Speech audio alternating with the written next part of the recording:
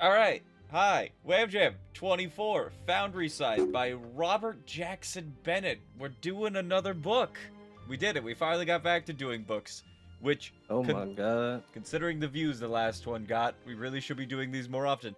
But, hard to get through books. There's a lot of words involved. Much easier just to watch movies. Fair. But books are still most certainly a wonderful entertainment medium. Not just saying that because it's trying to sell books. But myself, and Maurice have once again listened and partially read, mostly audible, a book. Before we get into the specifics of the book, as I have multiple times while doing these, let's talk a little bit about the author real quick. There isn't a lot. I don't believe he's new to the writing scene whatsoever, but to pop over into there, Robertson, author of American Elsewhere, The Trope, The Company Man, Mr. Shivers, as well as the Divine Cities trilogy and Foundryside. He's got a lot of books to his name, good number of awards. He's received the Edgar Award, the Shirley Jackson Award, and the Philip K. Dick Citation. One second, Thanks, Philip K. What the hell is the Shirley Jackson Award? Well, you know Shirley Jackson. Everyone knows Shirley Jackson. Let's do a quick little look. The Shirley Jackson Awards are literary awards named after Shirley Jackson in recognition of her legacy in writing. These awards for outstanding achievement in the literary or psychological, suspense, horror, and the dark fantasy are presented at ReaderCon, an annual conference on imaginative literature. Oh. I would assume his falls under the dark fantasy genre, though I don't kind of know. want to know who authorizes these awards. Like, who are these judges? Who knows? Who actually who actually is the Academy? Not It's the me. point. He also was shortlisted, which means he nearly was awarded the World Fantasy, British Fantasy, and Locust Awards. Oh. And I'm going to make an assumption here and say he is happily married with 2 sons.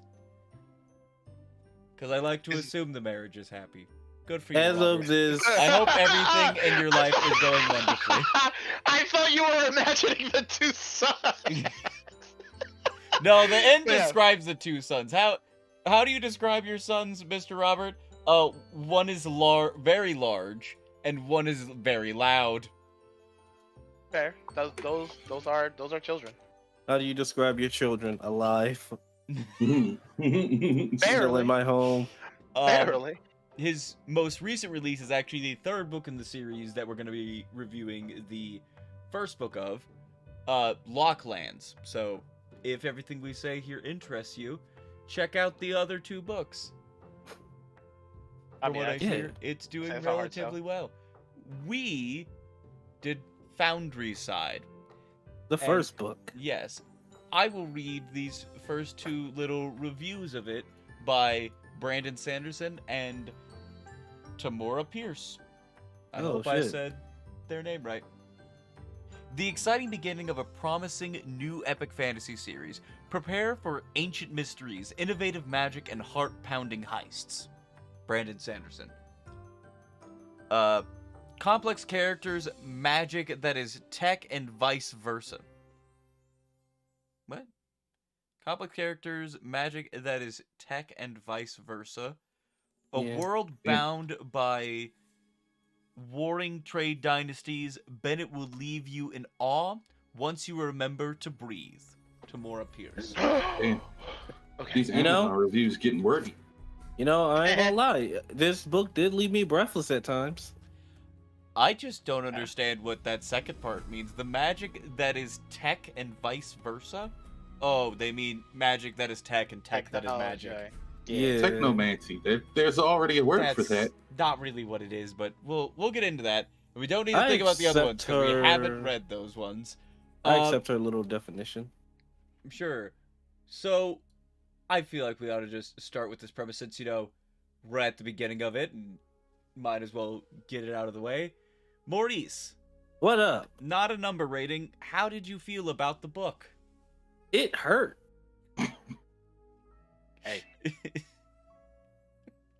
And I don't mean like, oh, the ending was Damn, sad that type shit of way hurt. or anything like that. No, it was physically draining. That's the best way I could put it. This was, some people will say, man, that was a chore. That was the thing that happened. No, this was a 12-hour shift. This was a 9 to 9, I see. It was. Have you ever been jumped and they just didn't stop beating you? Yeah. Yeah. But it was mostly just your feelings. Yeah. At that point, that's just an intervention. Have you ever had hope and then constantly got dashed? Yeah. I felt like Hawkeye when Black Widow jumped. Man, it should have been me. It should have been me.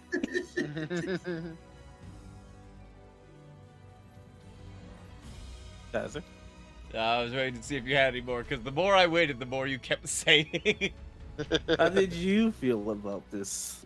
You ever feel? I'm joking. I was not a fan. There were pieces of the premise as we were getting started that were actually really exciting. Like, certain things were brought where it's just like, yeah, this sounds pretty good. And I believe even when we got the book on Audible, I believe I was the one that read the synopsis and went, I'd read that. Okay. I can't remember which one of us it was. I just believe it it's no longer my fault. I didn't think it was. I believe you said it was your fault at one point. I was like, I don't know if that's true.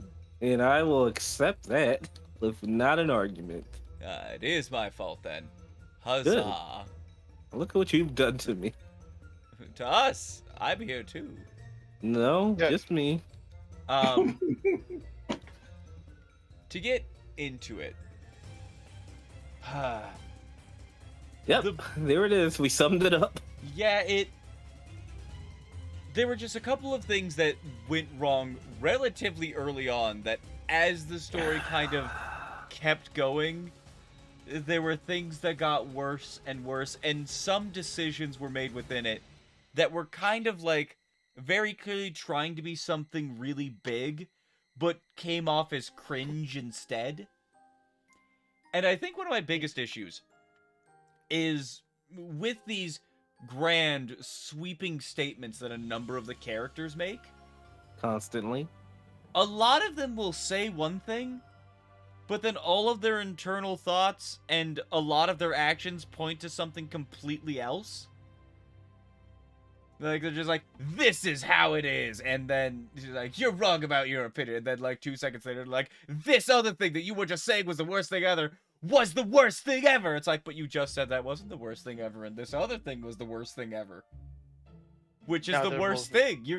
They're both equally worst things ever. Yeah, it kind of strikes me as, it very much struck me as the same people who were like, calling someone a Karen is just as bad as saying the N-word, and it's like, why didn't you say the second one then? You said them, say them both. Say them both. Yeah, and so it was just very much I can hear the words that you're saying, but it doesn't even seem like you agree with them. So why are you saying them? And I believe that with that we can get into actually recounting the events of the story. Before we do that, I have to just throw in one small thing. This has nothing to do with the overarching story, but it grated on me throughout the whole thing. Mm-hmm. Okay. They have a slang swear word all their own. It's all for this story in this world. That is scrumming. Or scrumming. Okay. What is it? Yeah, it's what was it? The bottom side of a ship. I believe it was or the port where the shit came out at the bottom side of the ship. I believe to scrum is the act of shoving the shit out of the port. Yeah. And they universally use this word as a replacement for every other cuss word until they start using the cuss word alongside with it. Like he'll go this shit and scrum, and I'm like, come on, dude. Or he says, "Oh, you scrum me sideways." I'm like, what the fuck? It's like at that point you're just saying, bitch me down the street. Bitch me down the street. Like, I am never going to be a fan of a universal curse word that means everything. Even John doesn't mean everything. Right. It just means every now. You can't John someone, but you can be a John. That's right. Like the John can I get would jumped, love to know but what that means. You Like- you could say I'm heading to the John, but you can't say I'm John into the store. you can't say that this is a John color.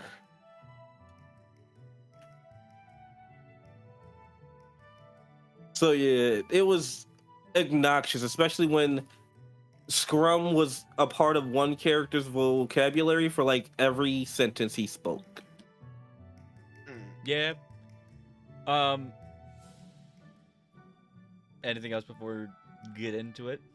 No, that was it. I just could not. All right. So, let's get started then. The book opens with our main character, Sanchia. Grotto. Greedo. A name that I have to admit, it was several weeks of us reading this book, actually. There were a couple of start-stop moments, because again, I have to agree with Maurice, it was a little bit of a chore. Due to the pauses, I'm going to be 100% honest. I remembered everyone else's name except for Sanchia's. I'm shocked you know her name now without me having to remind you. I just re-listened to parts of the book so that I could make sure that I did this right. That's right, I do prepare for these despite evidence to the contrary.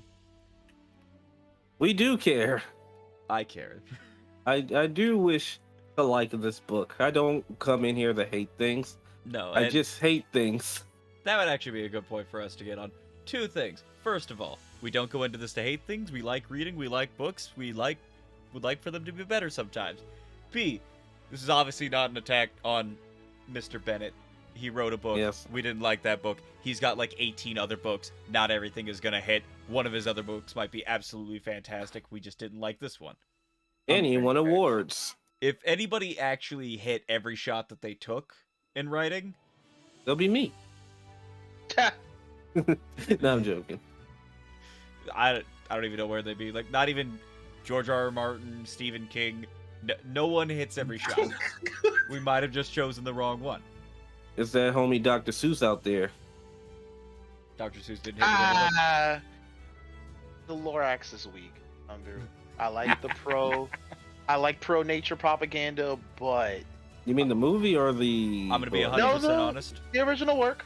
I'm gonna be 100% honest, guys. Didn't like green eggs and ham.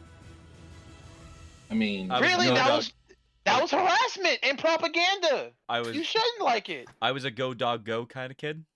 Yeah, Go. I'm a cat in the hat man because I at was least kind he's of down with cool. that red fish, blue fish. That was educational. I That like was a that. hip hop rhyme. But I didn't read any of his racist works, but I'm gonna say that they're not good. I thought you were gonna say, but one of those was definitely my favorite. Oh, that's right. That's a good, a very middling stance to have, just to make sure you're on the up Not and up. exactly towing any lines there. Right. Again though, back to the point at hand. We open the book on Sanchia. She is already in the middle of a heist. She has broken into the Michel Campo, and a campo is essentially like this city is divided into the major trade houses. There are 6 of them? 4. 4. There are 4 major houses who essentially have complete control of the city. The money, the items, upkeep of the city, the government, everything is controlled by these 4 houses. Mm-hmm. So she's on one of their houses, and as she's going through, she has to crawl through the sewers to get there because it's very difficult to get from essentially the slums into the campos, which is where those houses have all of their people. Wait, Uh-huh. never use the sewers again. Anything. Nope, they never used the sewers again for anything. They kept trying to go through a fucking door when they could have just the sewers again. You gotta go over, under, or through, which I don't know why they kept saying that as though that was a revolutionary idea. That's literally the only options ever. To pass by anything. Yeah. Technically, in Unless you some unlock cases, there's the option to go around, but or that doesn't come up both, as if option. they have the Well, that you have the- over, under, or through. Oh, it does say over under. Yeah, You're over, right. under, or through. The only other option would be to go around, which defeats the purpose. yeah, it's just like, of course you can't go around. Gotta go inside. Yeah, not the point though. The point is that she's there, goes to the sewers, she gets up out of the sewers, and when she gets up out of those sewers, we are immediately introduced to one of the guards, and he's got on a full suit of armor, and he's got a rapier at his hip. And as she's thinking about the rapier, she's like, gosh, if it's a scribed rapier, I'd never stand a chance. It also introduces her darts. So Sanchia, as our main character, carries around this blow dart and these special darts. I'm trying to remember the name. Like, it's like Seraphina venom. And the way that it works is it's just a knockout dart. Okay. Pocket sand. Basically. And honestly, the effectiveness of this poison just makes me question why every knife, rapier, bolt, why everything is not coated in this stuff. Because she can afford it as some poor ass, like, apparently has no money, street thief.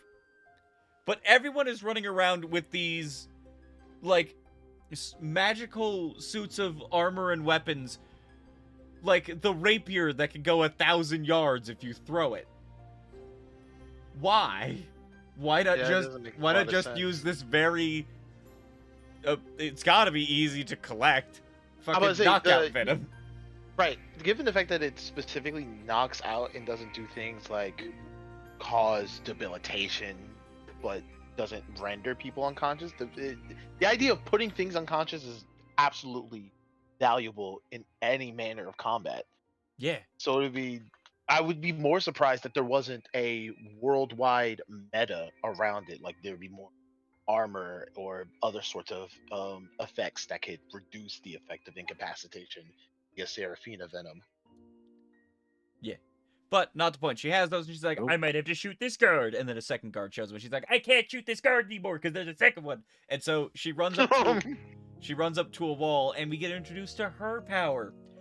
Which if you guys got here from the tweet or the Facebook post, the way that it is defined later on in the book is that Sanchia has object empathy. Right, okay. Which, first of all, I despise that title for what it is. Because essentially what her power is if she touches something, she can talk to it. Yeah. So if she touches a wall, she will be able to find out how it was made. Are there any cracks in the wall? What are some good handholds going up the wall? Are there any rats in you? First off, ma'am, I just met you. And you're asking for a lot of personal information. Oh, no. She's not asking.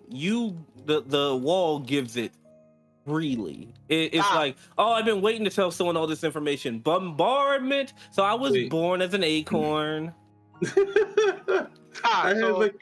So every object in this universe will be autistic coded that has a very special interest they love info dumping about. Great. Wonderful. It is. Well, I have a character with a similar power, but this kind of seems like very intrusive. You were about to say I was very accurate in my guesstimation. I hadn't thought about it that way, but yeah. Yeah. It's exactly what this is. I don't think that was the goal, but that's definitely what this is. It is crazy. Now, here's the thing that kind of pissed me off slightly. Sorry? So the items will 100% just tell her everything. Like she feels it right now. She feels what it went through. But they also explain that when you scribe something, which we'll be getting to shortly, the item, you are tricking the item into thinking it's doing something that it's not doing. I was gonna get to that. I know, Okay. but Like, it's something I just can't. I just can't stand. so yeah, let's do this right one at now. a time. So is there any other part of the info dumping aspect of object empathy that needs to be mentioned here? It only affects her when the plot needs it to.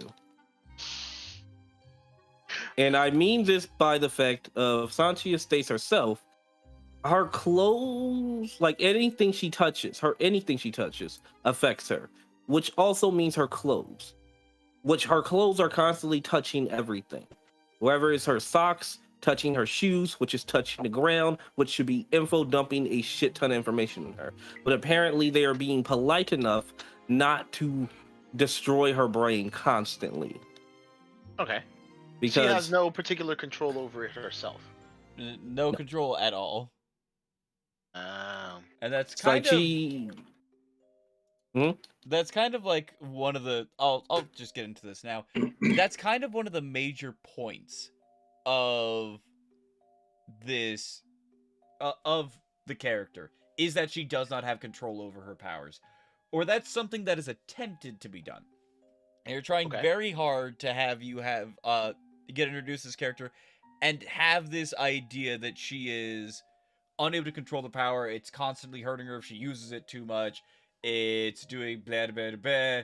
It's horrible. It's horrifying. It hurts, and that her only big goal is to get.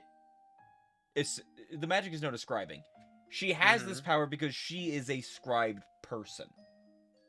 Okay. Something that there's a bit of a weird mix of ways that they talk about it. Because at the very beginning of the book, when we're introduced to this idea, we're kind of introduced to it in a way that is described as she needs to find somebody who can undo the scribing.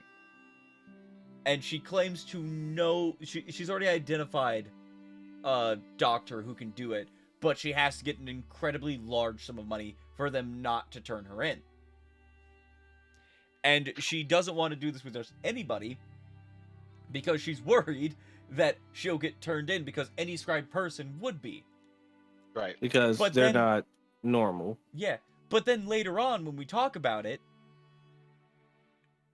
they're essentially, from what the actual, influential people of the book, do you want to know how many people are scribed total according to this book? Sure. I'll give out a general number of 50% of all people are scribes. All right, that's a good number. Good number. I'd say 24%. Ooh, good number, Kaiser. 2 total. One of them they don't know about until the very end of the book. And legitimately at one point they say, you are literally the only person to ever be scribed and survive it. And the way they talk about it in the beginning of the book, it's like the way that the fucking mutants talk about themselves. Right. Interesting. So it's something that she gets from birth? No, it was done to her. And here's the thing that bugged me about it. Is that now what bugs me about it is that it's not an uncommon thing. Someone with this type of ability is weird. They're powerful in certain ways that other people are not. Therefore, the people who don't have the power discriminate against them. It's something we all see all the time, and especially in fantasy. Right. And they introduce it as that sort of thing. So one of the things I was wondering, are we going to get introduced to several other people who have, scribings on them? They are scribed, so they're going to be bigger, stronger, faster, weird powers, able to do these sorts of things. No, it's literally just her. And it's just how would you know that they would turn you in? That part's a dumb question because of the fact that, spoiler alert, Sanchi is an escaped slave. And, again, she's the only one with it. So it's true that they would turn her in, but not for the reasons that she describes early on in the book. I think I have to disagree because we know that people kind of know they were trying to scribe people, and We know especially scribers would know that that they tried to scribe people. And if you're a scriber and you see a scribe person, something that should not exist, ho ho ho, I think I made a payday. Maurice, quiz me on this. How does anybody ever find out that she's scribed? There are 2 ways. They have to tell her, or she have to tell them. And the second? Someone's gonna have to cut into her head and figure it out. The second way is that they utilize an Occidental Hierophant artifact to find out. Mm-hmm. Yes, but the third way would be the doctor having to cut into her head and seeing, oh, she's scribed. Yes, but here's the thing. She would have literally told them that she was scribed because the point of them cutting into her head was to get the scribe out. Oh, yeah, indeed. Okay, so the scribe is an actual physical object implanted in someone? Essentially, she has a plate that is screwed into her skull. That's uncomfortable. Yeah. It's probably Very. itches. It does, constantly. And It's a burning headache. I don't disagree with any of that. I disagree with the way it was described early on in the book, because it's being described as something that, like, other people have tried to do. And, like, yeah, I thought it was more common, like, there are other successes. Yeah, and, like, especially with the whole idea of, oh, I have to go to this type of doctor to get it undone. It's like, how would the doctor know how to even undo it? Yeah, and that's something that even gets brought up later. Like you're literally the only one. This doctor doesn't have any idea how to do this. They've never done it before. And what do you mean, what, Sanchia? Yeah, and it's just like, you would know. Like, of all people, you would know. Also, this will be a recurring theme of me yelling, what do you mean, Sanchia? What do you mean? Now, to get back to where we were, because we're still in the first chapter. There's like 42 of them, I think. I'm going to pull it up now because I have... I'm correct. There is 43, I believe. They vary from 3 minutes to almost an hour. Jesus Christ. Okay, I think there might be one that's over an hour. 43 chapters with 5 parts. And I put that in quotes because the parts are the things that are like 22 seconds long. I thought there was 4 parts. Didn't I say 4 parts? You said 5. There are 4 parts. Yeah, chapter 8 is 1 hour and 3 minutes. You're making me think I fucking lost the So just to go down through them, 21, 33, 37, hour and 3, 35, 58, 34. It varies quite a bit. There's one down here that is 10 minutes. That's a change in part. 16. There's a 3-minute one. Those are changes in parts. I don't really count those. Yeah, but no, I don't mean to change the parts. There's an actual chapter that's like 3 minutes. Oh yeah, chapter 43, the very last chapter, which is essentially an epilogue. So the variance is an hour between the chapter lengths. Or if we don't want to count that one, there is also an 8-minute chapter, so the variance would be 55 minutes. So it kind of just varies depending on what's happening. And that's not really an issue for me. I don't mind that they vary. Yeah. But to get back into it, I mentioned specifically the whole if there are rats in the walls one because of the fact that her way of escaping the 2 guards is that she climbs into a rat hole. Oh. Yeah. It's like an old chimney.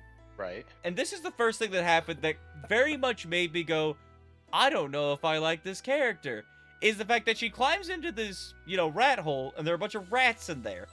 And most of the rats run away. One of the rats gets on its back legs because, she just crawled into their home and hisses at her. Yep, pulled out a whole knife. No, she didn't. She punched it. No, I meant the rat. The rat pulled out a knife. I thought you meant her because she actually has a knife. But knife. No, she punches the rat. And, I know what you might be thinking. Yes, Animal punch abuse. a rat.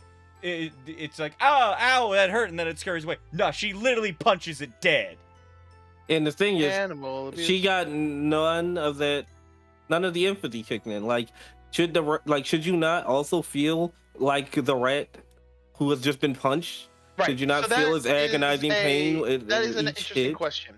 Object empathy only applies to inanimate objects. Nope, it applies Wrong. to animate. Nope. Including So people. She can't hug people. Interesting. I'm shocked she can touch herself. I'm surprised that she decided to punch the rat.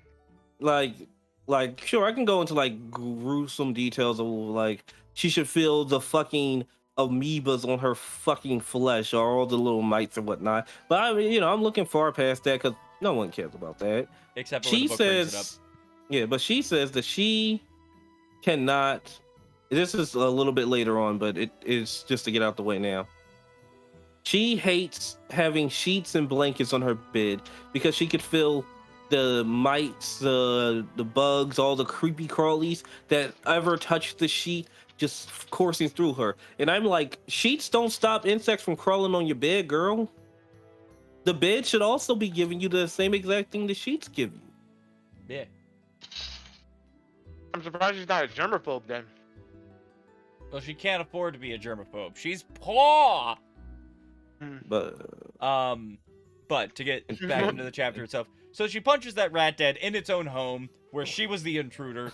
But yeah, good for her. She can one punch a giant rat, I guess. I'm not even mad that she punched the rat to death. She had to, it's whatever. Did she have to? Kinda, yeah, that rat did attack too. It didn't attack. It just hissed at her and she punched it. Maybe I gotta double check, but you go back and double check, and I'll continue on with the next part. It's relatively near the end, but I'm incredibly certain the rat goes on its back, like hisses. She goes, "Ew, a rat," and it dies. And also, as someone who has dealt with rats before, you really don't have to. You don't even have to punch them. Legitimately, if you have, gloves, like a certain someone, just like backhand them away. They run away. Rats only ever do things if they're cornered. Which, I mean, she did corner it. No! The rest of them ran away! Well, that one felt cornered. I don't know why, but it felt cornered. It was just the biggest one. The biggest and the meanest looking rat. Anyway, so what she does, and this is where I was going to bring up I believe we talked about it a little bit, but I'll touch on it again. The thing she is breaking into currently is essentially this, I don't want to call it a docking station. It's like a directory for the carriages. Because the carriages don't utilize horses. They all work under the magic of this world, which is called scribing. The way that scribing works, and I believe, again, I think this has already been mentioned, is that it is a different language that is utilized to convince an inanimate object that it needs to do something else. Like, it can, most common one that comes up, and the easiest one to kind of talk about, is a lock on a door. It can be taught to only open if a specific key is in the lock. Which is also kind of stupid to me. Maybe. It can also be scribed to have to where it is not only a specific lock, but a specific person. Or, if we look at the most complicated locks from very late in the book, it is a certain key, a lever has to be pulled, other things have to happen. Certain time of day, and it emits light. Yeah. There's even a very simple one that comes up later, is there's a scribing on a shackle. That shackle is scribed to want to be connected to its other end. And so it will not come undone unless it is given what is described as key calm. Because that's later on. That's later on when yeah. The carriages, essentially the way that they work is, actually if I remember correctly, that's what it is. I was they wrong. Scribe the wheels. The carriages are scribed to believe that they are either pointed downhill, uphill, or on a level surface, depending on if you want to increase, decrease, or stop. Mm-hmm. Okay. Well, maintain if it's level ground. So if you stop, then you put it back into flat, because if you don't, then it's just going to start to go down the hill. That's how you park. But yes, so the carriages are pretty much from what I remember is each wheel is scribed. The carriage is scribed to command the wheels, to convince them if they're on one of those planes. Then it will start, driving. You can steer it. I don't remember fully how they decided to steer it. I guess the joystick as well. Yes, and she is specifically using her powers of empathy to find out where these carriages are going until she can find one that's going to the docks. Okay. Once she finds one that is going to the docks, she places essentially a marker on it, leaves, climbs up a big wall. Once that carriage goes off to the docks, or does she activate it? Either way, the cart starts to go to the docks. She then jumps off the high building that she's at, pulls out essentially a parachute, and activates her marker, which then, she has a piece, the marker is the other piece. The piece she had is convinced that it needs to return to the other piece. And so she gets yanked across the city so that she can get over the dock walls to the dock. Yes. This is Um, all for a big score. yes. We are introduced very early on that this is so that she can attempt to steal something. She doesn't know what it is. That is worth 20,000 duvats. Duvats are Yes. the currency. 20,000 is more than she has ever seen in her entire life. It's more than what her, I'll call him her handler, has ever seen. It is such a ludicrous amount of money that several times after they're done with the mission, after they've already completed their part of the mission and they're going to meet the other person, that they're like, this person is probably going to try to kill us so they don't have to pay us this much money. Which, if you're thinking about paranoia that just now, sets you in. should have thought about that a while ago. Yeah, but you know. Also, to be really, really frank, this all could have been avoided if they were just paid. Yeah. And I mean for the bad guy. This is one of those situations where the bad guy fucked up by being stingy when they're rich. Yeah. You don't get to stay Or- rich by being by giving money away. Or to be fair, not even really being stingy by rich, but thinking that you need to silence the people who worked for you. It's like they're literal rats.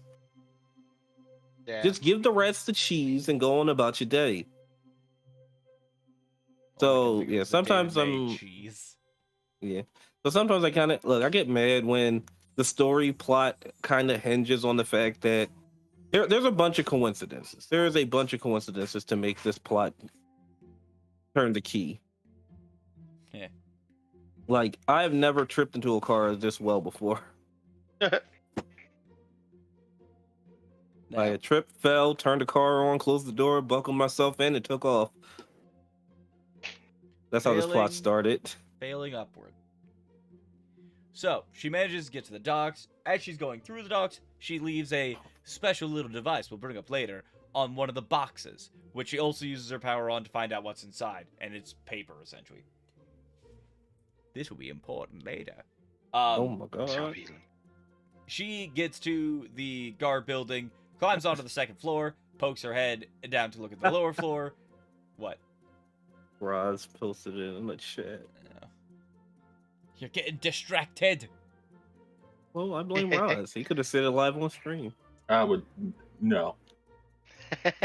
You're being very reserved today, Ross. He's tired. He's been Well, I working definitely hard. wouldn't have said that on stream anyway. So let's just move on. Moving on. But shit, my brain, you killed it. There we go. So she No, climbs in onto apologize, the that's for second art. floor, starts to go down the stairs halfway, sees the guard, and she's like, ah ha ha, time to use one of my Serapina darts. And then a large man enters the room. Also, the guard that was in Oh. the room was like an old, decrepit, probably gonna die as he sits there, man. Oh my. But this man who enters, he's a man's man. He's a large man. He's the man of the hour and the only real he's the only real fighter of the book. Mm-hmm. This is Gregor, the captain of the docks. I guess. Gregor Dandulo. Captain Gregor Dandolo. Dulo. Here's the thing that kinda gets me. That place that he was. What kind of gets me? Hmm. Why is he captain He's captain of the guard. when he made it? The highest rank is Well- captain. Is it? Ah. Like, Oh.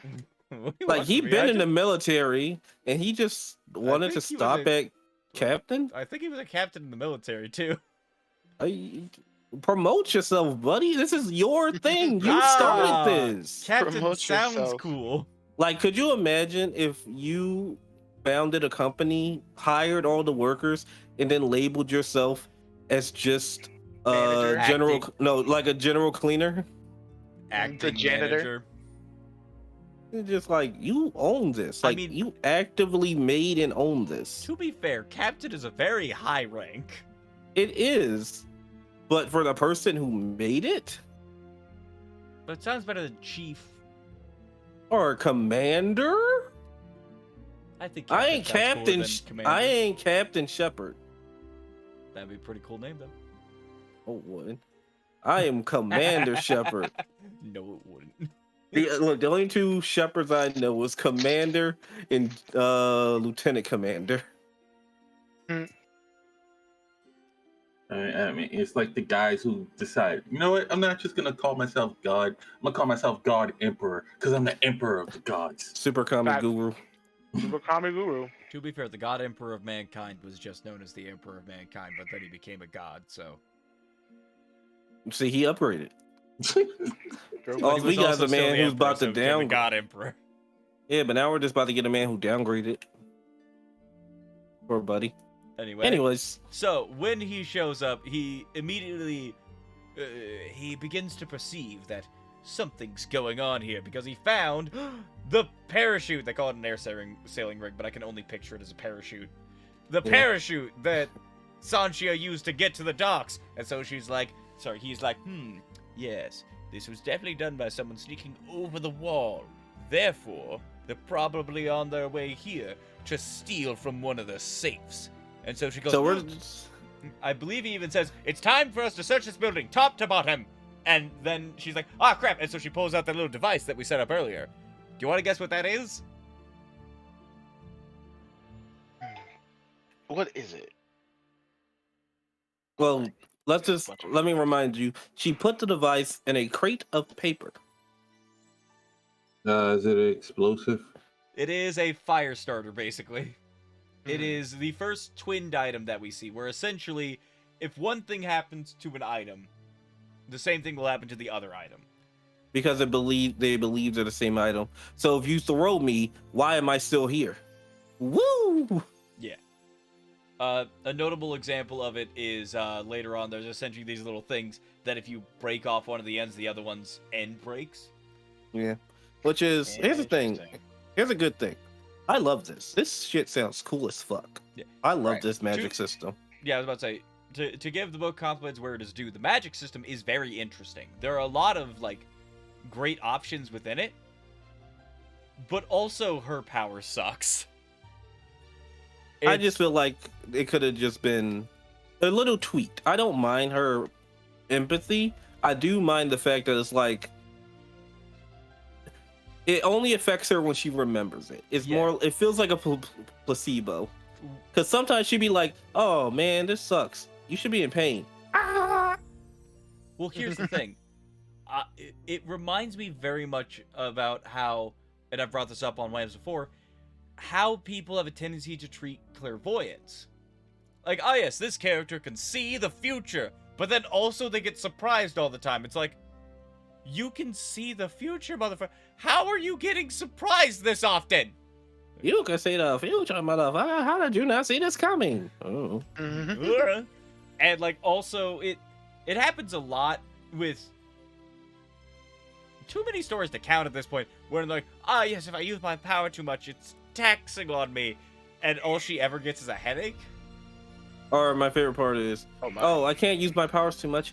It could kill me. Constantly uses her powers too much and walks away perfectly fine. But for oh, my head hurts. So it's like the anime trope where I'm almost out of power. I can only do like one thing, and then they continue to fight for like 2 hours. Yeah, remember how when Kakashi was literally out of chakra? It was like, I'll die. And then he for another 3 hours. Just to give an example with an anime, one show where I kind of like the way that they did that, but they still did it in a good way, and the early parts of this show actually did a really good job of power management, in my opinion, is Midoriya versus God, why am I Todoroki? Todoroki? Yeah, because like he Nice only to has 10 moves, but then he just goes, "I'll break my finger more, you son of a bitch." I'll save you from you. He used his already broken finger. It's like, well, damn, that shit hurted. Did I just catch you having toxic thoughts about your father? A thing I don't have? Sometimes you gotta push beyond to save a friend from themselves. He ain't my friend yet. And I spoke to that man. It was an established limit that when they broke it, it made sense that they broke it. But this one, there's no like, I'm not asking for every book to include like at the top left corner a little magic bar so we can see how their MP is depleting. Though that would be cool. That would be great. I think that saying that out loud, that'd actually be a really fun concept for to trademark. I'm copywriting it. You can't steal it from me. Paper Creative House, get out of here. It's fine. This is my OC writing idea. I'm already starting the novel. I can't wait to make a story where there's a timer in it, and I have them talk for 30 minutes, and then it says 3 seconds went down on the next page. I'll kill you. I can't wait to do turn-based combat. Actually, legitimately having like an AP, MP, HP bar for characters at the top area of the book actually sounds like a really cool idea. I hate the fact that I've said this out loud because now I'm only going to be able to think about this for the rest of the stream. I mean, you can do that. You have the story. Yeah, you do. I mean, I don't have... It would not fit with my book. Fine, I'll stay open. What about your other story? The one with that one. The video game. Yeah, that one I actually 100% could do that. The only issue is that one's not in a book form. Or I could just... If you want to find out what we're talking about, go to the WAMM website, wam.blog. That is WAMM.blog. Oh, it's on the bottom right corner of the screen because we have an overlay and I completely forgot it was there. Go to that website to find out what we're talking about. Been like 10 WAMs since he plugged himself. Guess what? Yeah. Myself? That is our website, sir. Anyway, back to the point. Fuck, where oh yeah, the twin died. How long are we in this web? We are 47 minutes into talking about this book. I'm on chapter 2. So, with this item, she basically makes a little spark, it makes a spark, and it's like, ah ha ha, a fire has started on the docks. Emergency! Everyone go to the docks! And Gregor's like, this is a distraction. We need to make sure that nothing gets stolen. I'm going to go deal with the fire. Old, decrepit man who looks like he's dying in his own chair. Guard the safes. And then I'm pretty sure he even gives him the fucking sail and then runs off to the docks. Which, I believe, then explode. Oh my. Yes.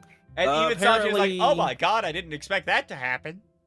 I thought it wasn't her. I thought they were under attack at the exact same time. Nope. Apparently, dry paper and fire makes explosion. Yeah. Also, one thing I forgot to mention. When Gregor showed up, Sanchia, for all intents and purposes, she had different choice of words, but she basically went, fuck this fucking guy coming to goddamn Tavon and trying to establish a police force and actually trying to give people accountability. This asshole making it hard for me to steal other people's shit. Yeah. Thanks, hero. Well, simultaneously early on in the, book, being like, God, the big houses don't have any accountability for anything that they can do. They just do anything that they want. And it's like, so this guy's trying to make people accountable. And you don't like the fact that those people aren't being accounted for. Right? Mm-hmm. I mean, to be fair, he ain't arresting them. He hasn't been able to arrest many people. He's just at the docks. So I don't like him. He's just at the docks.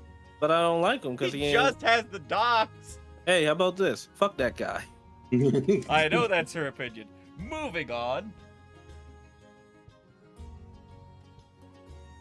Sorry, my headphones just made a noise, and I was like, that's not a real noise, is it? That's not right. No, there's this weird, clicking, and I was like, is there something behind me? There Just was one of not the something ghosts behind me. last month. There was no Omaimo moment. For now, And I would like it to continue not to be now. as you were saying. Yes, as I was saying. So, Gregor leaves the old man. She pulls back out that Seraphina dart, and she shoots the old man, who immediately passes out. She then goes, He's gets to the dead. safe. I hope He's dead not. to me. His heart couldn't take it. I mean, we also never see him You again, shouldn't- so it's entirely possible. You shouldn't drug old people. You don't know what type of condition he has. I don't know what that did to him. His heart stopped, and she Well, doesn't care. You know what? We make our own canon here at WAMM, so you know what? Yeah, that guy died. We never see him again, so it can be canon. Mhm. But she runs up, gets to the safe, unlocks the safe, gets out the special box. Also, just so you know, her empathy helps her crack the safe. So she's touching the safe, twisting the knob, and they're both telling her their life story while she's trying to figure out what's the correct number. And it's like, no, oh, right here. This is great. Yeah, that's where I should be. Then back the other way. They're not talking, but it's pretty much like she can feel that that's the correct number. Then she goes the other way, and then the other way, and then it's baha, the safe is open. Yeah, and there's a lot of just this. When she's doing it, she's constantly, oh my god, it's too much. We can't do it anymore. I'm using my power too much. And it's just like, And I'm like, yo, just take some Tylenol. Stop being a drama queen. yeah, she gets God. it open, and I just re-listened to it. There's a moment where it's just like her powers were tacked so much that she knew there was something weird about the box the moment she touched it. It's like, Oh, so just to add in there, we listen to it at increased speeds, some faster than others. yeah. I guess we'll touch on that now. Maurice, what speed did you listen to the book at? 1.35. Normally I go to 115 because everyone who reads is slow as shit. So I speed them up to a normal speaking voice. Mm-hmm. In this case, you had to speed them up even higher because this one was even slower. It was taking too long. And also, let's just go in there. A lot of people I've seen on the reviews were complaining about this narrator. I think she did a wonderful job. I think she did a pretty good job too. Yes. I think the issue narrator was the did, material she was given. Sure, some of her voices, I hate it. But I can't blame her for making Gregor sound like a slower Captain Kirk with a longer, drawn-out... Bruh. Yeah, Ron's sitting like, That's so you mean great. all the characters that Kaiser does while we're playing Final Fantasy? I said no such thing, but I will Like, agree. It was hard. It Her was hard. name is Tara Sands, and I think she did a wonderful job. Yeah. Thanks, Har. But no, Just here's the 'cause way she's Gregor hot, would isn't talk it? I sometimes. don't know what she looks like. I literally only read her name. But this is the way Gregor talks sometimes. And remember, I'm listening to it at a faster speed so we can sound like a normal person. Ah, yes. Hello. I am Gregor Dandolo, and you are under arrest. Huh. So I have discovered some information. Okay. I believe we know the narrator of this book. I never met this person. Like as a character in the. This is Tara Sands. Oh, Yeah. Yeah, it's because she's hot. Oh, wait, she did Mokuba? I'm about to say, that's the Christ. first thing you saw? Yeah. No, that You wasn't need the your first priorities straight. I I focused on literally what had no supported idea my- who this person brother. was until I looked Oh, at him. now I don't I know like her. some of these characters. Nah, I don't like her. You don't like that Kyrie? motherfucker from Rurouni Kenshin. Can't stand his ass. Damn, that's not her fault. Where's the Ramoni Kenshin one? Bottom right corner. Oh, Ramoni Kenshin. I'm sorry. My brain was like, that nigga don't look like he belongs in Inuyasha. Sorry, this is the image we're looking at, so I don't know most of these characters. Hey, but that's Bulbasaur Gen is Rex. there. I Cersei. know 90% of those characters. The You only wanna- one I don't know is the one in the top left corner. And the blonde next to her. I know Anna, but I don't know. She looks like she's from Cersei. Slayer. From our friends listening on the podcast version, do you mind listing off a couple of them? No. I do. Let's see. So from the Generator X TV cartoon show, Cersei. From Yu-Gi-Oh, the original Duel Monster series, Mokuba, younger brother of Kaiba. from the original Pokemon series, the journeys through both Kanto and Johto, is Richie, the palette swap color of Ash, and And also the Bulbasaur, titular favorite Bulbasaur. the leader The of the titular? team. Yep. Also from the Pokemon series, because she actually has a lot of Pokemon roles, but not just the 3 listed on this picture. Bugsy, the Bug type gym leader from the Johto series, and Jasmine, the Steel type gym leader from the same region series. Every other, well, that's a lie. There's one other character I know, but I can't remember her name right now from Shaman King, which is Anna. Anna. Yeah, are Wait, you don't very remember good. Kyrie? Kyrie right there from Digimon. Eh, Eh, eh. eh. But that's it. That's those are just some of the many roles that she has had over the years. I think she did a great job. Yeah, again, I agree. I believe she did a great job. Yeah, getting a professional voice actor to do this must have been at least humorous in that way, outside of the particular Captain Kirk character. It was degrading on my ears and my soul. Degrading. You are a piece of trash. If it was like that, I might have made it survive better. Ah, yes. Mother, I see you are well. And the thing is this, the way that she had to speak for him and the way she speaks for everyone else, it had to be in the book. I can't see lines, but it had to be in the book. Mhm. Getting back into it though. So she knocks him out, gets the box, and then escapes because all the guards are now dealing with the fire that is rapidly spreading. Technically, we're not told anybody dies, but fuck that, it exploded. There are dead people in the docks. There are dead. And she's like, oh man, that fire should be such a good distraction. I'm just gonna walk out the door. And then Yay! she did. Jesus. She then runs then off into an she- alley, changes her clothes, and you get her first description of, yes, changing out of her clothes was like getting out of a warm blanket into an ice bath, and so she had to pause for a mind to reset. And I was just like, damn, good thing no dock guards were like, that's the bitch that blew it up! because of her empathy, putting on the new clothes, now they have to just feed her the new information of their lives, I'm assuming, which is it should never stop. The clothes experience things as you do. Like if you step in the puddle, oh man, I'm wet. Hey, did you know I got wet from you stepping in the puddle only 3 seconds ago? It was cold. Do you remember? I remember a time. This may not be the same type of wet, but there was a time I was quite soaked, and it was uncomfortable. You remember that time when you took me out into the rain? You should get new boots. I'm getting tired of this one. Well, fuck you, Gregory. Hey, want to hear how I got my color? So they put us all in No. this big dye bath. Oh my god. You know, here's the other thing that kind of bugs me about her power. Mhm. This is the issue that we have with it. It's so very loosely defined in the Right. fact that it's just like she touches things and it tells her about it. It's like, is it constantly updating? Like if she was to put her hand on a wall and then that wall got hit by a sledgehammer, would she be like, would the wall be like, there was a new hole in me? Also, or like what happens there? Is it just a this is when you touch me? This is how I will tell my story. I will tell you my story now as I am, which would make it a lot easier to wear clothes, but also I don't fucking. It's so weird, and we can get into this now. Get 2 seconds.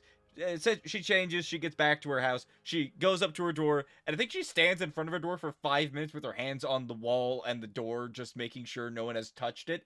And then Yes. once she's sure, she opens the door, runs inside, closes the door, locks it, and then lays down on the ground and puts her ear to the floor, as though she didn't just have to put her hand down to listen, well, not listen, to have the floorboards tell her if anyone was following her. Which, And then wait. And then she turns around, puts her hand back on the floor while inside of her locked apartment to see and make sure no one's already inside. yes, she as did do that twice. She locked the door inside of her apartment, trapping her within her apartment, and then checked to see if anyone was in her apartment. Because, you know, instead of going through the door, they could climb through a window. It's a grappling hook. That's strange. Yeah. So I was like, you are not Okay, you may be a seasoned thief. You're not a seasoned survivor. Not a seasoned survivor.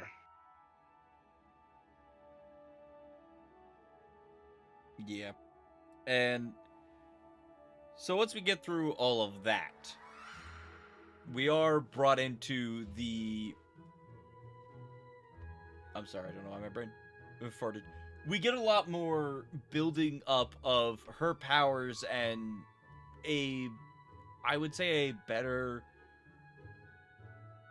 The author tries to give us a better understanding of Sanchia. So Sanchia is like 5 foot nothing. Eats only rice and beans because eating meat is painful due to her empathy, because it will tell her its whole life story, including being on the field surrounded by grass, and then the butchering process, I guess. Which brought in another problem. So would the rice and the beans. Do you want to know what it's like to be drowned while you grow? Because that's what you get for eating beans. Yeah. Also, insert this N-word is eating beans meme right here. This motherfucker eating beans. Me and the boys at 2 a.m. looking for beans? But despite all of that, she is also 5 foot nothing, eats only rice and beans. It is short, but very muscular. They say, and I think they give a definite weight later. She's about 120 pounds. Remarkably small. Short and muscular, off of rice and beans only. Shit, I need that diet in my life. And let's not forget constant climbing, which is super well known for making muscular individuals and not string beans with very lean muscle. Well, in order to support all of that, she would have to eat a lot of protein. Yeah. Like she'd have to eat a lot of beans. Which, the beans do not provide enough. Don't want to and be around also, her when she farts. What's just the part that kind of bugs me is that she actively says that she still has many days where she goes hungry. Mm-hmm. And it's just like, how the fuck are you muscular and going hungry? Do you not know how much food is needed to be muscular? Yeah, That's like half the if shit that happens. If you don't eat for a while, your muscles start to eat themselves. Yeah, muscles get eaten for energy. And if you're constantly sitting there starving, you're not muscular. You're fucking paper thin. You're the kind of thin where if I fucking grab your arm the wrong way, there's gonna be a little pop, and then I'm gonna feel bad. But no, she's muscular. Yeah, muscular enough to deadlift a man off a fucking roof edge. We'll get to that one later. But this is also where we get introduced to the idea of, oh yeah, bed sheets suck, but the worst thing to come in contact with is another person. Dun, dun, dun. Goddamn meat bags. Yeah. Making me experience their whole life story, which never happened. Which I realize I'm shocked that it never actually happened, even though Gregor held her. Damn, he did hold her later. Son of a bitch.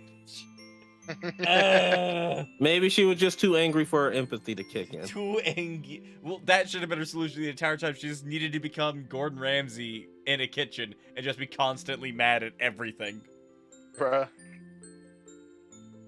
It's all wrong. Wrong.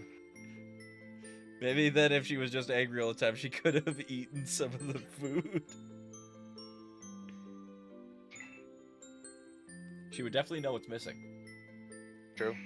But then the plot continues. And Sanchia is like, I'm gonna go to bed. I'm gonna put away the lockbox and I'm not gonna think about it. Because looking at the lockbox would be bad. Because that's exactly what we were told not to do. Doesn't matter. We're gonna get 20,000 Duvats and I'm gonna get myself fixed. Lays down in bed. 5 minutes later, I'm gonna look at what's in the box. Okay, I What's in the understand. box? Look, I understand that we gotta be mad at her, but can we at least be a little respectful? What do you mean? You're giving her such a dumbass voice. It was real. She could barely read. I need you to prove it. Barely read. You're right, I can't prove it, because she does then open the box and go, I can barely read. Ah, yes, the Occidental Hierophants. And I'm just like, this bitch should not just read the words Occidental Hierophants if she I can wasn't even barely mad. read. I wasn't even mad that she said that. I was mad that she just started using words that just. She started forming entire whole sentences made up of words that had at least 4 to 5 syllables each. Now, here just nonstop. Here is the part that was an attempt at a redemption for all of that. Within it, what they did was, they had her go at the very end of reading all this, and it basically talks about the Occidental Hierophants, Gracines the Great, their advanced technologies, and how they've started to unearth those technologies. It's a lore dump about this ancient lost race that were thousands upon thousands of years ahead of us in technology, and who believed the world was actually a large machine, and that there was a god at the center of that machine that they wanted to fight. Well, okay, now they had me at fight god. Okay, I'm with them now. Yeah. So it's a lore dump for all that. At the very end of it, she goes, I barely understood any of that. And it's just like, who the fuck was just reading that then? And if you could be like, oh, it was just there so that you could get all the information. Everyone talks about it. No, here's the thing. Here's the thing that got me. This is, and it bugs me, actually, Mr. Bennett, that you did this, because you're an award-winning author. You know that you can have world building done in a way that is folded into the storytelling, and I know you know this because you did it with exactly what you talk about in these papers throughout the story. Why did we need this lore dump that we were just... This seems like something that was in your notes that you copy-pasted into the book to be like, now everybody's up to speed. And so now whenever we have a character go, the Occidental Hierophants? What are those? The reader can be like, I know what the Occidental Hierophants are. It was in chapter 3, idiot. Fuck. See, for me, it was like this. She barely literate. She barely knows words. She knew all these big words, all these Occidentals, these Hierophants. She actually said the word acknowledgement. And I was like, impossible. Someone barely literate, just already knowing a 5-syllable words that has this many letters. No, you gotta at least sound it out, honey. But she ain't sound nothing out. And here's the thing that got me. When they played it off as if she said, oh, I don't understand any of this. I thought it was more of a quick little gag saying, it's not you can't read, but here's a lore dump for all you idiots. And I was like, yeah. And then she just start actually saying it. The Occidentals, the Hierophant, those are all myths. So you actually read all that? You barely literate person? Maybe she tricked the word. Maybe she tricked the paper into speaking to her. I'll believe that before I believe the fact that she read it. Man, that would have been such a better thing to do. Oh my god, she should never have to read anything. The paper should tell her what it says. That's exactly that's the power I gave my character Ro. Like, she doesn't have to read anymore. She just has the paper should speak to her. Bros, you sound like you're going into the Matrix. She. That wait, even would compliment. Voice? Yeah, a little bit. I don't know what it is. Oh, okay. But it's coming and going. You sound better now. But she's barely literate. That would be an amazing use of that power because the paper knows what's been etched on it. Yeah. And there's some kind of weird translation shit that's going on because of the fact that things know they were built, and other things the scribed ones have full emotions. If I may ask, is this series from Founders that Foundryside is a part of a soft or a hard magic system?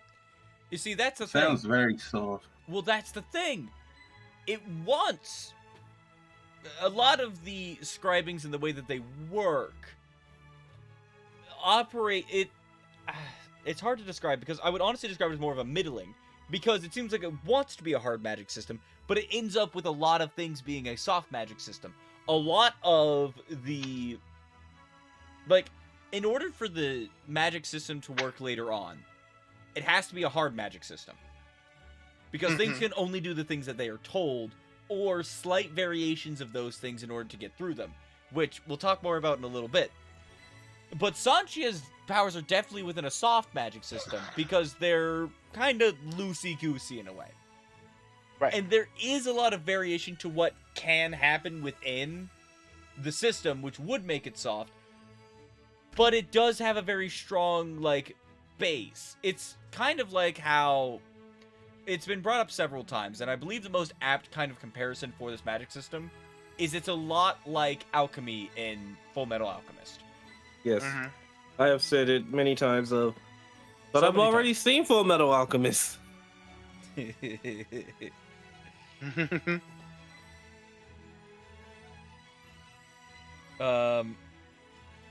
But that is how we get to her waking up because she tried to sleep for 5 minutes and went, I can't sleep unless I know what's in the box. What's in the box? What's Even in the though it's box? gonna ruin the money that she is supposed to get. Yeah, she legitimately is like, this is totally gonna lose me my money. It's like, but then why are you doing it? Because I know there's a box with nothing. There's something in it. The box must be open. And she opens it up, and Maurice, do you want to take over for a minute? Sure. So she opens it up, and she finds that piece of paper, which is all the information that she was barely literately able to read. I can't read. And then she felt the box some more, as if she wasn't already feeling the box. And it was like, hey, did you know I have an underside?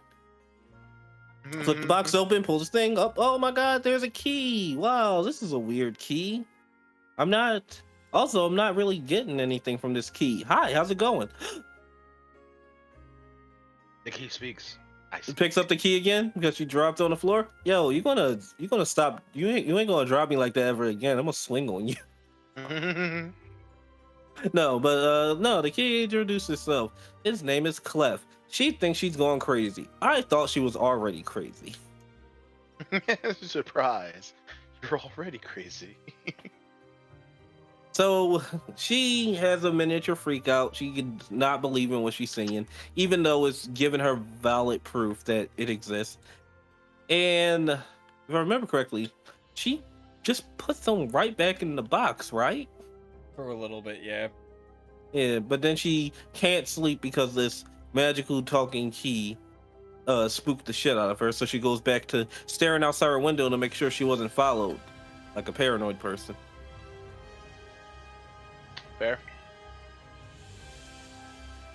And then eventually she pulls the key back out, and they have a whole conversation. And she asks, and the conversation's just back and forth of nothing really, just a little lore of like, I don't know, I don't remember things, but I do know one thing: you dirty, you nasty. Do you use soap? The key's just like bombarding her with insults, and I'm like, yeah, key, you're kind of right. Because she hates being in water as well, because I guess the entire ocean speaks to her, so she dirty. Like, it's not a The joke, she dirty. whole ocean. No. All of it. But so after some conversation, she asks the key, all right, what can you do? Open shit. What the fuck you mean? I'm a key. Which, fair. Yeah. Fair. Yeah. That honestly, if I was a key, I'd also be very sassy. Don't ask me questions you already know the answer to. So she tested it out because apparently this key can just open anything. So she takes them to some of her practice locks. She just sticks the key in, and he's like, easy. Come on, you gotta have a challenge.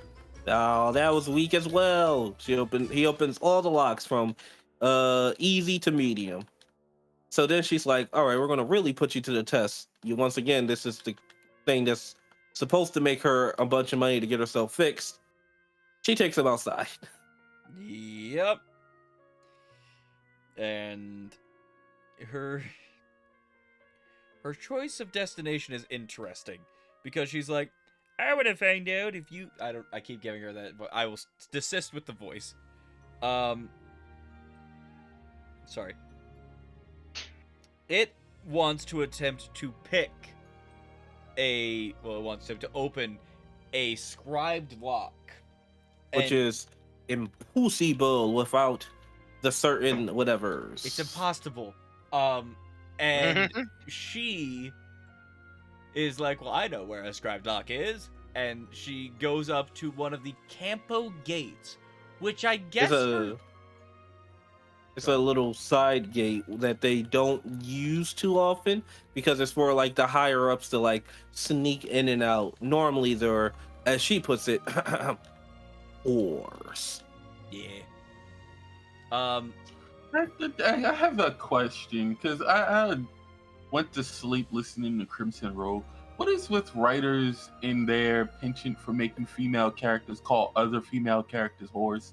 I mean, to be fair, she's not wrong. They are actual prostitutes. Yeah. Oh. But they're also, to prostitutes answer your question on the broader sense, if he used bitches, he'd be called misogynist.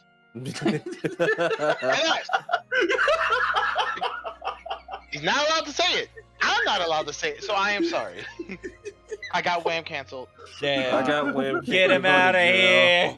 Yeah. I have shown problematic elements of my uses of words and my feelings towards half of the human race. I'm just And problematic. For that, I need to properly. Apologize. Repent! Repent! That'll Yeah. be 3 Hail Marys and 2 rough spanks from Gregory down the hall. Y'all going to hell for that. Anyways, so she goes up to the lock, and when she puts Clef into the lock, she is immediately bombarded by not only Clef, but the scribed lock itself. which at this point made me think, so all items are alive.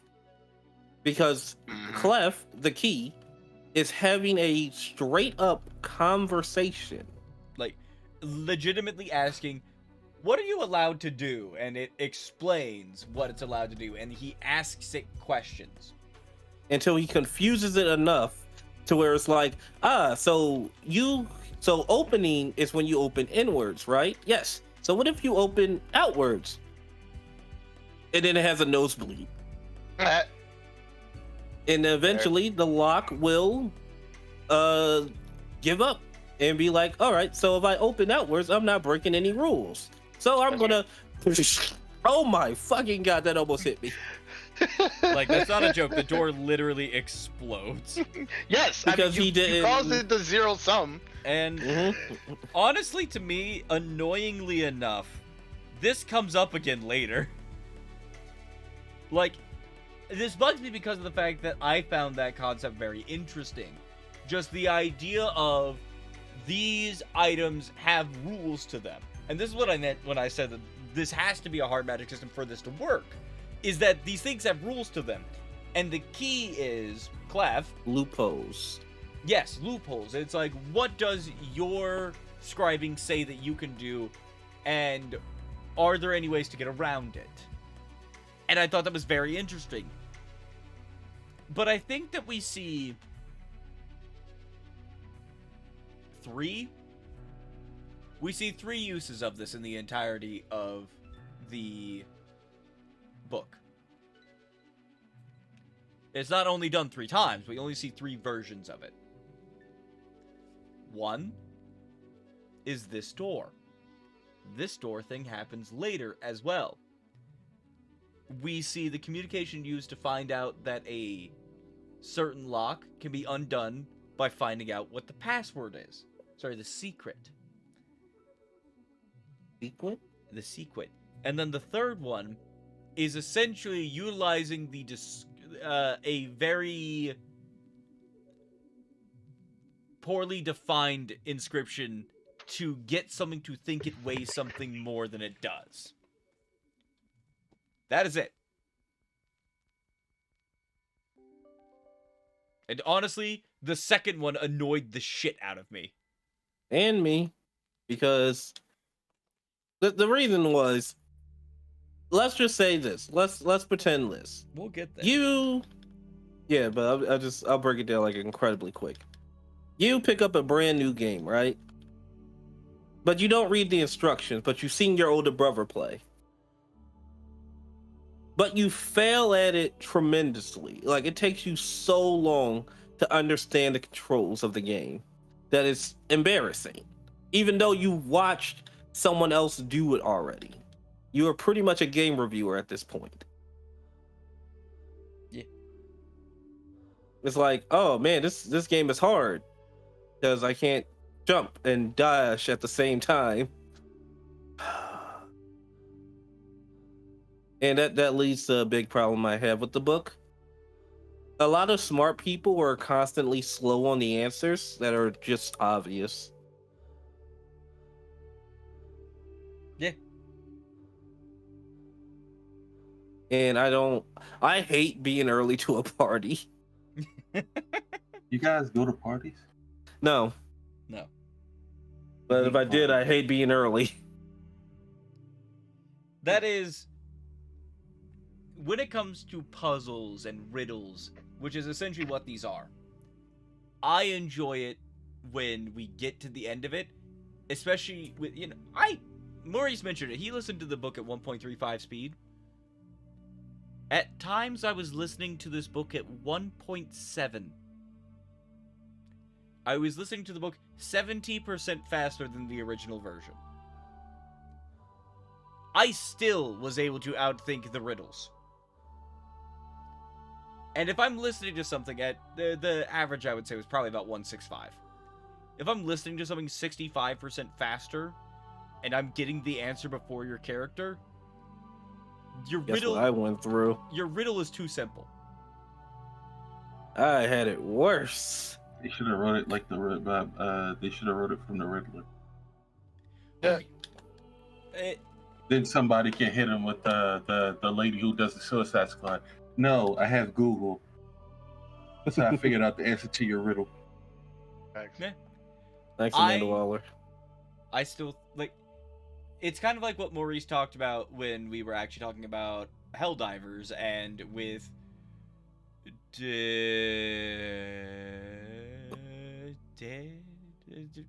what was that Zack Snyder zombie movie?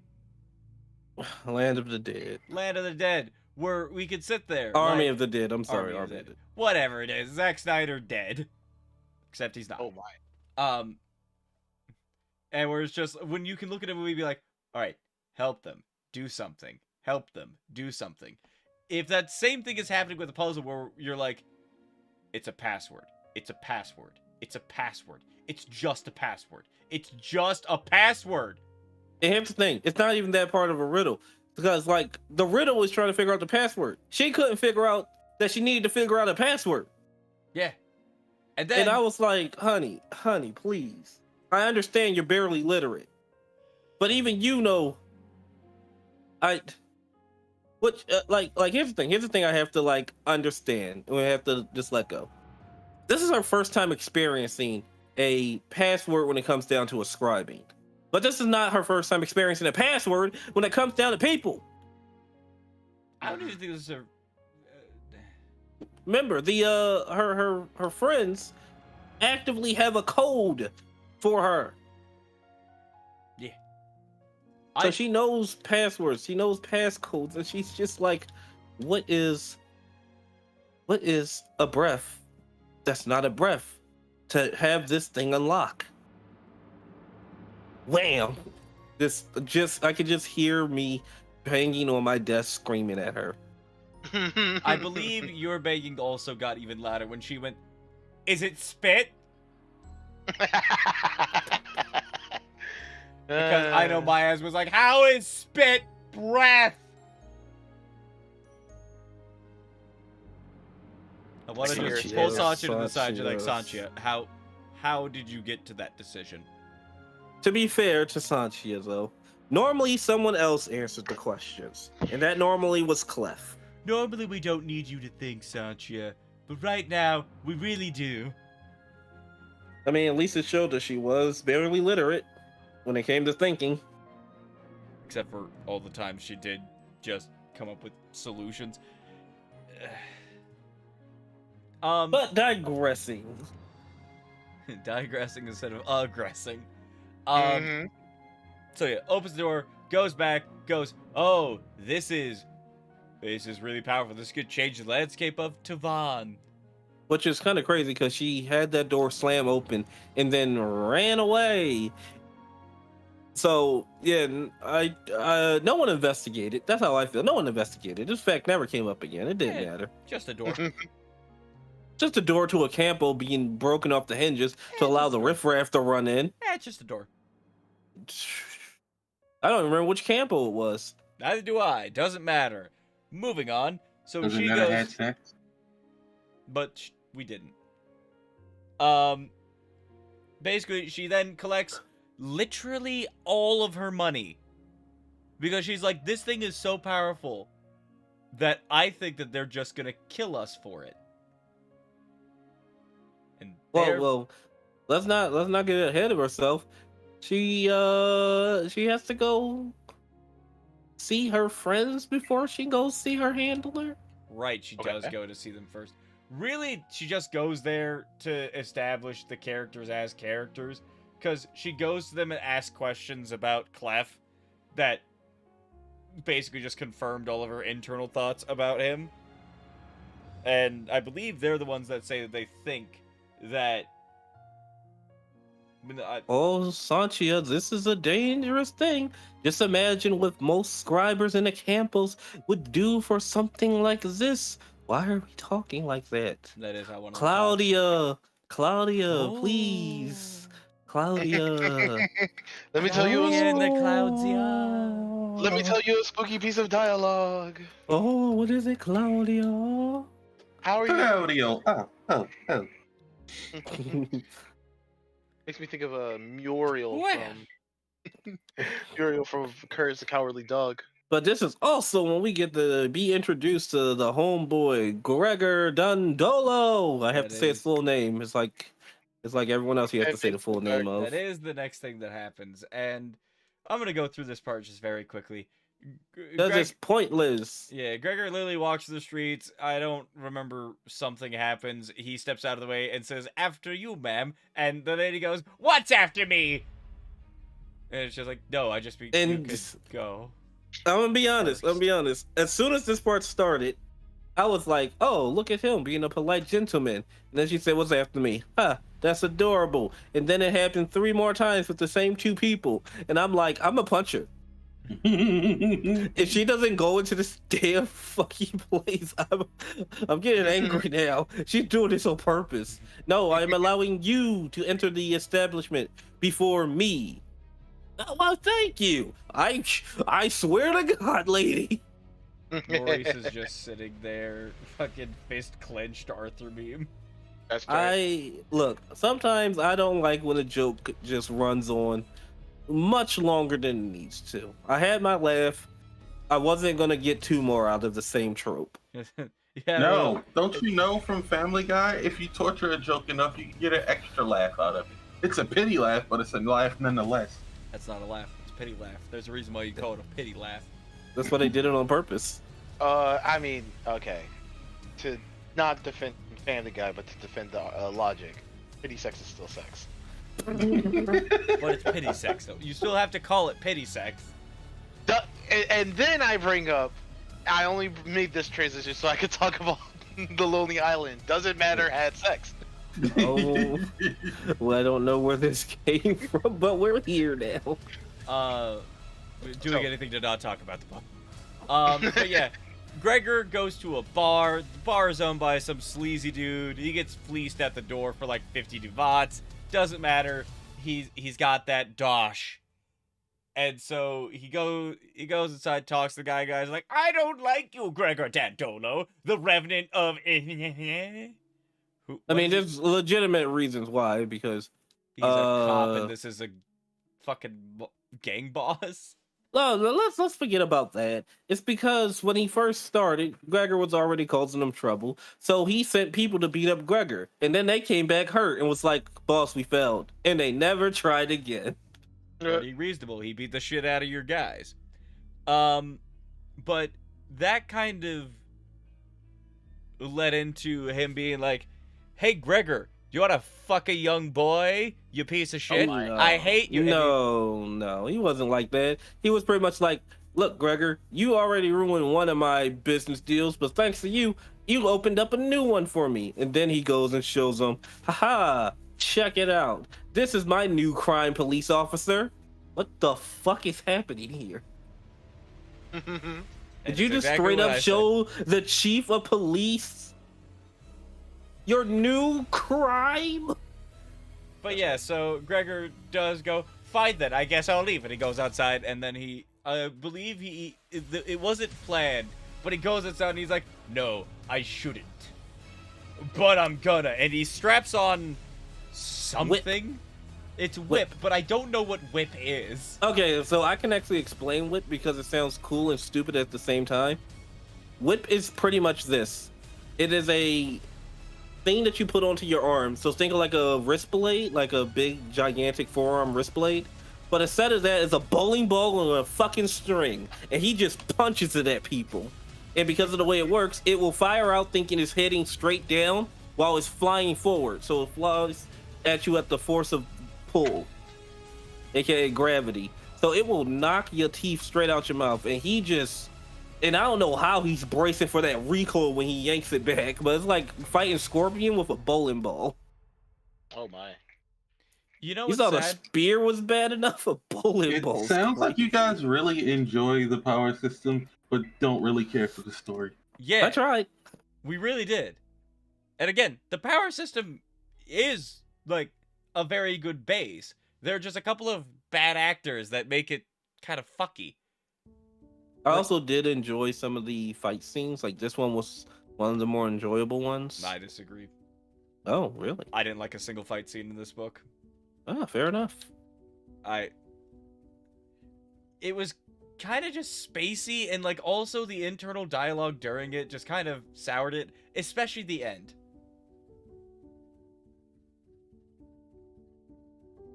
Also, the end of the story fight scenes are very much just someone was stabbed and they literally exploded.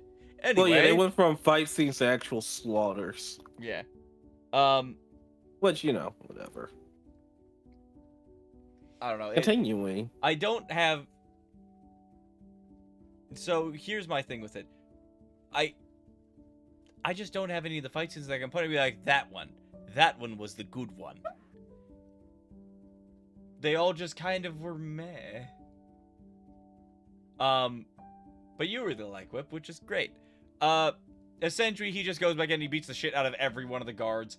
None of them stand a chance, except for the mob boss leader's right-hand man, who is of the race of people that Mr. Captain Dandolo, citizen, fought during the Enlightenment Wars, which is where he initially earned his rank, and became the Revenant of Dantua. I finally remembered where it was. Yes, because it sounds like his last name. That's not why I remembered it. But yes, the Revenant of Dantua. Would you like to know why he's called the Revenant of Dantua? Well, I'm not going to tell you yet, because we had to wait like 6 fucking hours to find out what it was. And it was stupid. But yeah, during his fight, he does knock a lot of people out, knock them around. He knocks the... I felt kind of bad for one of these guards because he just knocked their teeth out. It was... Like, he was like, why'd you do that? Because they don't got dentists. His life is over. Yeah, this rich fucking dude came down into the slums and beat the shit out of all these guys. And it's like, look, they're bad people. Yes, they're bad people. But you, Mr. Peacekeeper, Mr. I don't like hurting people, but I will if I must, just knocked all of a guy's teeth out.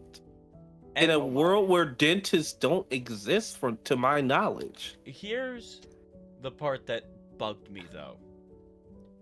When we get to the last bad guy, Gregor legitimately, like the narration goes, Gregor wasn't the kind of man to beat another man to death. And then he punches the motherfucker like 3 times in the back of the head with his giant bowling ball fist, smashes his face into the ground, and kills the motherfucker.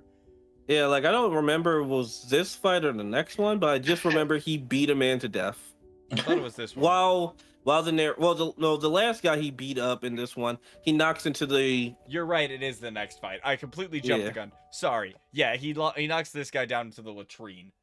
Yeah, the next Ew. fight when he's facing against they're just hired thugs. The assassins come later. But yeah, it straight up says Gregor Dandolo isn't a type of person to beat a man to death while he's beating a man to death. I think And I'm just he was even disarmed. he said he wouldn't. Okay, so this is the actual line.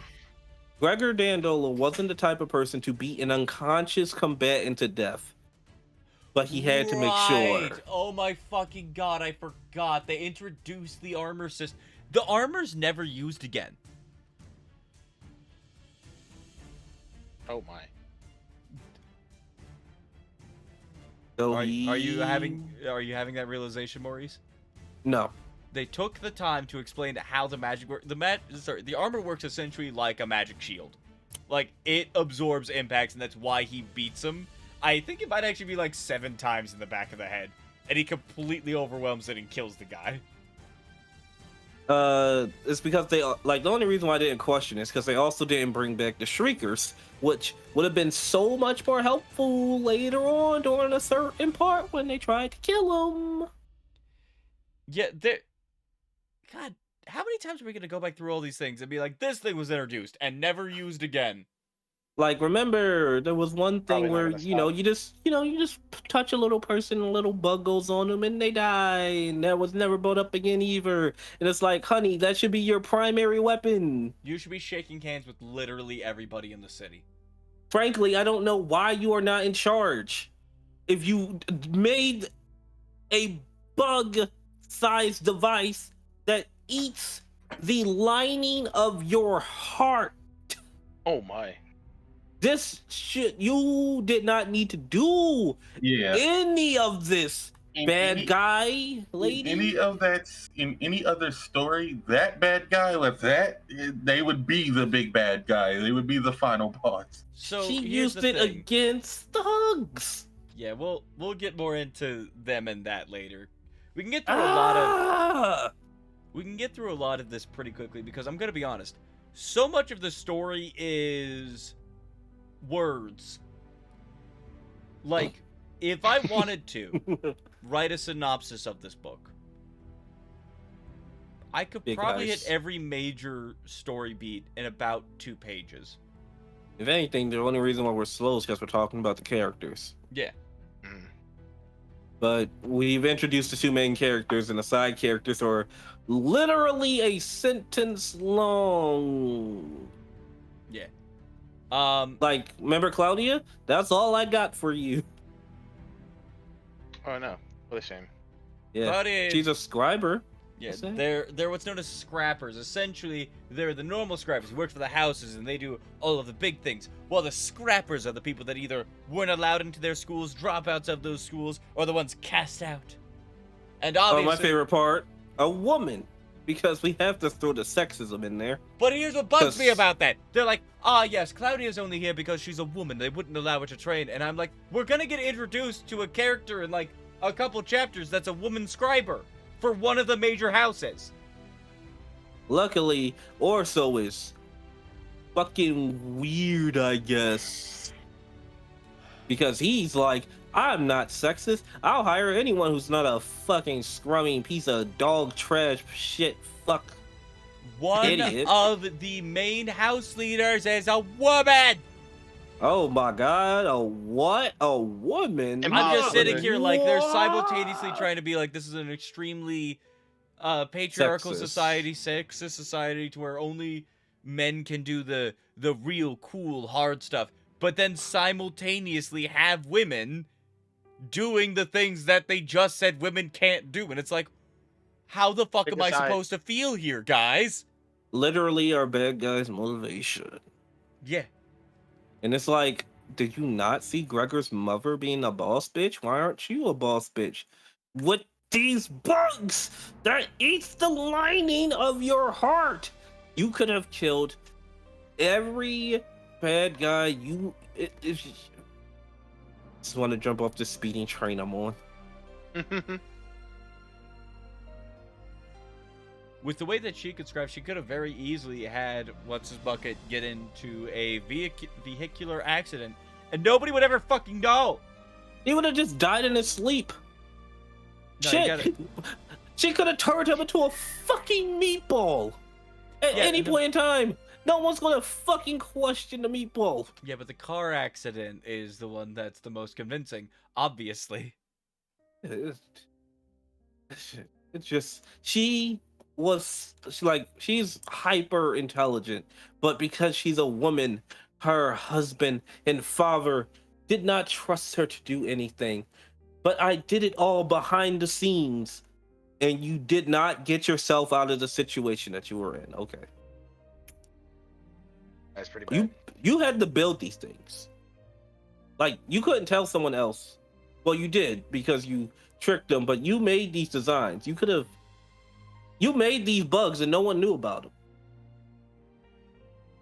Again, I have to go back to the bugs because they were only used once, but this is 3 times, like, if I'm going to say them all, yeah, I was going to say, if we're going to say them all 3 times, but it was all in one attack.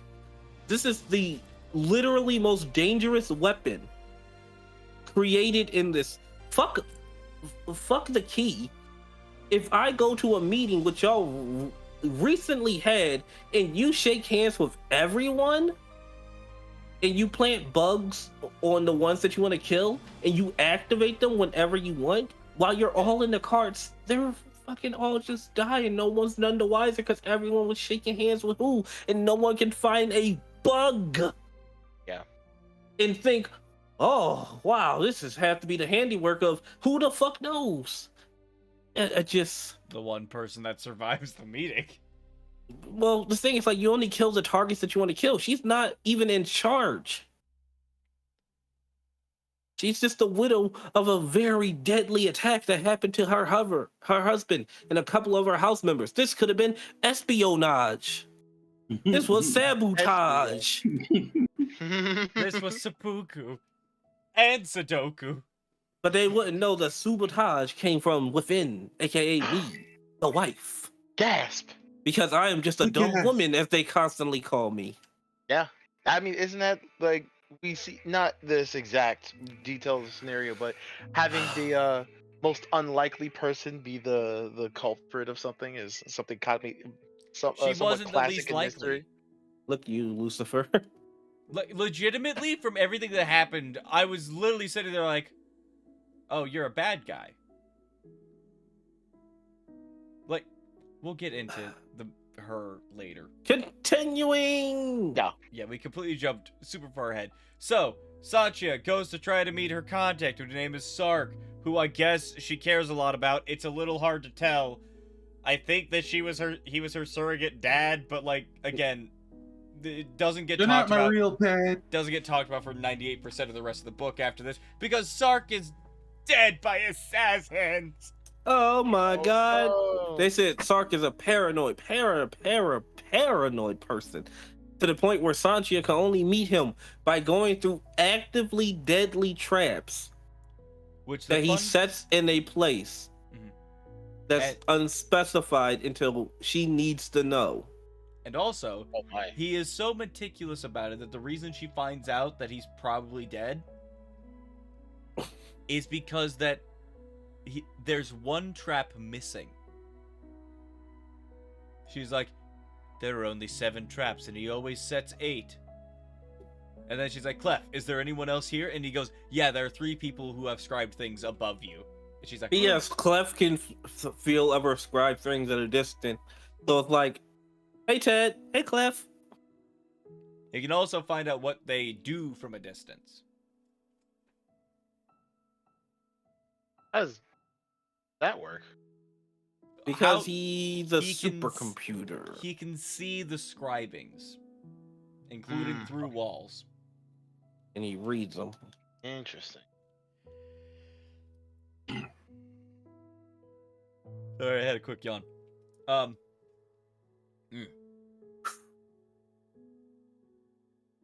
Back to it. Back into it. God, this is exactly what it feels like to read the book. I'm just tired now. You get. That's So what you get. she rearranges the traps, makes some noise down there. Some of them come down, get shot. A little bit of combat. Nope. What she does is, all right, how many traps are still activated? The other ones. All right, tell me when one's directly above me as she takes one of the traps, loads it up, and this is one of those casters. What are they called? The Springles.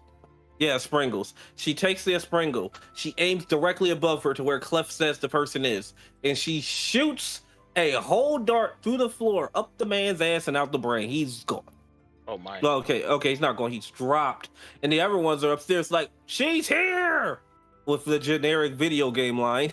Like they all had the Splinter Cell blunt, dun dun dun dun dun, and then one rushes down the stairs, instantly caught on a trap because she they did rearrange the trap. Yeah, and he just dies immediately, and she Climbs then out the window and runs. Yeah, so here's the thing: they didn't know she was there until she alerted them Do you that she wanna know was the thing there. that bugs me? Can you guys pop in the stream for a second? I would love I've to. been here the I'm already whole- watching. So, this isn't a Springle. That's too big.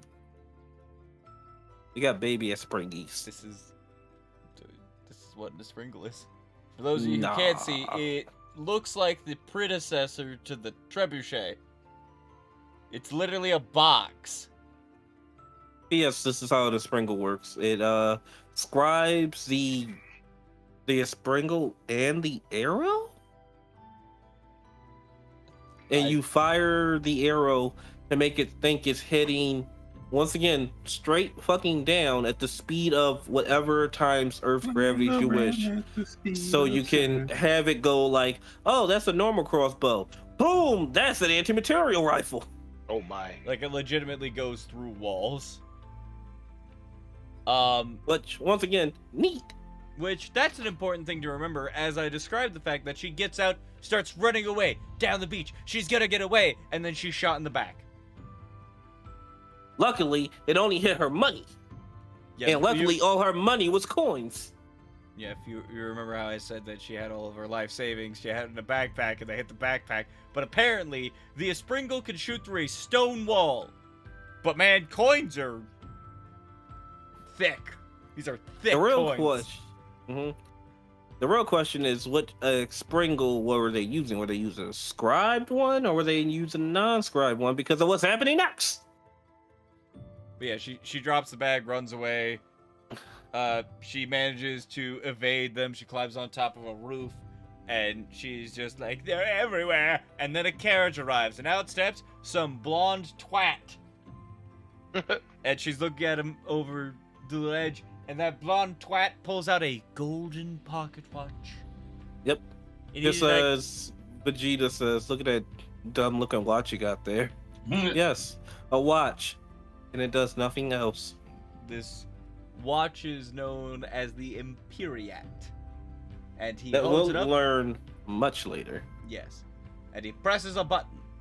And that button essentially causes an EMP that detonates and takes out every single scribing in like a solid like quarter mile or something. It's a Oh. chunk. It is a chunk. And by That is every impressive. single scribing, It hits everything. Clef, it turns hers off, it turns off the lexicon, which is the thing that makes all the scribings work. It turns off the scribings on the supports of a apartment building that is scribed Wow. to think that the wood at the bottom is made out of like stone, and Very the cheap entire way. building That's collapses. yeah, it's bad. Yeah, it was like, man, it's great being stone. It's good being stone. Hey, wait a minute, I'm wood. Well, I guess I'll buckle.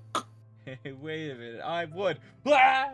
And something that made Guess I'll jiggle and fold. and something that made me think I wasn't gonna mind this bad guy too much was the fact that once he saw the building collapse, he was like, I didn't mean to do that now. He did, in fact, put the pocket watch away and then just got back in the carriage and rode away. He was like, "Oh, that, yikes! Unexpected. Oh yeah, I gotta go. That's I gonna mean for that cause to a happen. bill." I'm not paying for that. This is poor people stuff. That's That's what I'm poor rich. people stuff.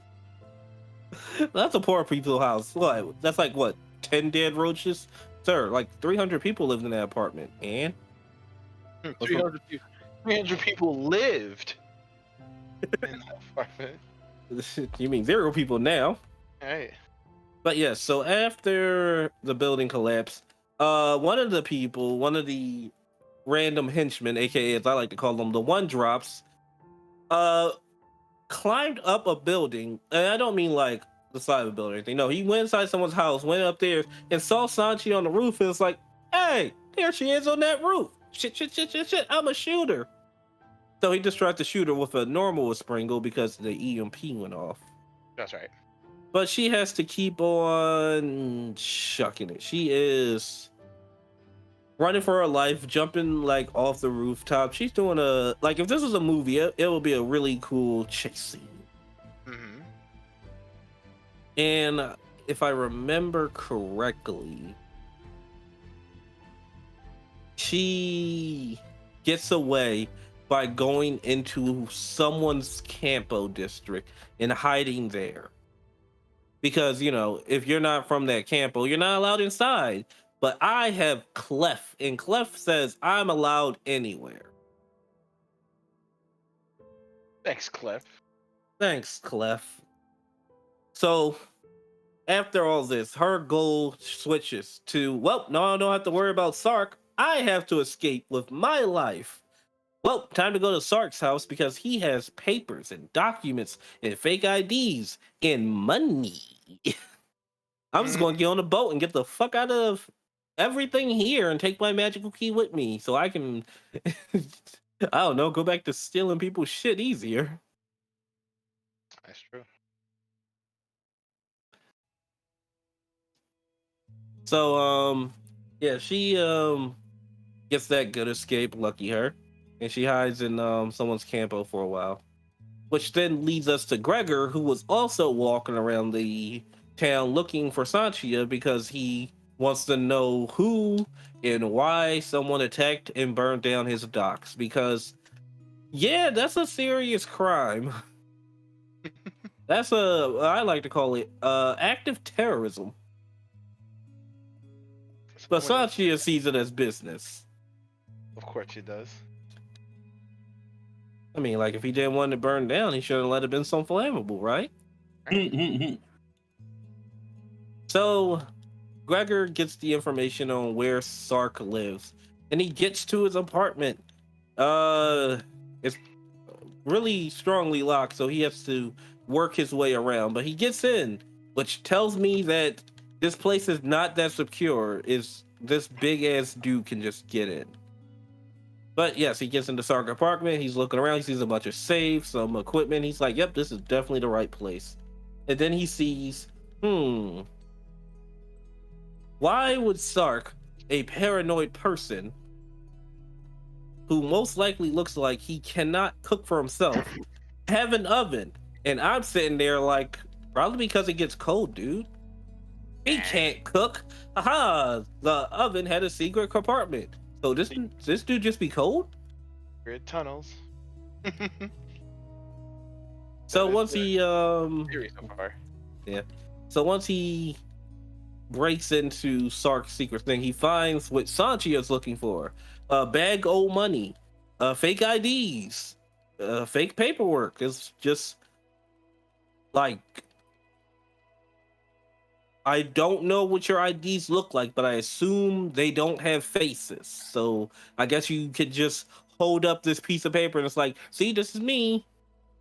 The word's right there. Yeah, but how do we know that's you? Maybe he had them made specifically for them. Maybe. You don't know. You didn't see them. They're only in words. No, I didn't. But yeah, so Gregor finds them. But then 2 people find Gregor. So it's time for another fight scene. This is where Gregor beats the man to fucking death. And this is He where we get also the definitely meats. kills 2 of them. One Oh, by yeah. beating to death, the other one who lunges at him with the rapier that is designed to think when it's thrust, it has 3 times its weight so that it can, stab harder. Which, I don't think that's how that works. But what happens is when he lunges at Gregor just sweeps his legs out from under him, so the rapier just drags him along with him. Because I guess he didn't think to let go. And so he goes out the window and smashes his face against a wall across the way. No. Close, but no. He falls. I could have sworn he flew across, smashed his face, then fell. No, I just remember him. Well, either or, it's not important. But yeah, he just goes out a window and just That guy dies. dies. That guy's definitely dead. And then, after hearing his 2 compadres died, the last one's like, I'm not going in there, and starts firing shriekers. Shriekers is when you have a Springle and decided to say, fuck a anti-material round, I'm setting this shit on fire. And it just fires out like a goddamn RPG pretty much. Oh my. And I'm like, y'all should really use these more, but they don't. Anyways. So he has to take cover because that's dangerous as hell. And the guy is rapid firing these.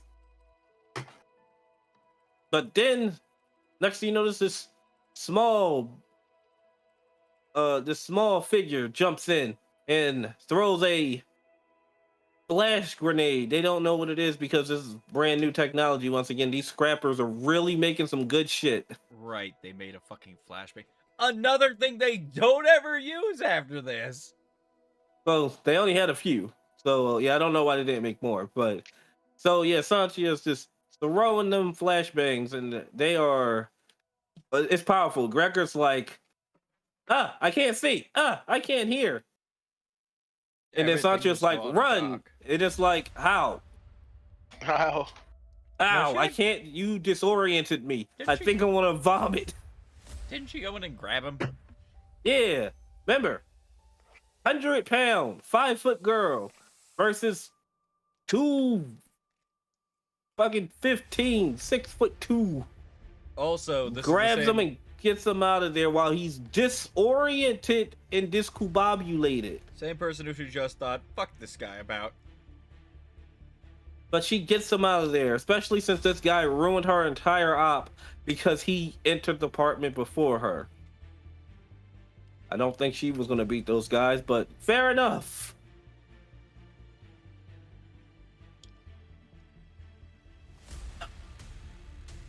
So they escape, and Sanchia has some questions for Mr. Dandolo. The first one is, why the hell are you here, and why the hell are you bugging me? And his answer is, you burned my dock down. And she's like, right. Well, I'd now we're already forgotten even. about that.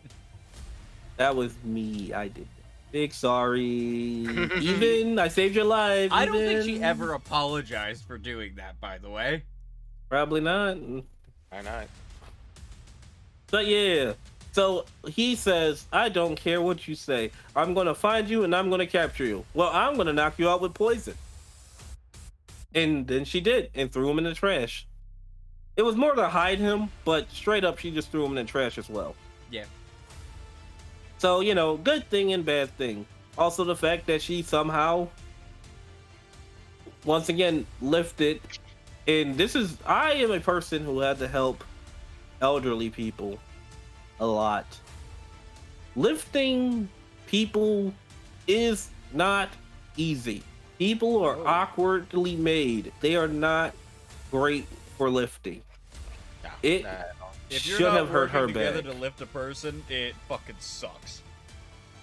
And she moved him from the middle of the street into a pile of trash by herself, while there were probably more people waiting to come and murder her.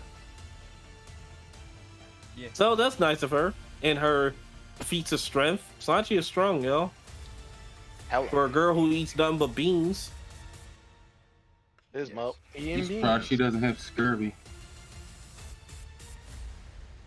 And she can't afford fruit. She can afford beans though. I mean, nobody wants them. Shout out to all the people who do eat beans. You're the only thing keeping the bean population alive. I hate beans. So, You're one of the only things keeping the bean population. Beans good as shit. disagree, but I will allow you to have that opinion. Eating pork and beans for dinner, and you don't like them. I'm a grown-ass man with grown-ass man money. I'll order myself a pizza. Nah, With beans on throw it. that pizza away. If you ever give me a pizza with beans on it, Bean pizza. I don't know what I'm gonna do, but I'm gonna be upset while I'm doing it. And it's not gonna be eating the pizza. Anyway. Sure. So, he wakes up and he goes home. Yeah, he goes right to Mama, not for anything important, and he makes sure that it's clear that he walks the entire campo, and this is like walking downtown. He is walking drunken with a hangover, and every guard is looking at him like either this man's a fucking idiot or, oh man, this is awkward. Now the rich kids fucking walking the streets. Well, he has to go through like 4 or 5 gates, and at every single one of them, a guard has to come out and be like, "Oh, hi, sir. Would you like a carriage?" "No." "Okay." Could you please just take the carriage, sir? And like his mother even points out that he's doing that out of spite. It's like, if you had just taken one of the carriages, then you would have just been let through all the gates, and the guards wouldn't have had to come out and check. You'd be like, "Oh, you're the founder's son." As a soldier, I would have expected you to have wanted the guards to have an easier time. Because they're, protecting your shit.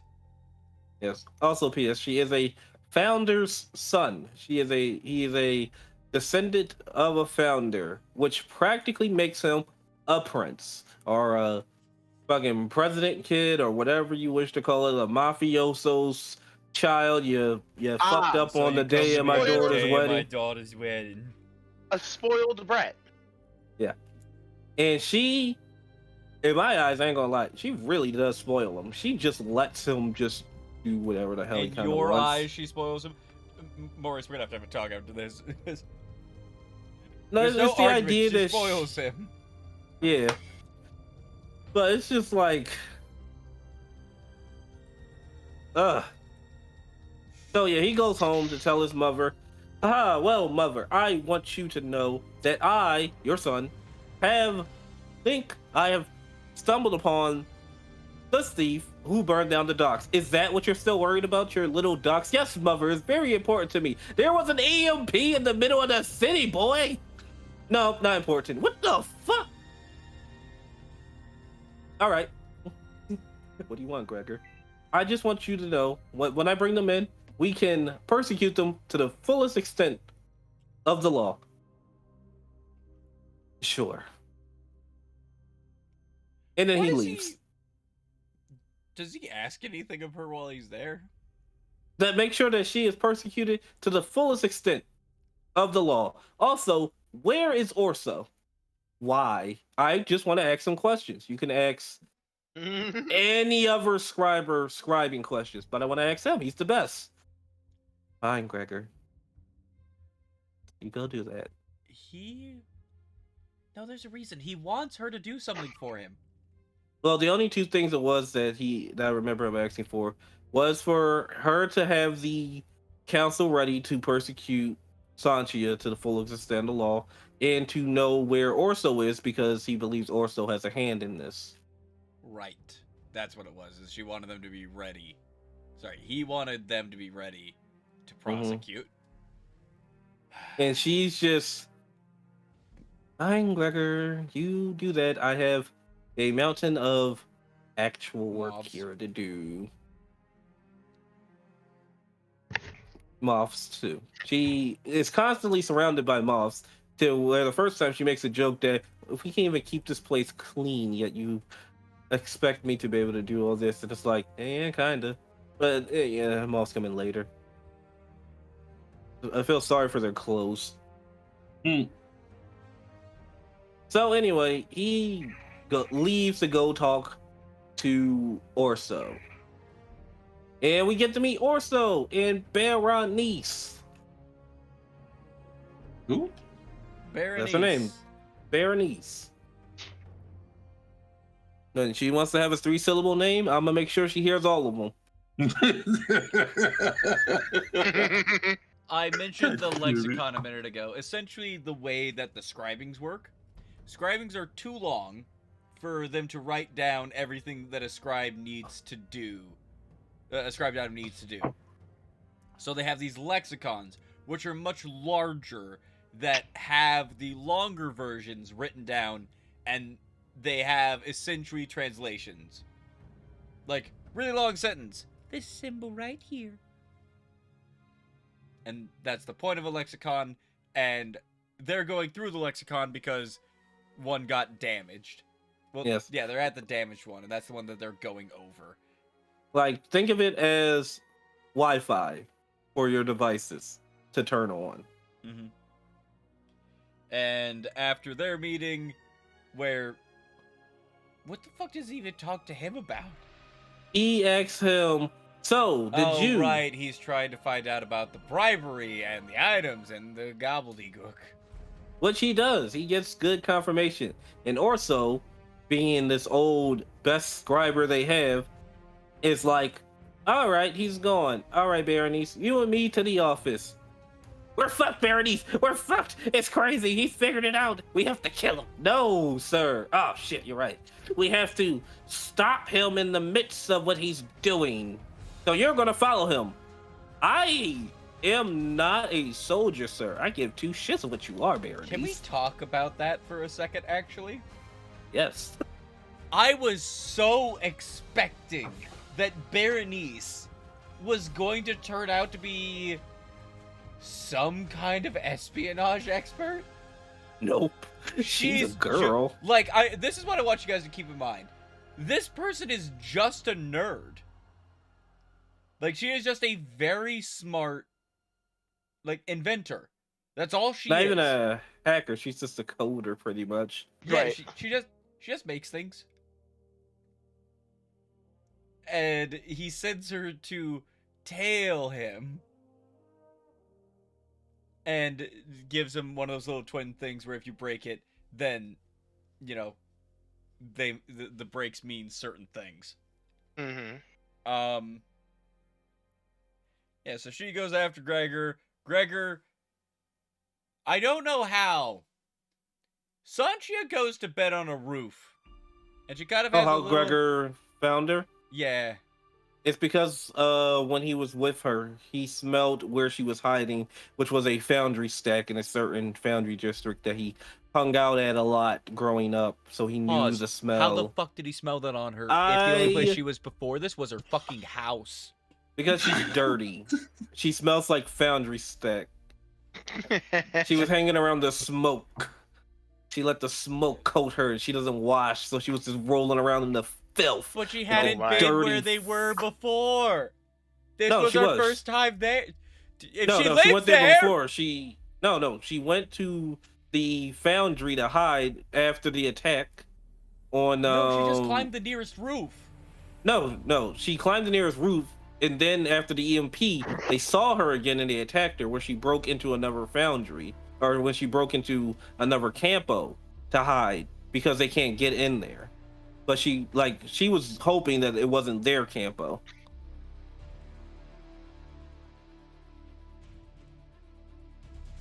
So yeah, she broke and hid in a Campbell's foundry roof near the smokestacks. And then she, for some reason, went back to the same one, so that was on her. I thought she was in Foundryside when she got caught. No. Why did they go back into Foundry then? I Because guess this he is was when he he ties her up, was throws her in, and then they get attacked in the streets of Foundryside. I believe he was taking her back to his corpo. I thought the campos were connected. No, there are 4 separate campos. Yeah, I know that they're separated, but I thought that they No. like. I need to look up the fucking layout of Tavon. Yeah, it's a weird thing, but in my eyes, from the way they explained it, I feel it sounds like each corpo or each campo it's their own location in the city, and they just put up these big ass walls around each one. So it's like 5 cities all held together by duct tape.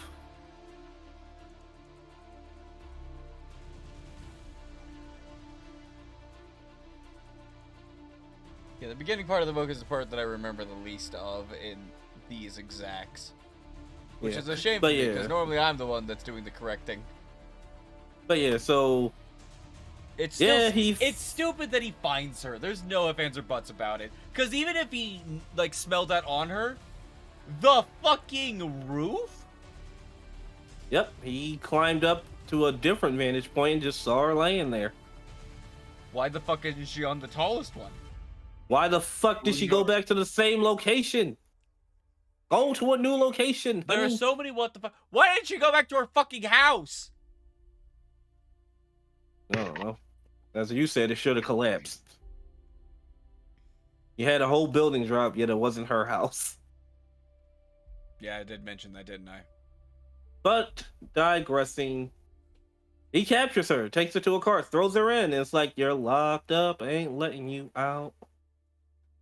And the way that these locks work, which is, once again, pretty fucking cool, the more you struggle, the tighter they get. So you can accidentally kill yourself. Oh my. If you struggle too much, or if you start involuntary seizuring. But, yes, so he's captured her. She's trying to talk her way out the situation. She has low charm. Like, dead ass, it's a 9. Because she doesn't wash up. Yeah, it's kind of hard to convince anybody when you're sticky, dirty, and smelly. Yep, -1. -1 to charisma. So Gregor's not necessarily listening to her until Clef starts helping her out by saying, we're being followed. And he's like, at first. Yeah, oh yeah, there was a little tracker on the back, and he gets out the, trusting her, which, sure, gets out the carriage, walks around, finds the tracker, gets back into the car. Or actually, no, he goes to the window and it's like, what is this? It's the thing I told you about. When did you put it on my thing? I didn't. I was telling you that someone else put it on there. Impossible. Impossible. And that's How when, could you know, have seen it? You had to carry me over here, my guy. I saw it as I was coming in. Yeah, I'm built different. And then he gets back in and starts driving, but now he's a little more cautious, a little more on edge. And that's when Clef is like, uh-oh, we're in danger, because something hit one of the wheels of the carriage and it starts just going completely out of control. It's crazy. It's about to crash. It crashes into a wall, flips over on the side. They're both fine. But then it's like, Gregor's having a bit of a panic because his brother and his father died in a carriage accident. Dun, dun, done. I'm not sure if it was an accident anymore, but we'll figure that out. Never. And then she's like, there are bad people around. And he's like, I don't see anyone. Look up. He looks up and there's just straight up people standing on the side of the roof like, hey, I'm gonna shoot you now. And it's like, oh shit. So they duck and cover as people just start firing at Springles. And this is where I come back in to, you should have bought more shriekers. And I understand you need a small lexicon for those to work, which sure, put it in a carriage or something. Duh. But yeah, so they're shooting at him, and this is when the second fight thing kicks in. Or the third. Yeah, the third. The turd. And this one is them fighting against the gravity assassins because they're using gravity rigs to stick to the side of walls, which is, once again, impossible. They keep saying this is a new episode of The Flash. It got on my nerve quite quickly. Oh, I can imagine. It's like, there's a talking key. Shut up with your impossible. Luckily, eventually later on, Orso says, stop that. We can't say that anymore. We can't say it's impossible anymore. We're done with that. And I was like, Thank you, Orso. Thank you for being on my side. Finally, someone says something of minor intelligence. So anyway, this fight scene, I don't fully remember. It's a bunch of running and those two having to work together and hoping the other one comes through. So Gregor has to run off and be a distraction. And it fucking works because your mission was to get the girl. They know they're after a young girl who's like 5 foot nothing. And yet 3 of them straight up chase after this giant burly man who's not important to their goal. So grade 8 help right there, fucking 2 drops. What was the goal? Because I can't remember most of this fight.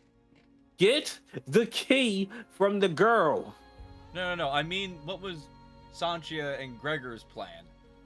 Oh, Gregor was going to distract him while Sanchia snuck out, got onto a roof, and stolen a Springle? She never got to a roof. She did something to get to the high ground to get in a Springle. She was inside of essentially a factory. Yeah, but and then she climbed up into the steel. I just remember she got to the high ground, took one out. She got to the high ground and then threw a flashbang. Right. And that caused them to fly like into 3 people. It caused them to fly into a bunch of clothing lines, while the ones that came inside after her, she climbed up into the rafters, managed to jump onto one of them. And he got meatballed. Yeah, so essentially what happens with these gravity rigs is that, well, they're fucking stupidly designed. Now, hey, Thomas, you be nice to Ross, Yes. I want you to think about something. Just come with me now for a moment. Mm-hmm. Take me on You this journey. have managed to discover a way to alter gravity. You've been able to teach something to make it to where someone wearing a device can go up and down in elevation, run along walls, move around where their gravity is. Mm-hmm. Now, unfortunately, in the design, there's a dial that if you just turn it, will collapse all of the gravity directly onto that person. If you turn it the wrong way too much. Yeah. Where Okay. would you put that dial?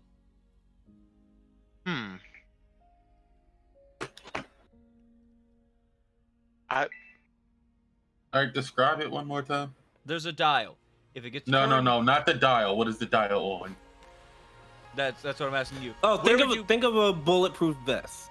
right. Where would you put it on that bulletproof If I was vest? to put the dial on, it would be somewhere where I wouldn't expect to get hit. So somewhere on the side, out of the way. Yeah, I would put it probably just like the side, but near the guts. Not necessarily up higher, because I don't want my arm squishing into it. Correct You answer. see, Dead center. my plan would have been to put it on the inner hand so that you could adjust it there. Because I believe it's how they adjust their height. Mm. But no, they put it on the dead center of the chest. I would at least put I would at least put like a glass case over it. Something Case to go prevent, down, I don't know. I start twisting. I don't know. Case come back up. A 5 foot tall, 115-pound girl jumping onto one of the people, grabbing onto their chest and twisting it. Which, by the way, they knew that's what that dial did, because everyone who has a touch, they go, "Oh no!" Yeah. Oh no! But Well, after the first one, I assume, because No, the first one didn't. they all stopped, turned, and like, holy shit! Well, no, even the first So, guy I went, don't- "Oh no!" Yeah, but I don't think they all thought they were going to turn into meatballs. Firstly, I thought it was going to just drop to the ground heavily and kill him. No, this turned into a quick black hole machine. Honestly, the slamming really hard into the ground would have been funnier, but also would have killed Sancha because they were floating in the air. Yeah, but same exact time, look, they could have used the excuse, of oh no, she Let go of them, because she falls that same distance anyways. yeah, or the body. Look, it's gonna be that generic. Oh, their body cushioned my fall, so I lived, and they. Oh my god, I think a rib's inside of my rib. But no, because remember when she falls, Gregor catches her and he hurts his back, which I was like, holy shit, really? All right, all right, that's the one getting 115 hurt. pounds. That just fell 3 stories. Thank God my arms didn't dislocate. I completely forgot that hurt his back, because that also doesn't come up again.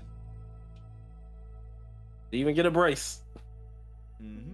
Anyway, But so you know, I'm not complaining about that. a couple of other of the assassins, though, they poke up over a building, and they're out in the open, and Gregor can't move, and Sanchia is stunned. What do you think that they do? Run away. Wrong! They put Clef onto the gravity rig. Or Clef tells them, "Hey, Sanchia, quick, put me to the rig." Okay. And then Clef does some funky ass shit where he kind of makes a gravity bubble around them as the two fuckers fire their springles, and their bolts get stopped midair before they hit them. And then he adjusts the gravity some more and turns the bolts around and then shoots them right back at them, and it kills as the they're two floating- assassins. As they're floating there, they're like, I quit. I don't want to be a I ain't part of never this no been more. in Y'all that ain't fun no more. Right. This ain't fun anymore. And then, after all said is done, our 2 main heroes hurt, but alive in one. A cart pulls up. It's Berenice. Y'all need a lift? The Or pretty sure she more- doesn't give a get in. Yeah, she pretty much said get in. But it's just the fact that it was just, the cart just pulls up. Get in. And the thing that got to me was like, what, Berenice, what are you doing here? Well, did you put that tracker on me? No, I think they were tracking me, then they tracked you. And she like pointed No, out, she did. like, She did put that her- tracker on his. Oh, because they were tracking her, and Helios was tracking, Hertz was tracking his, and they put like 2 bolts through her roof. And I don't remember how she made it out okay. I guess after the meatball and everyone starts screaming, because that's fucking horrifying to witness. Where I definitely would have quit. I would have just left. If I saw Fred turn into a meatball and I would work with Fred, I'm just gonna set my springle down on the side of the roof, watch it drop to the ground, climb to the top, and walk away, keeping my harness. But guess This what? is mine now. There's one more zero-G assassin. Oh, As Quick, can they're you- going back, fucking, this we this was jump, great. we jump over. How did I forget his name? You just said it. Or Orso. And as that shit's going on, Orso, for some reason, goes to a fucking book, opens it up, and reveals it's a fucking fake book, and inside are all the records of all of his fucking embezzling of money. you gotta love when Just you had it in a book just have a somewhere. ledger. Yeah, and then Or- he turns around, he's like, I don't remember opening that window, and then he looks up and there's a gravity guy in his roof, and he's just like, blah! Yeah. Okay. So what happens is, Berenice gives them the break Signal. both of these to tell them that we're in danger, and can you scratch onto it with this very sharp object? So- Run. Slightly off. It was snap one side if he finds her, snap 2 sides if he finds her and she has the item, and she snaps both but also writes on it, run. Dun, dun, dun, dun, There was dun, no dun, plan dun, for dun. if he was in danger because he never thought he would be. Yeah. Well, I just meant, you know, snapping both so he can get the signal, and then run. And Which- if I remember correctly, he literally goes, run? Why would I run? And then the assassin, why would I run? Was that window always open? And then he looks up, and the dude is pretty much standing up on the roof, looking down, just hello. Right, like Batman. Just Interesting right document you have there. And I'm the then, knight.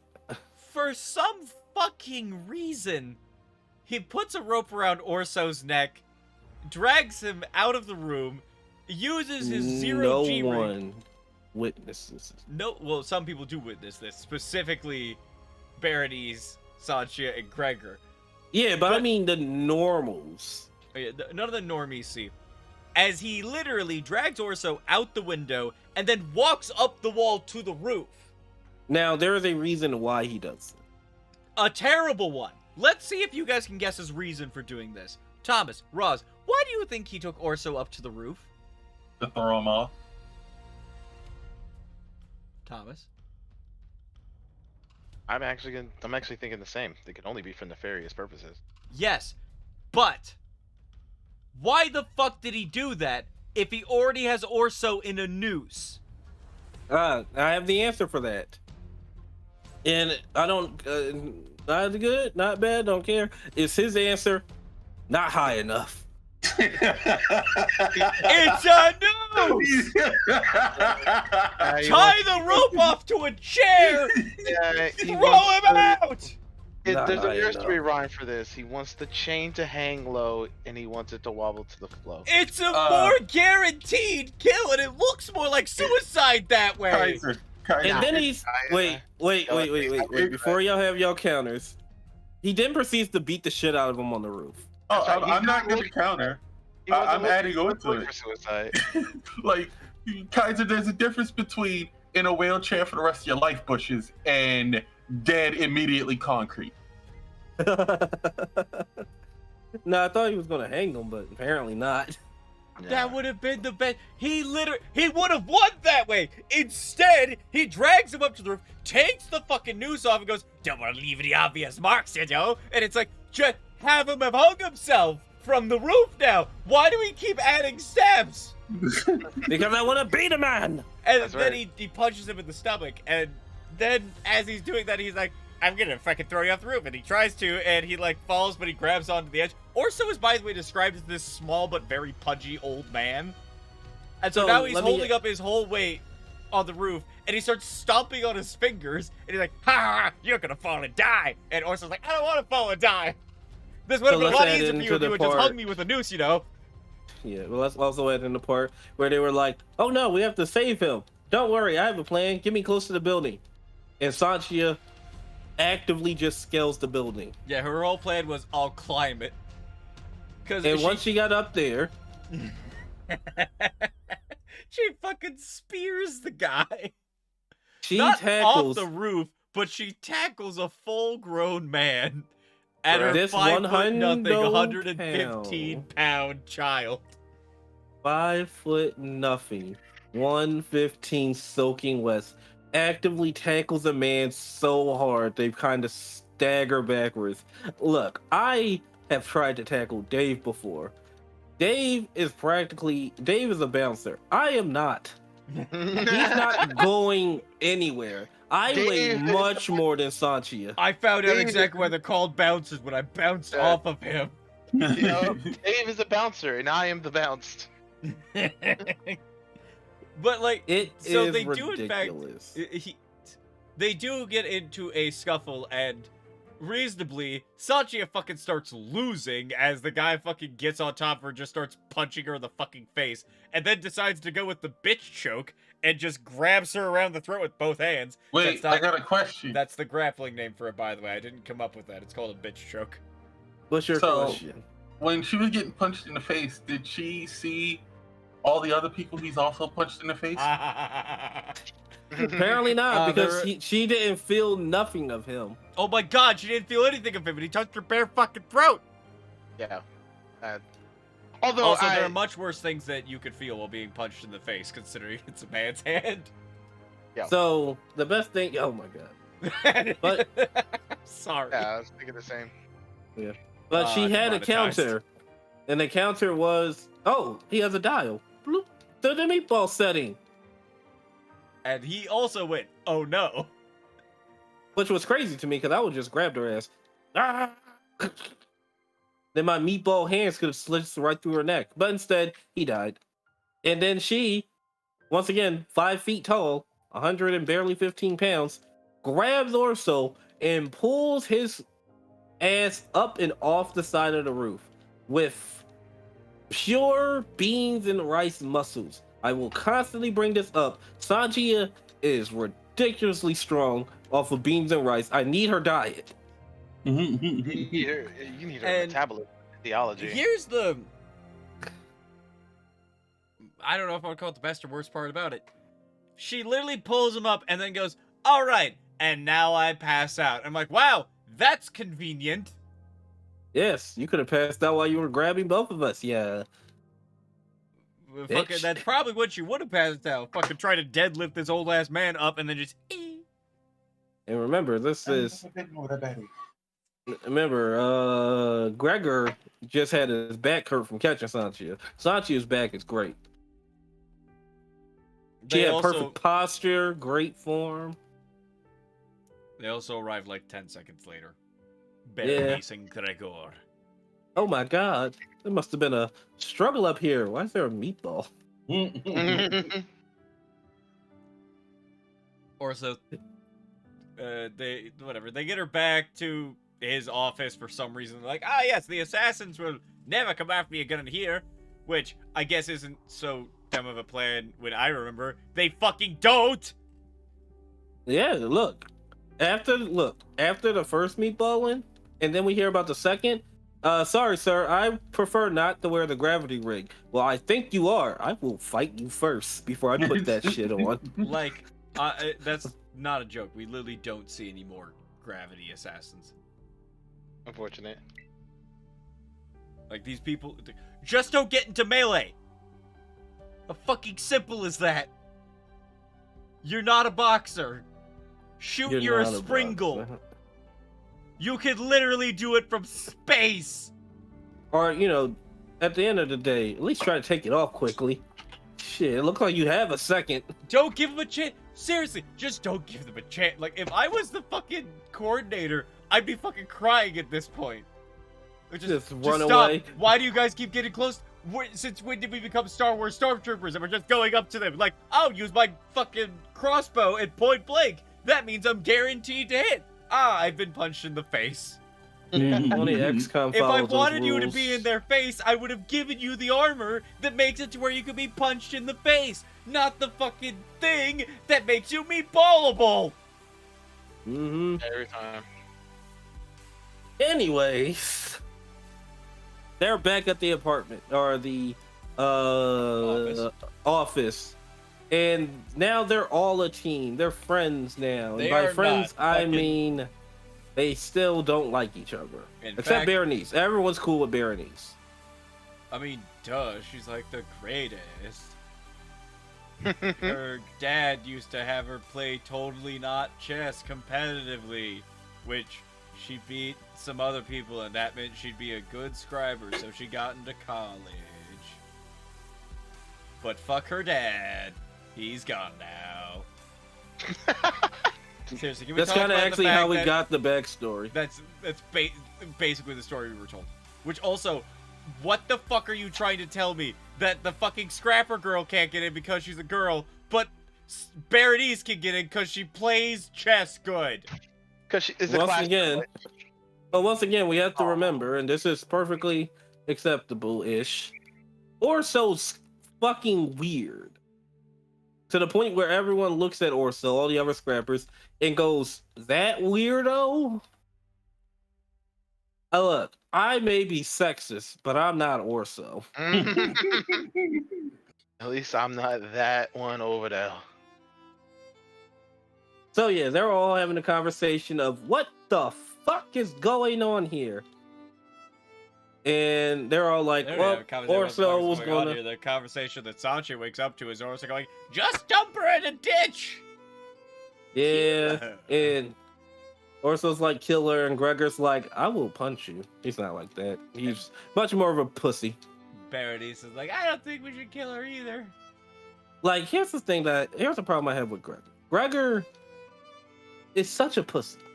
There's been many times people were just straight up talking down to them, where if I was Gregor's size in Gregor's situation, I would have grabbed Orso by the underside of his chin and lifted him up. Look here, fucker. I need you to understand. I have been in some shit today, and I don't want any lip out of you. But Gregor doesn't kill people. You don't need to kill a person to choke them out. Thor did it to Tony Stark. I can do it to Orso. But Gregor doesn't kill people. And this is why he fails, because guess what? He doesn't do anything for a while. It's fucking serious. Oh my god, that's the last thing he does until we... Fuck me. Every character's a fucking waste. This was the last time he was important until another part, like multiple parts later. Alright, I kind of want to speed run through the rest of the Oh, plot. yeah. Oh, because right now this is the speedrun section, and I can quickly sum it up. Sanchia lies about having Clef. She's like, "Oh no, I already gave them the package. They just want to kill me to, silence everyone." "Oh no, then we don't need you." "But I remember the person who did its face, but I can't tell you right now because it's hard to describe. But if I saw him, I'll know what he is." And Gregor's like, "Oh, of course you do. So I guess we all gotta work together. We're a team." All right. First thing we gotta do is go into whose foundry? What's happening? That they have to sneak into a place. Just her, Yeah. or right. Berenice and So- oh right, wait. I completely missed the part. Don't worry, You're I got right. it, I I got it. completely skipped. Speedrun. So, they're in the foundry that is Orso's, which is Gregor... What's his last name? Dandolo. Dandolo. They're in the Dandolo chartered foundry. They realize that something weird is going on because there's no reason they should have been able to follow them that quickly. So, they Yes. then go, and Sanche is like, "Well, I can hear scribings." And they're like, can you find the thing that they used? And she sniffed out, actually with her own powers, that there was a listening rig in the foundry. Then Clef wakes up, they find it, more for reals. There's a second half of it. Once they find the second half of it, they wait. Eventually... Well, the reason why they wait... there's a middle part that we're completely skipping because over. there's a booby trap with it. Yes, but we're actually skipping a part. She finds that out. They go to get washed up. While they get washed up, Orso goes to a council meeting. At said council meeting, there's the blonde dude is there, and he... who fucking To sum it cares? up, Orso immediately pegs him as the bad guy because everyone else is talking about it. And he's like, it was probably nothing. Dismiss it, blah, blah, blah. Let's get out of here. Dismiss it or establish a police force. Which the rest of the family was like, Bruh. we would never establish a police force. I already got my own Next police you'll have force. us giving handshakes to the poor. Bruh. This is verbatim. I'm joking, but it's kind of verbatim. It's basically verbatim. They really Orso- don't like the poor. Orso tell. then goes and approaches same blonde dude's wife, AKA his ex-flame, The whip. Estelle. Estelle. And he goes, Estelle. Estelle, Candyland. you would tell me if your husband was trying to kill me, yes? That's not the voice that he's given in this. Of course. Good, and then he leaves. But that Goodbye. conversation takes like 10 minutes. As they do have a bunch of back and forth of, "Oh, look at you. You look like shit. You look like an old dick. Oh, Estelle, how I missed you. Ha ha ha. You know you weren't supposed to be talking to me. Shut up." Why the fuck aren't they supposed to talk, by the way? Because he's the old flame of a founder's. Nobody He's the old knows flame, that. and that's the founder's wife. And he's from a completely different foundry. And they just approached each other and had a whole conversation with people around them questioning if your husband would have me killed. Revealed his neck scar. She goes, "Oh my, how gnarly." And he's like sick. And I'm just like, I get it. You used to fuck. I'll be honest, with the way they were talking to each other, I was just like, I wasn't even at the same page. We were like, I don't know if you were her father figure or if you two fucked, and I don't like the fact I can't tell the difference. Also, if I may be wrong. I do not remember, but my brain is telling me I heard something about a 15-year age gap. Oh, all right. That could be true. I I have to re-listen to it, but I don't want to. We would rather not know if this was the case. But Bennett, anyways, Mr. Bennett, you wouldn't do that to us, right? Right? I mean, they were Wink, both nudge, adults nudge. at the time. It's just the fact that it was added for no reason. But it makes sense because he's old and she's hot. This is not. Oh, no, this is she's not me being hot. mean. This is not me being mean to him. That's literally how it's established that he's old, but she's still quite very attractive. Anyway, getting back into it. So, then they go back. Then he's like, you gotta find the second half to the listening device because this part is just the one that moves, but it's twinned with a bigger one that's gonna write down everything that we're saying. And well, they're not in the room with it when they have this conversation. And she goes, okay. And Clef is back. And also I forgot they had a whole conversation, Gregor and Sanchia, that essentially what the fuck did they say during this conversation? It was something about the whole like you're not an item. It's just It was kind of pretty much like, I understand you. You Oh, don't yeah, understand me. They still own you. That was the one for this one. Maybe. I don't know. I hated all their talks. They weren't friends. Yeah. There were a lot of talks about just the way that the city works, the corruption involved with it, and whether or not she was still owned. Oh, that's not It's a terminology they use. I can't remember. Listen, I'm gonna be I honest with think you. that one came up later. I think this one was about just understanding each other. Because he has seen hardships too. What type of hardships could you see, pretty boy? I've been to war. Well, I've been to... Oh my god, I almost got hit by a train. But I've been... Like, Nearly I've hit by had a much train. more hardship. Because I'm poor. And I'm like, I get it. I was Shut once up. on the plantations. the Pain Olympics. It's a Yeah. beautiful, beautiful. A thing lot of the to conversations never read. in this fucking book were the Pain Olympics. The thing that gets me the most is that I think I was Sanchia is winning in most of the selfish. situations. Sanchia is just selfish. No one else can have pain like her. No one else can go through hardships like her. It's all me, me, me. And I'm like, Sanchia. Even Clef is telling you to chill the fuck out. And he's a key. No And one he's a tries key. last Gaston face hardships like Gaston. No one He's a bottles up key. PTSD like Gaston. That's Like right. straight up, Clef says, "Yo, give him a break." And Then I she have goes to and she's agree. like, I would take a bath, but baths could kill me. So she just washes up because apparently bathing in a bunch of water would overload her system. Which, are you feeling the life Every- force of every drop? Every individual particle of H and O is I'm currently shocked. speaking with her. I am horrified the fact that air hasn't killed you yet, Sanchia. Every time she breathes, I was once in the lungs of a cow. I used to be someone's fart. See if you I can. think Anyways, I'm going back on a. Sorry, I'm a mean Gregor rant, fart from 2 rooms down. He didn't think you would notice. I'm being mean to Sanchia once again. Let's get back on track. Sorry. I was a fart one is killing me.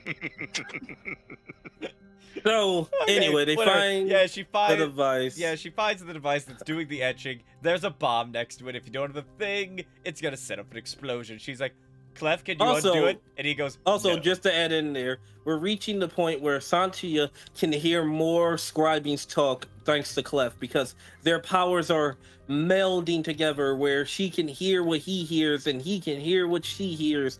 And But she Huh? also hears what she But- hears that he hears. Can So- Clef also hear other objects? Yeah. yes, Well, he actually Clef talks like to that? them. And Yeah. because he talks to them, she can hear them have a conversation. Yeah. So- That's annoying. So, yeah, so Yeah. some of the devices be straight up, I must tap. I mentioned this with the lock earlier. yeah. Right.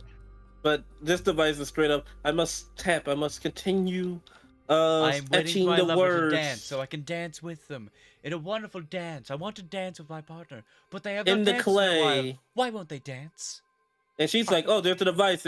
And Clef's like, "Hold on, kid, don't go any further. Listen.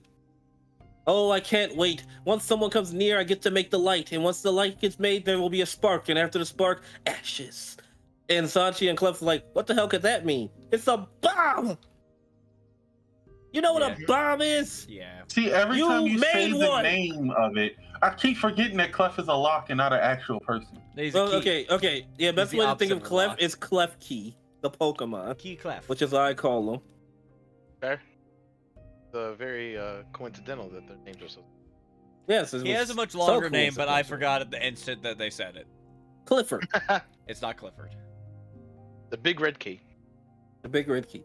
Anyway, but yeah, so she comes back and she's like, "Yep, there's a bomb in there." And this is where Russell's like, "All right, I've had enough of this shenanigans. How are you doing this? I know that this isn't a normal thing, obviously. No one else can do this. You can't just hear scravings." And she's just like, "No, I just can do it." It's just like, you're a scribed person, aren't you?" And she's like, "Shut up. You're from the plantations." And then she tries to kill him.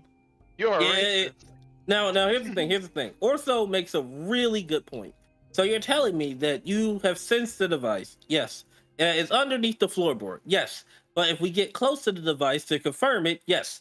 There's a bomb down there that will blow up and kill us all. Yes. I don't believe you.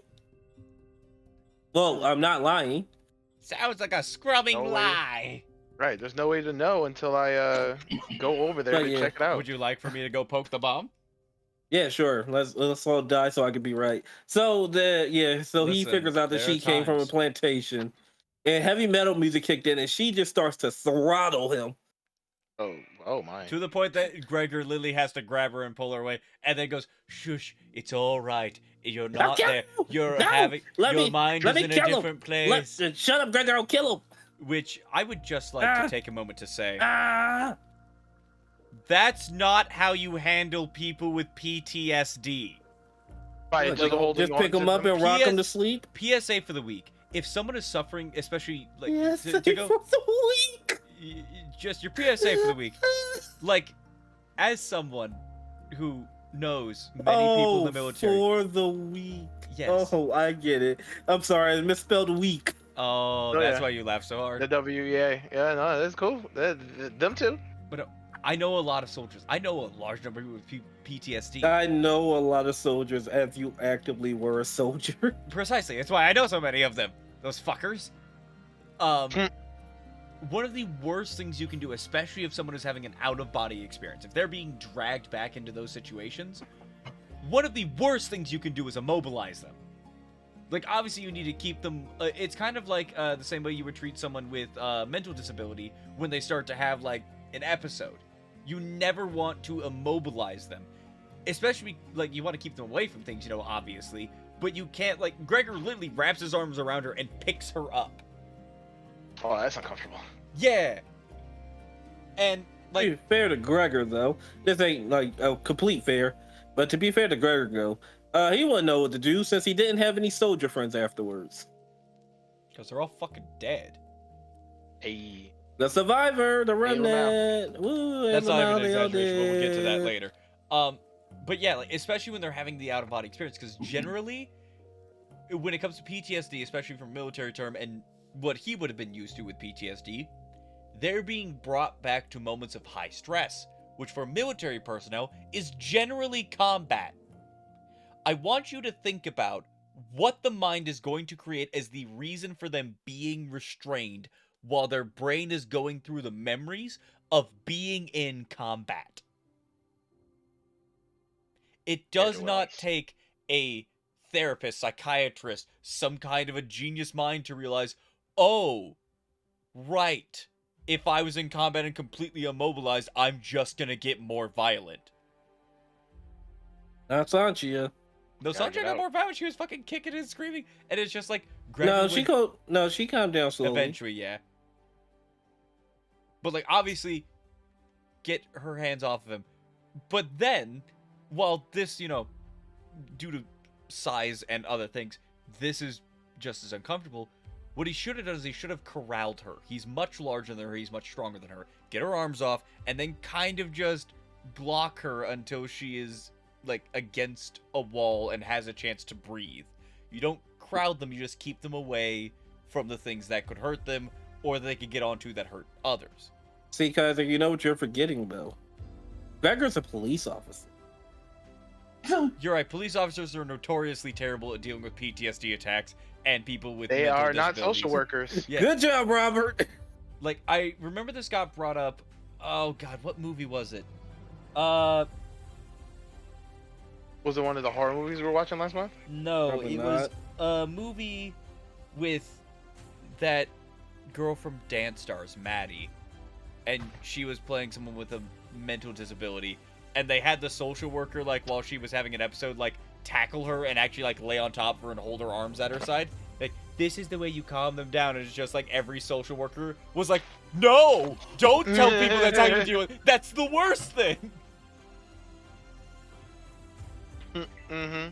Yeah, and that's exactly how I felt listening. It was like, that's not how you deal with this kind of PTSD attack. It's kind of like how, what you find is, another one of the worst things you can do. It sucks, but when someone is having a PTSD nightmare, like the ones where, like, they're moving around and they're making noises, the absolute worst thing you can do is grab them by the shoulder and shake them real hard. Who the fuck wakes someone up like that? A lot of people Bruh. are just like, I gotta get them up as soon as possible. It's just like, Jesus "Mm, Christ. you need to make them feel safe. It's one of the best things that you could do is actually, essentially what you do is, the human body is very smart when it comes to waking up. Put a finger in their hand. If they do not have both fists closed, if you can put a finger on the palm of their hand will close around your finger, but since they have a hold of you, they're the ones in control. And so their body goes into less of a panic mode. Also, I'm gonna be honest, I'm not an infant. That sounds like something you do for babies. Hey man, I mean, you could, we are big babies. Babies are small us. yeah. Babies are small. Also, if you do that, if you're worried about them continuing to act violently, don't put your pointer finger there. Give them your thumb, because it's harder. That's to break also, that's also very important though. yeah, but it's harder to break the thumb. Yeah, but I don't Your want to be a hand moves better with cat. that. If someone has your pointer finger, then it can go straight back, and that's gonna suck. Oh, definitely. If anything, can I just put a pencil? You could. That is another option. I'm just saying, like, if you are that worried and you try to get them up as soon as possible, and you're there, don't like. Not gonna make that joke. The other thing is, like, hand grabbing can work, like just Nah. hand holding, but that can also, if you grip I'm too not- hard, result. Listen, this is real advice. Yeah, look, I believe you. I'm not placing my hand in a person who may accidentally hurt me. Hand. That's the smart thing to do. I will try my best. Just like get a I'll water get a- bottle and hand it to them. Yeah. Look, if you need to strangle something, it's like, like this. If your wife wants to hold your hand while she's in labor, that's your call to make if you wish to keep that hand. Remember, a pregnant woman's grip when they're in labor is as strong as a jacked up zombie. They don't know how to hold back, and you're going to die. And you're going to die. If that hand is worth the risk, take it. Take it, and she will not apologize because she doesn't need to. That was your idea. That was your call. You accept your fate. This is your portion of the pregnancy. I may It's give the him like hand my squeeze. forearm or something, something they Fullmetal- can't just shatter. It's Full Metal Alchemist. To create a life, someone will give up their whole body, and another person will give up an arm and a leg. So what you're saying is if I eventually get a wife who has kids, after she squeezes my hand for a bit, I have to lean back in my chair and just give her my leg. Like, you gotta squeeze this too. Yeah. And she'll do it. I need That's something right. to crush.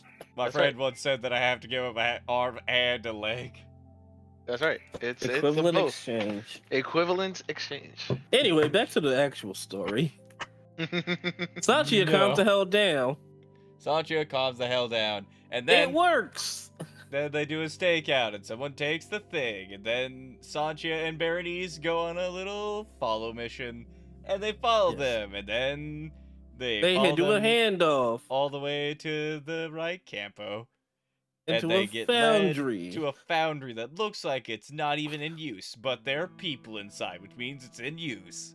They're like, okay, we should report back. Sanchia's like, or Well, we wait, could sorry, break we in. skipped a very important step of this. When they got into this new campo, they had to change clothes to fit in better, and Sanchia looks at Berenice's bare, freckled shoulder, but then looks away immediately. Scandalous. That's apparently important for later. It's so scandalous, the pervert. That's right. Why are you looking? Baka hentai. Hey, why are you staring at me for like that? Anyways, Yo, why the fuck you looking at me, you dirty street rat? so they go inside the campo. They follow them to the foundry. Berenice is like, all right, we should go report back. Sanchia's like, or we can break in. And Berenice goes, Berenice is like, sure. fine, but we're doing it my way.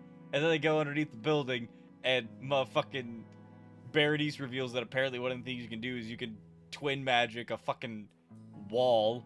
Just fucking set it up with a wall that has a big old hole in it, set up your things, and then voila, twin. There's now a hole in this wall. Which, you know, I normally isn't like, look, I love consistency. And this is one of the times where I think it should have been, because there's no way that scribing reached that far.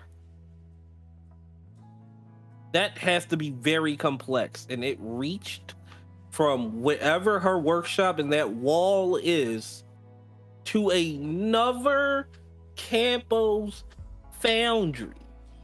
True. That's sus. You can't even fire a bolt like a shrieker without having a whole lexicon. She could open up holes in the walls, and she never does it again. Yeah, there were a lot of times where it definitely could have been done too. Where all you have to do is scribe a hole in a wall. And it's not a, like, it's a big hole. Like, what is it? They say it's 2 feet, easy enough for both of them to just easily cross through. Like, fucking Gregor could probably squeeze through that. Fucking big ass hole. Yeah, I think the funniest part about it was their description of Berenice attempting to pull it out and just failing. Like, the hole Yes. doesn't just appear like a portal. It like actually carves a hole in the wall.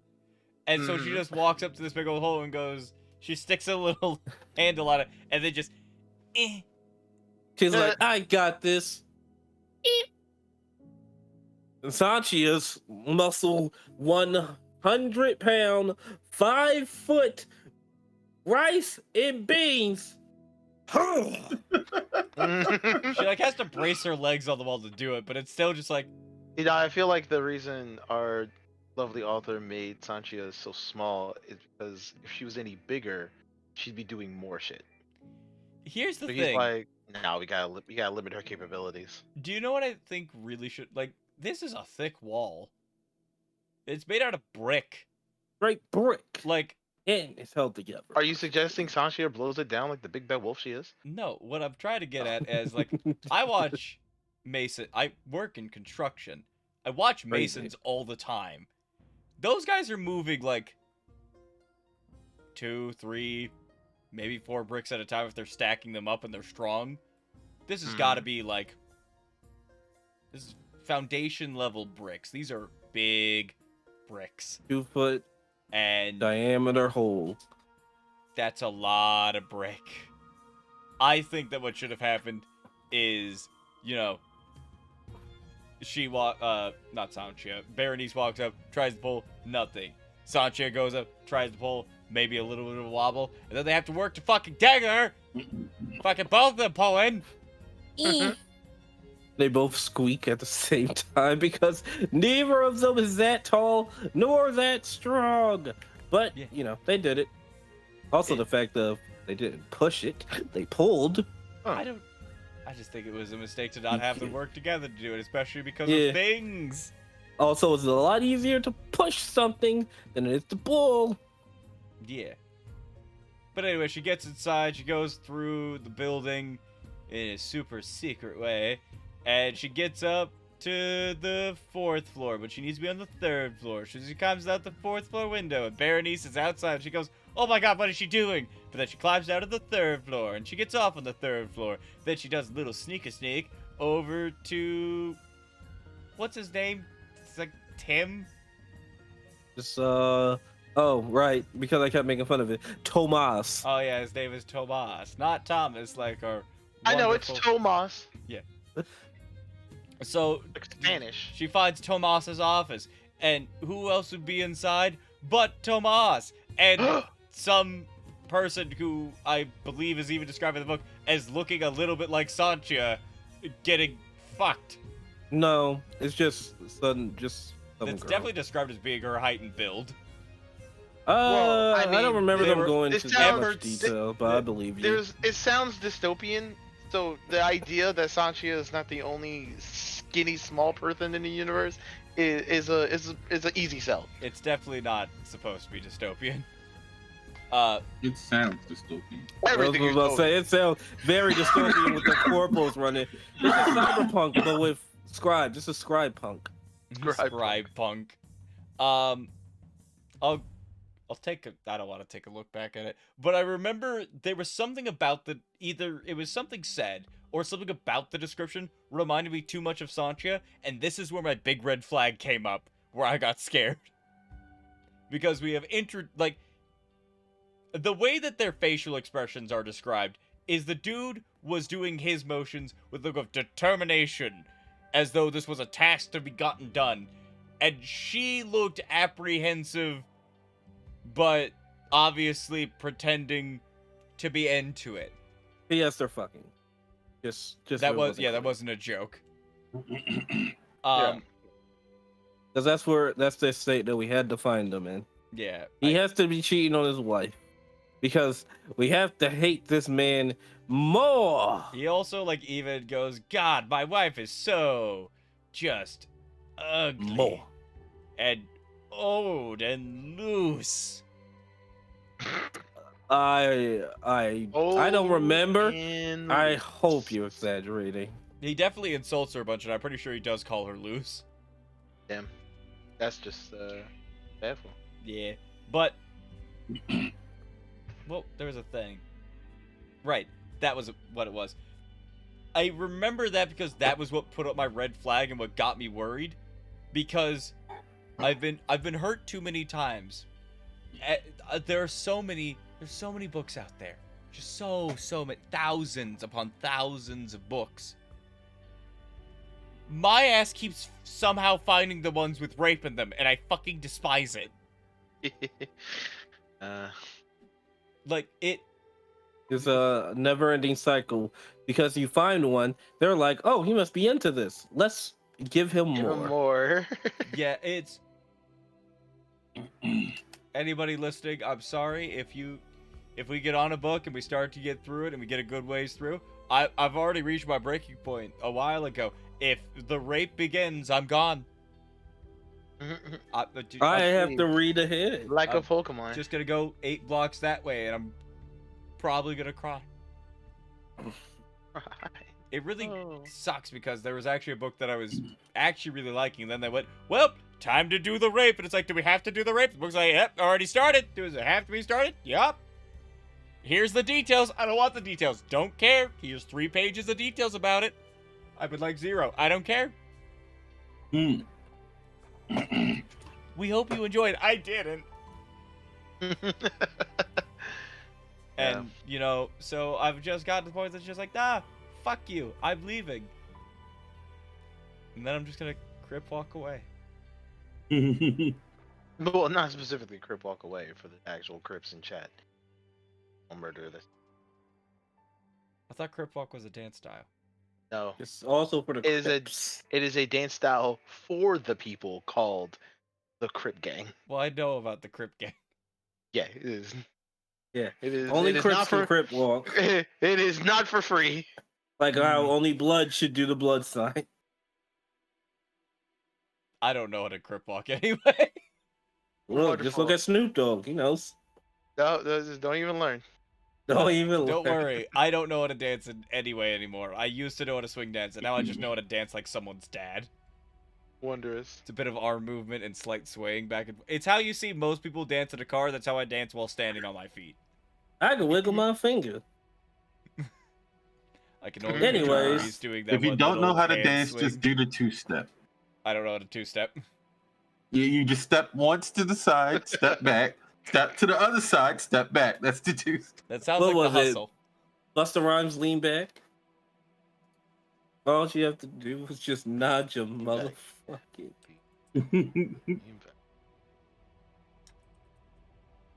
Anyways, back to the book because it's tight schedule here. Yes, we are on a tight schedule. Where was I? Right, they were doing that thing, and it made me uncomfortable, and I got worried. But he leaves. The fucking guy comes in. He's like, "We can't make any more Impuriats." And it's like, "Well, are you killing enough people?" And it's like, "Yes, it only calls for one. And it's supposed to happen at midnight. Well, I want 100 more made by tomorrow." And it's just like, that's not possible. Do it anyway. Sorry, you're asking for demands that definitely could not be met. I will choke you. Override the Right. lexicon, you fucking idiot.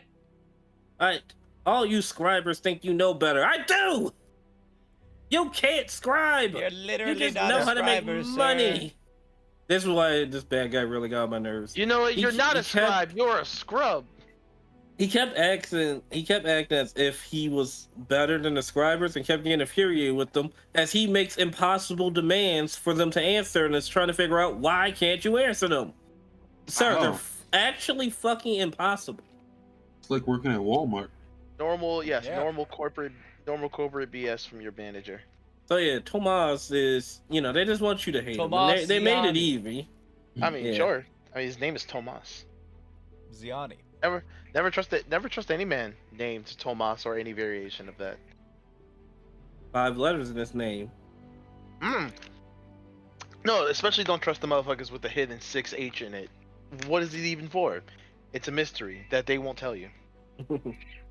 But yeah, so they have to leave.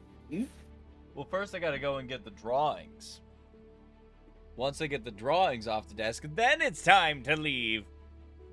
And so they start to leave, but then the lexicon turns on too hard, and Sanji is like, "Ah!" And Clef is like, "Ooh!"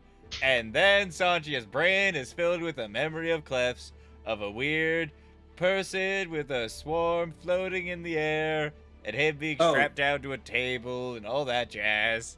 Let's not forget Thank you. that he, Sanchia also knocked out the random lady. Just quick dart. Ow, what the fuck? And she just went in there and had a pleasant conversation with her. But yeah, Thanks, so Sanchia.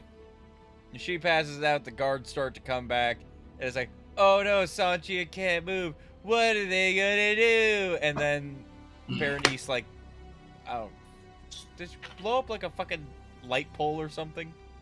Yeah, she fucking blew something the hell up. And it was at a really weird time because she got worried for Sanchia when Sanchia wasn't in danger, but the explosion made the guard come back to check on the lady because there was an explosion. That No, sounds like no. She got worried because of the fact that she had been able to see Sanchia go into the room, and then she saw her fall over. She shouldn't be able to see Sanchia fall over. Sanchia was completely out of sight. No, I just she remember, saw like, her she go was into just the room. worried. I can remember this because I was Yeah, wondering I remember how the fuck her- did you see her when she went in there? And then Yeah, I she saw remember her fall go over. into the room because she climbed out of a window. Well, she climbed into a window, right? Yes, but she saw her go into the other office and saw her fall over. How did you get this vantage point from down below looking up 3 stories? That's what I was wondering. Because that should not be something she could see. But It all should right. not have been. I thought she made Sanchia get caught. Or almost caught. No, her distraction actually does save her and distracts them. Okay. And And then they run she- back and escape. Yep, but the guards find out, and so she's having to avoid dying. And she does, and then she goes out through the door, and Berenice is waiting there, and she's got a bomb, and so they run away, and then it explodes. And they escape off to Campo, make it all the way back to their Campo, get back to the hideout, and bam, not caught. GG, good game. Yep. But GG's. then they come up with a new plan. Now they must attack the mountain. Bum bum bum. I don't remember the mountain being mentioned before this. I do, but it was in kind of passing a part of the lore dump of the Candiando family. Yes, the bad guy house is called the Candiandos. So I called the entire location Candyland. Fair. It's true, he does. Valid. Like, if you go through our messages, I've misspelled everything on actual purpose.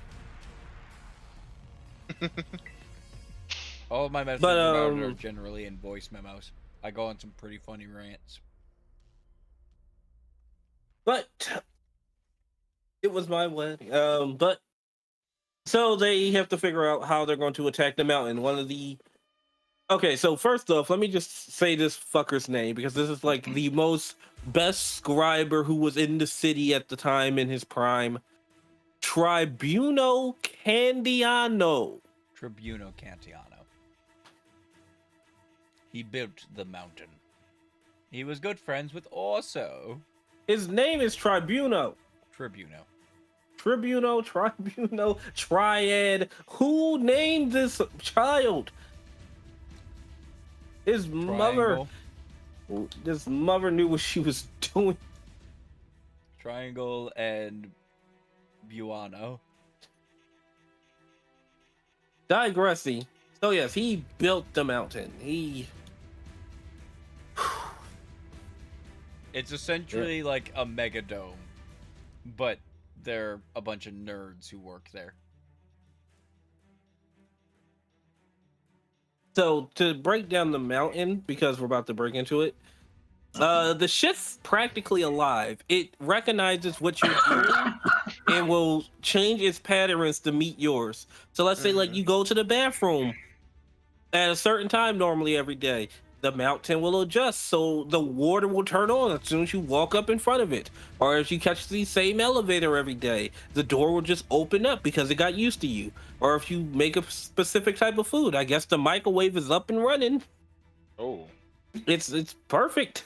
It's a great house.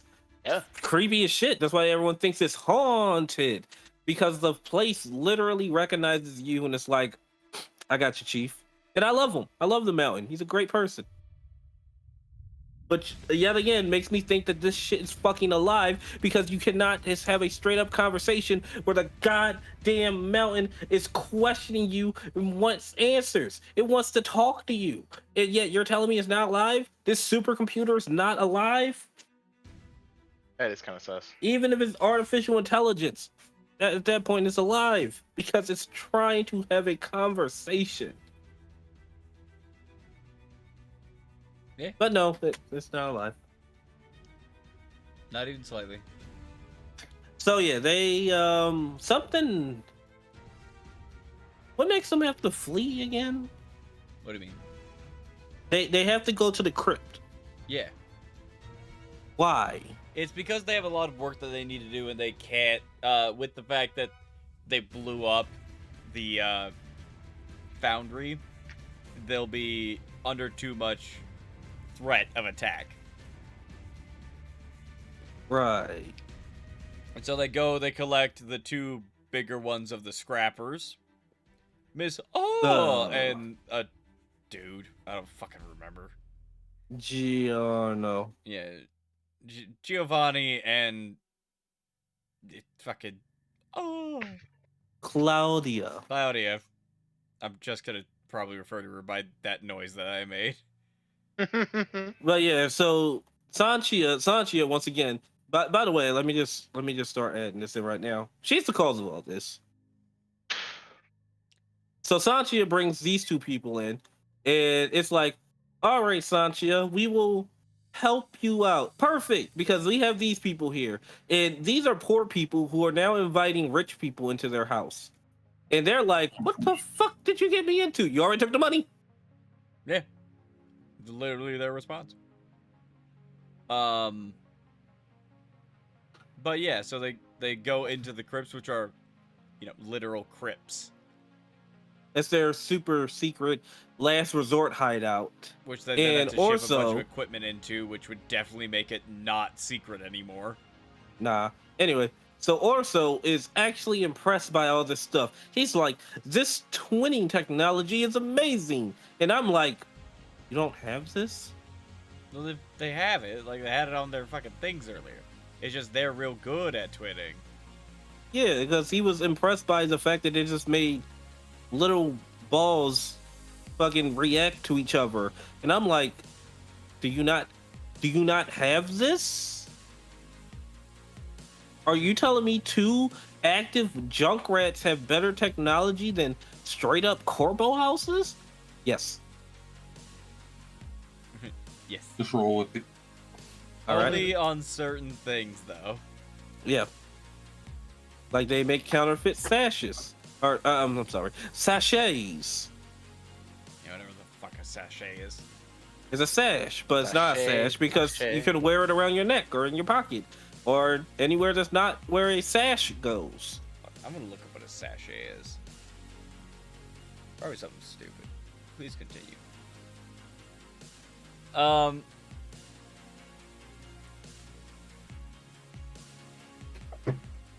I don't think that's what a sachet is.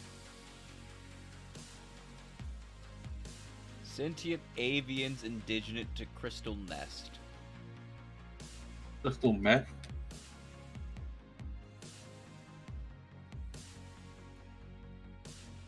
Ah, apparently I must have misspelled I did misspell sachet. The sachet I looked up was a Star Wars Crystal race. meth? Oh, that was crystal meth. No, I thought a sachet was a dance move. It is also a dance move. And I think all I'm getting is a dance move right now. There's also apparently a Pokemon. Mm-hmm. Alright, I'm done looking. I give up. He hits Pokemon, Anyways. goes, I think I've gone too far. We've interweaved them. You have. We've entered the furry bait. I must escape. I must go. My people need me. Which people? Only God knows. My people. Anyway, so yeah, they're in the crypt and their plan is to rob the mountain, the most secure thing ever. Sanchia says there's a death wish that only fucking idiots would try that. And they all look at her. But you're gonna do it though, right? Where you that when she found out the plan because they didn't fully tell her, just skipping ahead because not much really happens. We learned that Gregor once again still has done nothing. Gregor goes back to his mom and he's like, Mother, I have returned and I don't remember why he went back. And she goes, that's wonderful that you've returned. Now that It's because they had a conversation that the plantations had slaves, and not only slaves, but they were scribing the slaves. Oh my And god, he was like, I mother. completely forgot. We skipped that conversation. Fucking, while they were, right before her old PTSD talk, she's scribed. And, like, we've talked about what her scribings do. They actively cause her pain. And, like, it cause a lot of weird shit. And she says, and this is almost a direct quote, the experiments were nothing in comparison to the slavery. Wait, what's the next line? I don't remember. What is the next line? Pretty much he says, the experiments was nothing compared to the slavery. The most horrible thing that happened to me was the scribings they put on. Because she did not talk about any of her slave experience besides being scribed. So what the fuck did they have you do? Were you picking cotton? Maybe. Later on, they do give a fucking description like, I used to do this, and then we'd use it to make molasses. And I'm like, ew, molasses. like the worst I heard that happened to her was she got scribed and whipped. Yeah, that sounds pretty bad. You know. Yeah, And other but people like, also that it? die. Like, Every day could look, have been my last. Look, Sanchi, I wasn't a slave, but my ancestors were. They didn't just get whipped. There was a lot more, honey. And I ain't saying you can't have some of our pain, but like you gotta bring more to the table right now, because you're saying that you had it a lot worse than them cutting you the fuck open and turning you into a robot. Like, we didn't get that.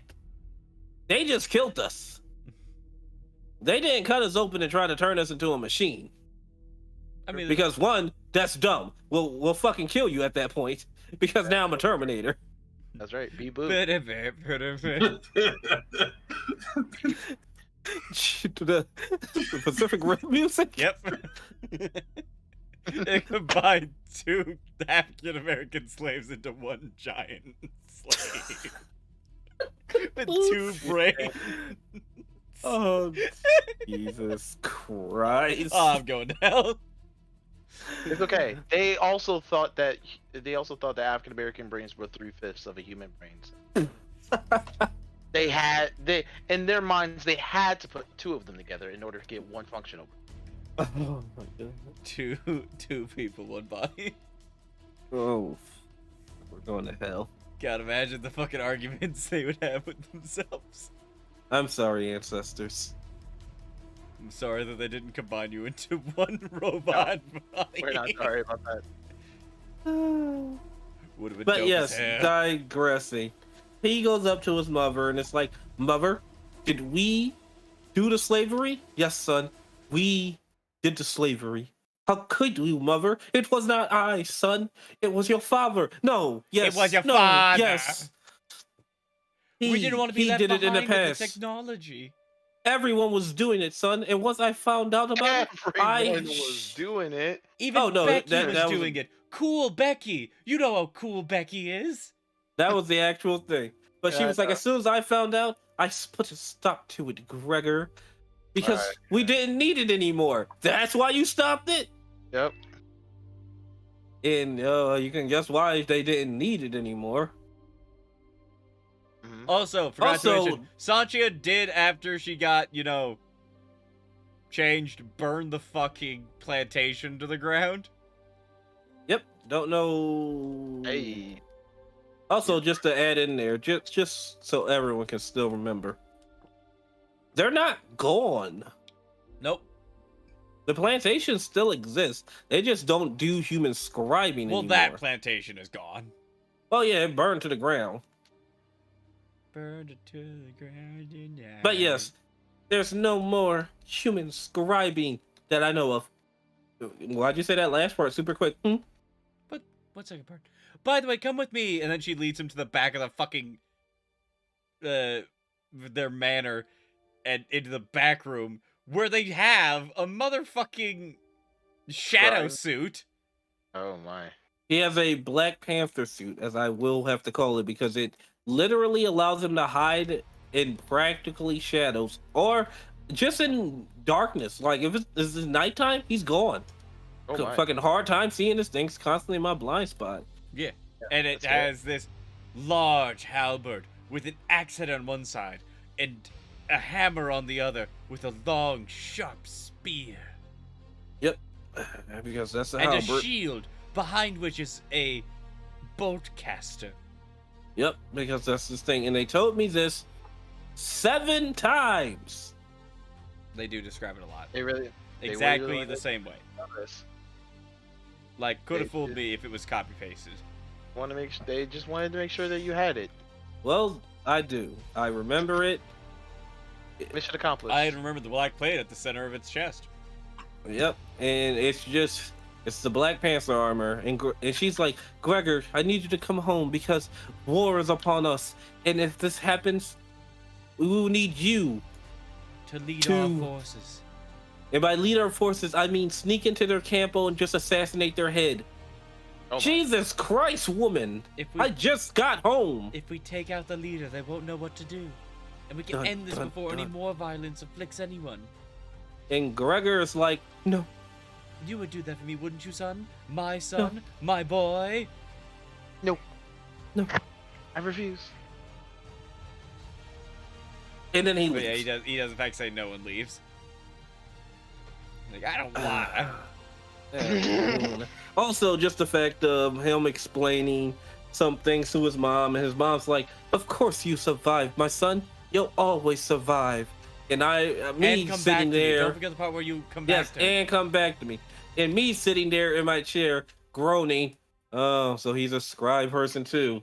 In your face, Shantia, he does know your pain. Can't hog it now anymore, girl. That's true. But then they continue on as if it didn't happen, and he goes back, and once again, does nothing to help. He I'm not calling him useless, but straight up, he can't scribe. He can only fight. He can't sneak. He can only fight. He can only fight, and they're not fighting anyone. And then when they do fight people, he literally is never there. That's not a joke. He literally is never there while his friends are fighting people. Gregor can only fight people when his friends are not present. He has the biggest fucking stage fright issue of any character I've ever seen in his position. Feels bad. Anyways, they're planning for Sanchia to break into the mountain.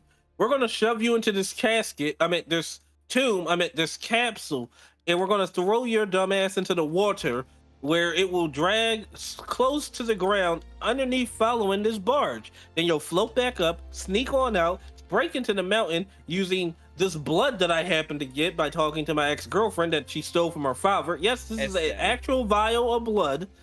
Oh my. From the crazed leader. From Candiano himself. Bruno Cantiano. And then once you're inside, the mountain will allow you in access because you have his blood, but you only have a short amount of time to escape because eventually he's going to realize you're not him.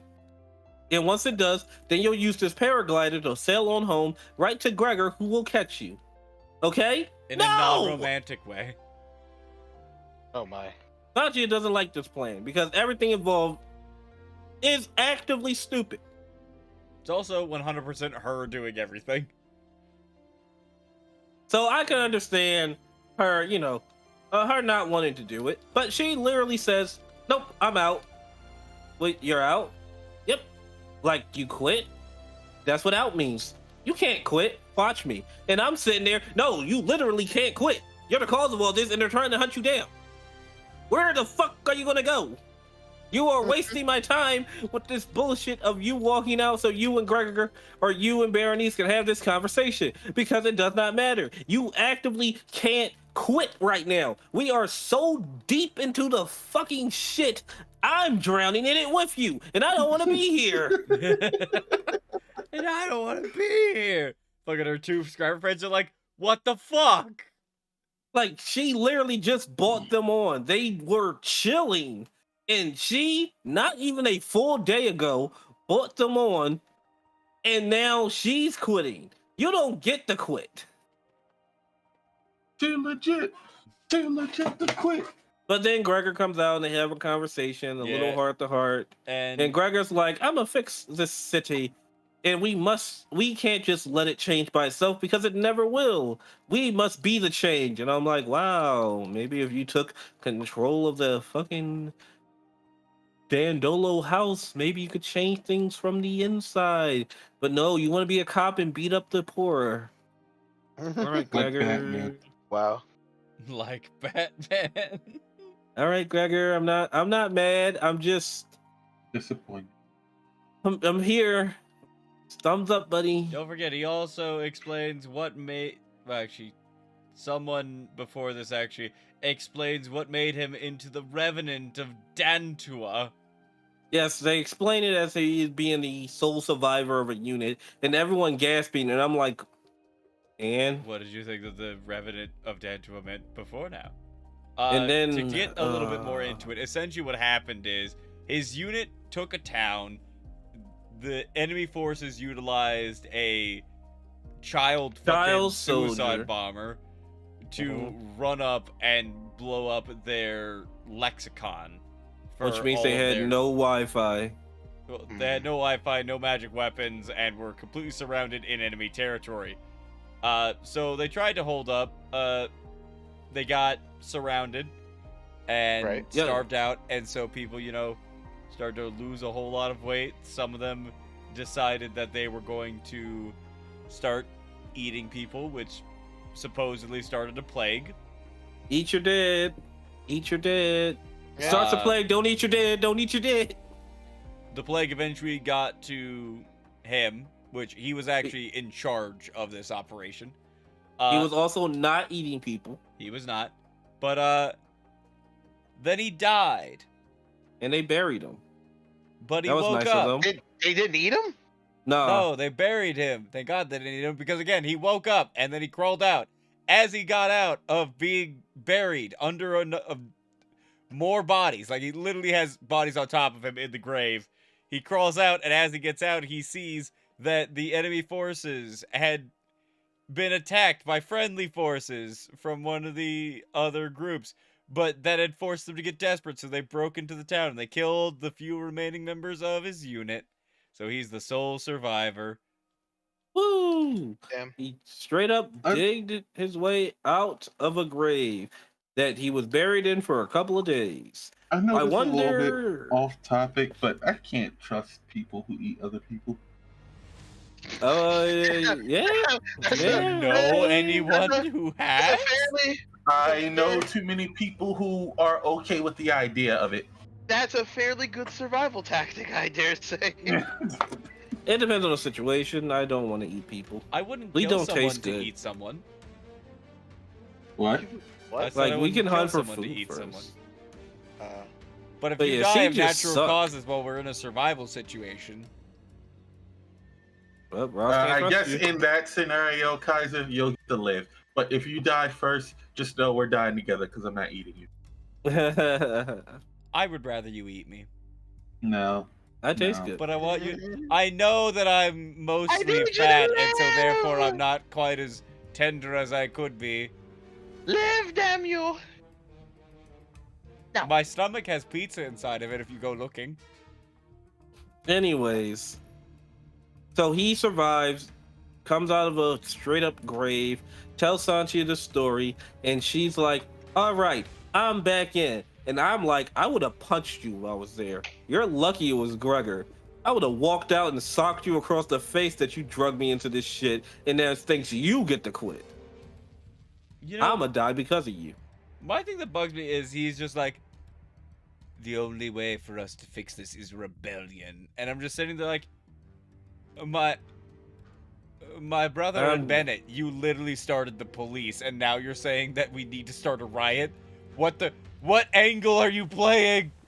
Oh, so remember how the Scrappers and all of them, they're doing the Full Metal Alchemist thing? Mm-hmm. Yeah, every time I saw him, I was like, but I already saw Code Geass. All right, Suzaku, what you got for us? And this is Zero Suzaku, which means he's also a Lelouch. Oh, Lord. The worst type of loop. Suzaku. Suzaku. The worst kind of. That's a hard thing to accomplish.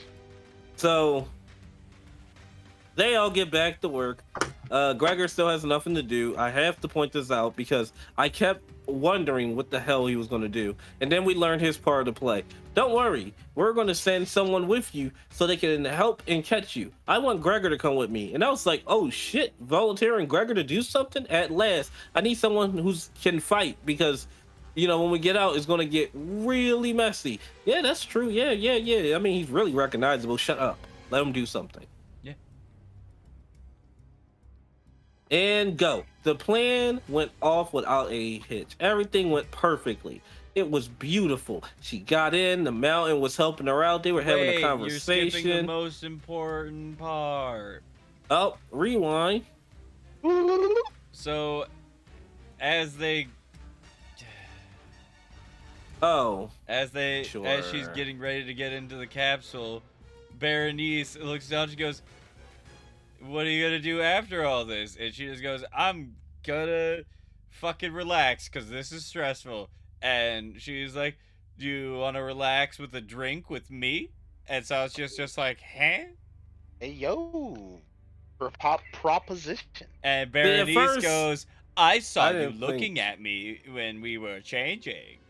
Oh, And I at find you first, to be interesting. just sitting here, just. I thought this was friendly. I didn't know y'all were even into each other. I didn't know Sanchia was a raging lesbian, but it starts picking up after this moment. Oh, it picks up a whole lot after that moment.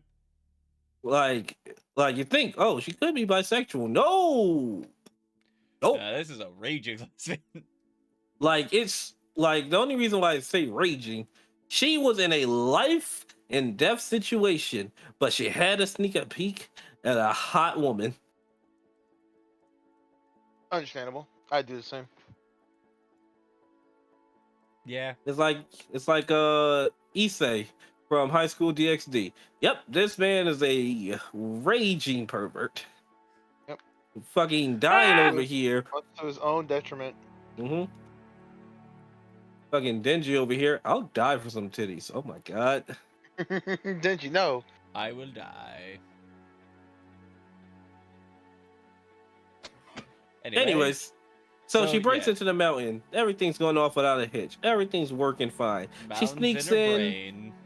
They having a fun conversation. She gets into the room. She looks for the shell. She can't find it. She asks the mountain where it is. The mountain's like, it's not in this room. All right, but where is it? 4 rooms down. Oh, why would it be there? Because it's a trap. To be fair, by the way, it told her a while ago that it wasn't there. Yes, it pretty much just said it was 4 rooms up, and she was like, this way? Well, no, it says in the room with the obelisk, like, oh, it's not here, by the way.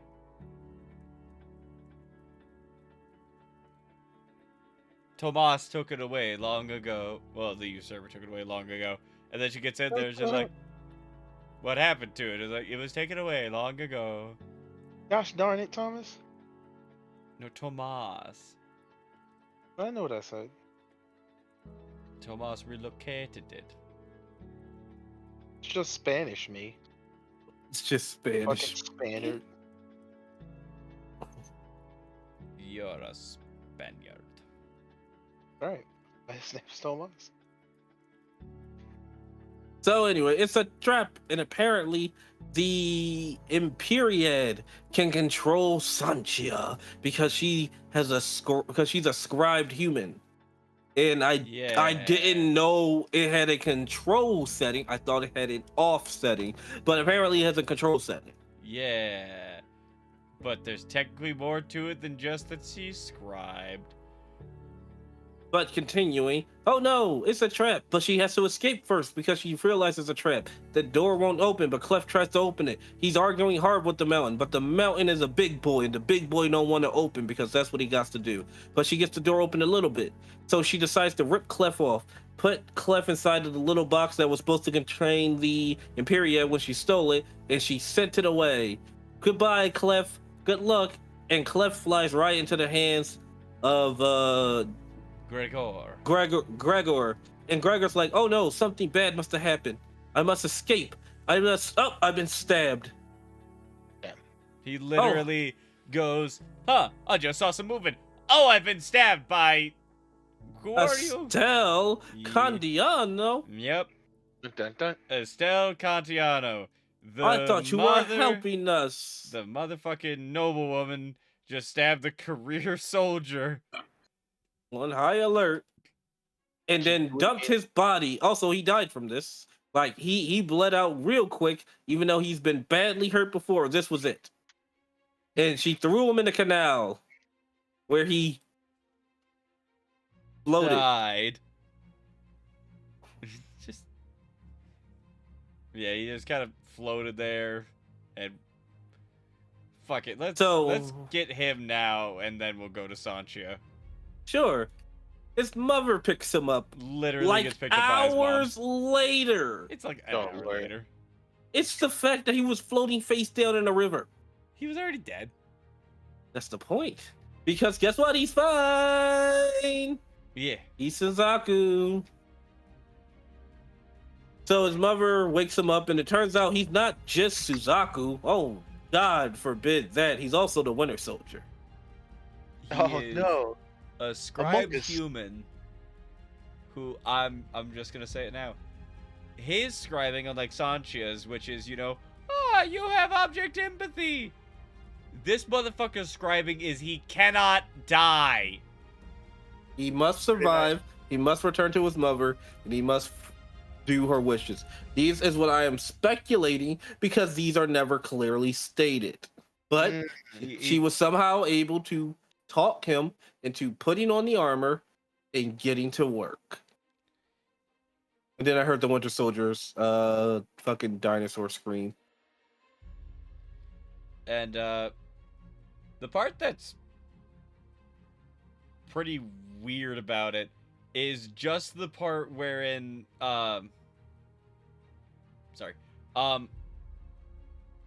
it doesn't seem like she has like just go to her, she will tell you what to do. It seems like in order to tell him what to do, she has to be poking the side of his head. And do a whole little ritual with a bunch of moths and some people in moth robes.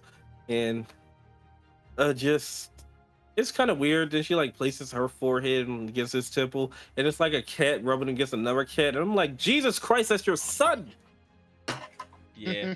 But let's bounce back over to Sancho. That's the least of the problems here. Yeah. So Sanchia gets captured by Tomas and company. She wakes up in prison. When she's in prison, something shows up and is like, when he takes you, get him to leave, and then I will help you escape. And then it disappears.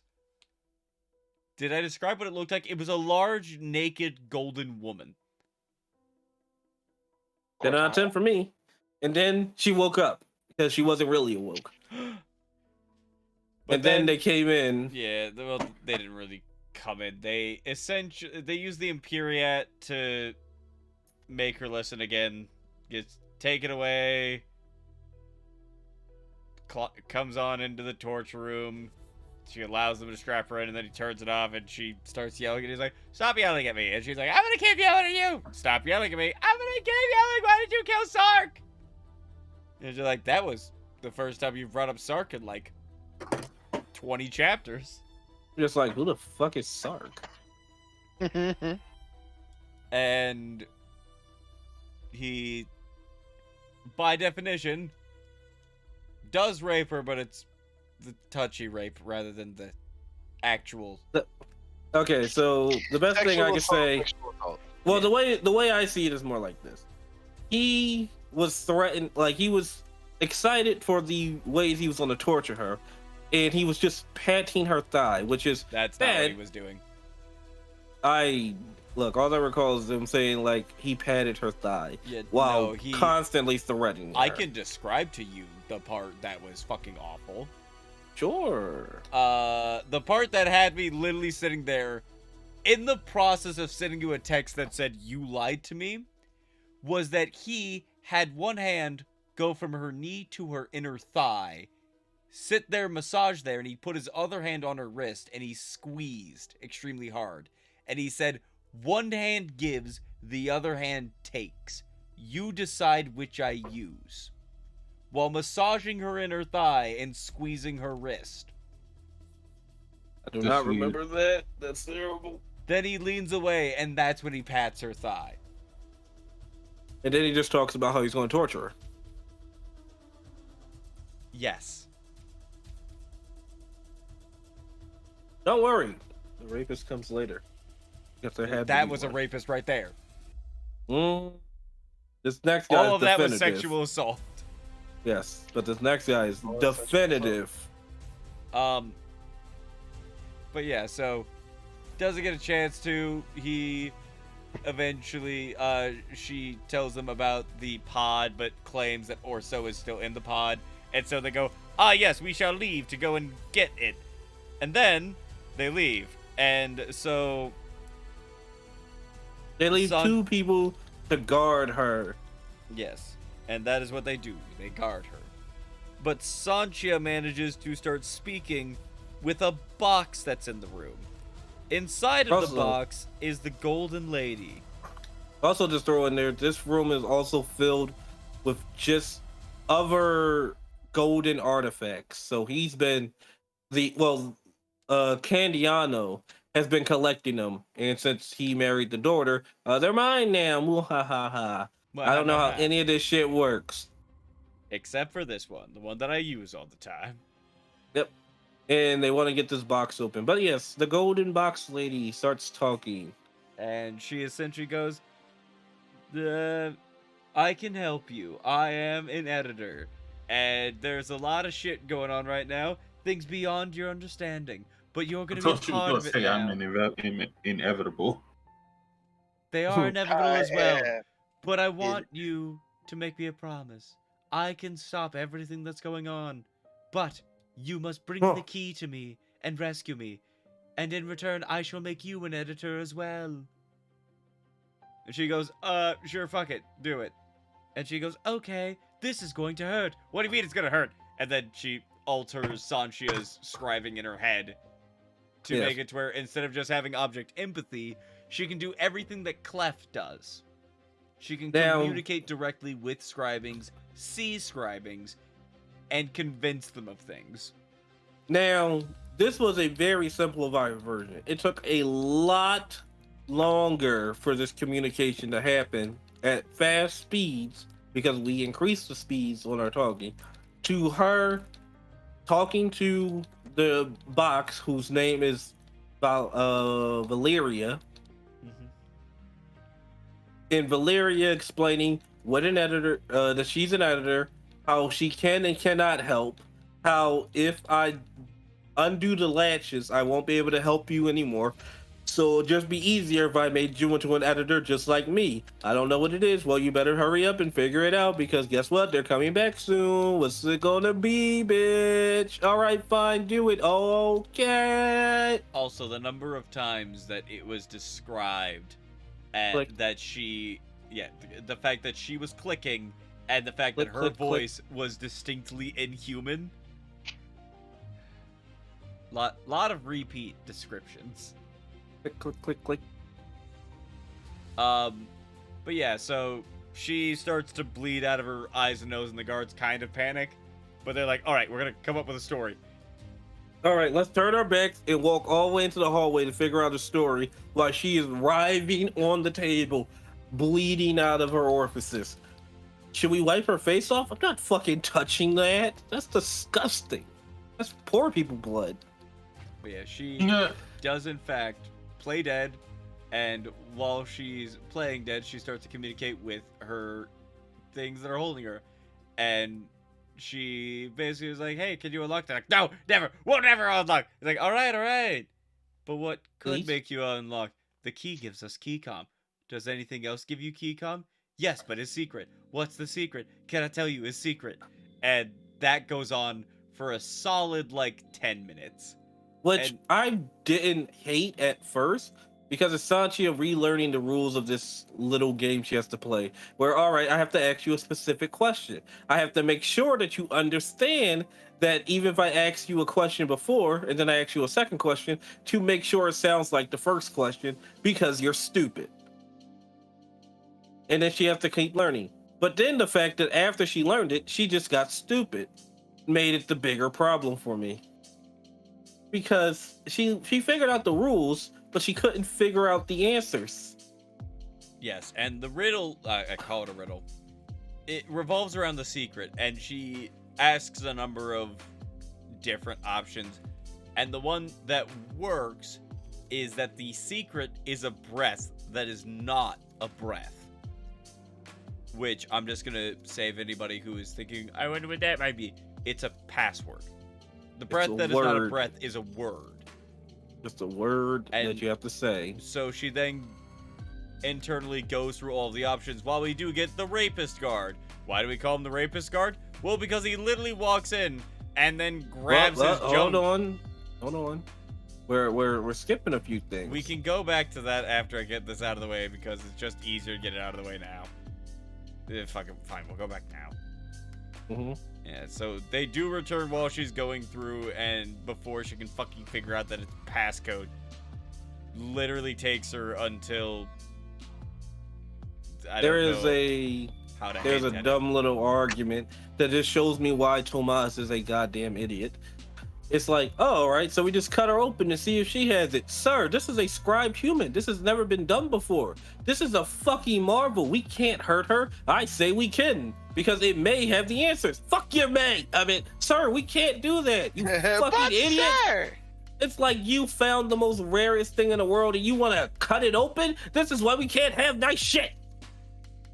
Also, Leave it in the ocean. he does in fact grab a knife at one point and tries to start cutting her open, but when she attempts, Val does make a very loud noise that stops him. But that's before where we're at. We're skipping a couple of details. No, that wasn't Val. That was the Imperial.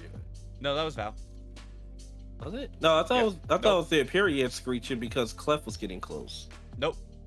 It Oh. was before, and it was Val because Val was trying to stop them. All right. Because that was 'Cause- before they left. 'Cause I remember the second time it was because Estelle showed up and the Imperial so just starts screeching for no reason. He was complaining like, "Why is this thing going haywire this time?" No, that was all Val. That was before. Okay. The Imperial never screeches. It does make buzzing noises next to Sanchia and Gregor's head to show that they are scribed. But that's it. All right. May have to fact check just to be sure. I mean, if you want But- to talk, I'll pull it up. Yeah. But no, it's the thing is, it's not important. It's just one of the fucking magical items in the room goes haywire. Also, Estelle shows up, and Estelle's drunk. And oh my god, if this guy like, they're like, hey, you're not supposed to like this person, so let's make him mean to his wife as well.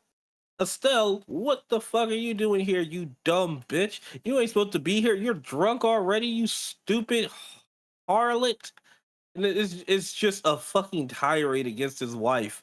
And I'm like, Jesus Christ, buddy. Yeah, it does sound a little heavy-handed.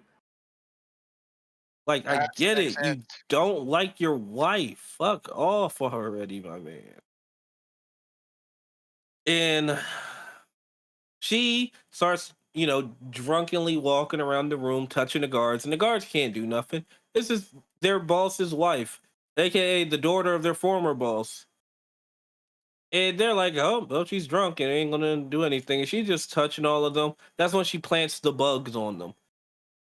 And like, yeah, she's having a conversation. She gets her husband, Tomas, to admit, I don't know why she needed him to kind of admit it, but just to show how much of a piece of shit he is. Like, I guess it was the last chance to fucking listen to her once, but she doesn't. And then the bugs activate as they crawl into their skin, immediately go for the heart, and destroy the lining around the heart. And it happens so quick that it's disturbing that this is not used more. And then her husband's like, what the fuck did you do? And then she starts talking about how she kind of is the cause of all this, how she fed scribings to her crazed father, who then gave it to him, who he then had someone else build it because she came up with the blueprints, but they wouldn't listen to her because she's a woman, but a madman who lost his fucking mind. I'll take scribing from that man for 800. So real quick, we were technically both right. Oh. So it was the Imperiat that made the scream, but it made it before they left when Tomas attempted to cut the thing out of her head, which was, again, before she got edited, before they left the first time. And the reason why I got confused is because the Imperiat is the thing that did the screeching, but then Val immediately went, get them to leave and I will save you! Yep. Do it, bitch! So, what was I? I don't know. I was checking, I think. So she kills them with the bug, and then when her husband's like, then after she does her monologue, saying that, I am the mastermind behind all this. She places a metal plate on her husband's chest, which then hovers him into the air. No, that happened at the beginning. No, the Yeah, bugs. No, the bugs start killing the people first. No, Wow. before she does her monologue, the plate's already on. Oh yeah, yeah. So she kills the people, places the plate on his chest, then does the monologue. He starts as the to plate go, is slowly crushing him. Yeah, she starts to go, "What are you doing?" And as he steps up to her to go, "What are you doing?" She just goes, "Oh, look, a thing." And then she looks at Sanchia and she's like, "Oh, you're starting to sweat." And Sanchia's like, "Ooh, just talking to her husband. You on the table. Oh no, you're starting to sweat. Well, no shit, lady. You killed 3 people with fucking heart-eating bugs, and you turned a man into a meatball. I've seen 2 meatballs this week. I don't need to see a third." "Well, you're going to." "No." So, yeah. So she then brings in her 2 guards because I guess I had to die because I was working for your husband, not like it's fucking Stefan over here who's also working for your husband, but you. Well, no, I mean, I you could feel have came like to me first. the other guards definitely work for her, not for Stefan. Shit, I would have. Look, I wouldn't. Look, I work for the household. If you tell me what to do, I'll do it as well. I don't give a fuck. I didn't need to die today. I don't give a fuck. I don't give a fuck. It's like the idea, the two guards and the scriber had to die before the husband, and it's like, but the scriber didn't. The scriber never hurt you. He took her jab. That's not my He fault. took her jab. So she talks to Sanchia. They have a conversation that I've completely forgotten. Whom? Estelle and Sanchia. They have a fucking Yeah. bad guy, good guy monologue that I don't remember. I don't think that their talk is very long. But then she's like, "All right, we have everything we need. Man, what should we do about the girl? Dispose of her however you want." And he's like, "That means I get the rape." And she's like, "I'm gonna pretend I didn't hear that." During all of that, the main focus of the chapter is the act of her figuring out how to get out of there. Yeah, she's still trying to figure out if this man's getting a little pervy. And Sanchia learns that she can talk to these machines at the speed of light. She finds out she can talk to them much faster at a very convenient time to find out she can talk to them faster, as she needs to come up with the password mango. Which is a really funny thing, because it's like, oh man, I really need to get out the situation. Does the secret word start with a... No. Does the secret word start with a... And she's doing this at super speeds, while this guy's like, well, time to get ready to do what I'm about to do. Lily walks up and he goes, "Not gonna make too much noise, are ya? Not that I mind." Hey, shut up, I'm busy. I feel like the author didn't plan to have her be able to talk faster, but then he went like, "But how do I make sure it's justifiable that it happened so fast that she found out the word?" Yeah, she realizes now she can talk a lot faster. And then it was pretty much no, I think it was planned since Clef can do it at the super speeds as well. So why can't yes, she? But why didn't she do it from the editor? start?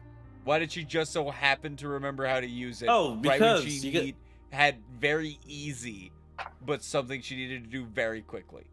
Oh, I can answer that. Because Sanchia, once again, can only do things that she puts her mind to. No, this was convenience. No, remember, this Sanchia.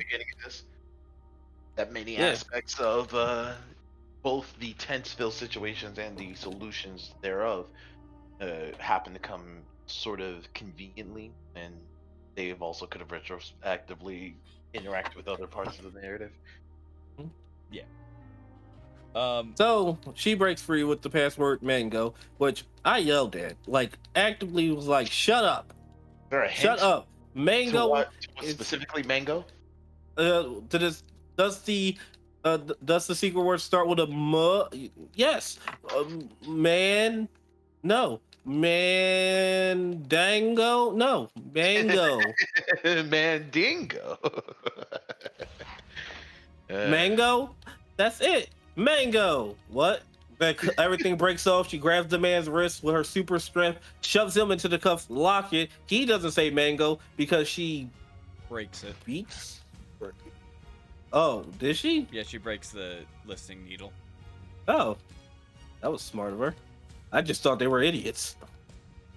And also, there were. She literally goes because she actually speaks in response to, "Not gonna make any noise, are you? Not that I really mind." She goes, "The only thing I'm gonna say is mango." It's just As like for the rest of her dialogue. that's her then she dialogue, escapes. and then she escapes and she hooks him up, and then breaks the listing needle, and then I think she punches him. I'm about to say, didn't she have to like fight her way out of like 2 guys or something? No, this is the one where she knocks him out, takes his rapier, and then she's like, "Hey, what do you do?" And he's like, "I increased my gravity by 3-fold." Cool, cool, cool. How much do you weigh? And he goes, "Undefined." Oh, no, that's wrong. You see, you weigh this much, and she sets the rapier on the ground and stands on him. To increase his weight, and it's like, oh, Also, I'm heavy as fuck, boyo. I think it might have actually been 16 times my normal weight. Yeah, it was 16. Because it is explained as, 16 times 2, 32, pounds. Not bad. 16 pounds times 115 pounds. A lot Where we more. got her weight. And then she chucks it, and I'm pretty sure it murders 6 people. No, it blows up a wall that has a window. On the other side, there's a window, and she just leaves. Wee! I love how you're so convinced. Like, no, she fights her way out. It's like, nope, just leaves. Because I remember her throwing something at the group to slow them down. Nope, just the wall. And why didn't they get her? They were too slow. No, it's like she had a whole chance to stand on the rapier and get his weight. Something was holding them back, and I can't remember what. Back to researching. Anyways, she escapes. Yay! And she gets back. Yay! And everyone was like, well, Sanchi is dead. We gotta get the fuck out of here. And then she returns. Sanchi, you're not dead. We don't gotta get the fuck out of here. Oh, and she's like, Gregor's dead. It's dead. Not the muscle. And they're like, and? Because that's how it felt. No one seemed to fucking care too much. Because, they had to get back to work. Because now what's the plan? We got to break back into the mountain and steal Clef. And then put Clef into the box and then activate it. But you just left the mountain. Now I got to get back into the mountain. All right. We'll come up with a different plan. Well, once again, we can go under, over, or straight through. The first 2 doesn't sound possible. Well, we have a gravity rig, so she can go over. Sure. And Sanchi, you can talk to the scribings now, right? Yep, I've been upgraded. So,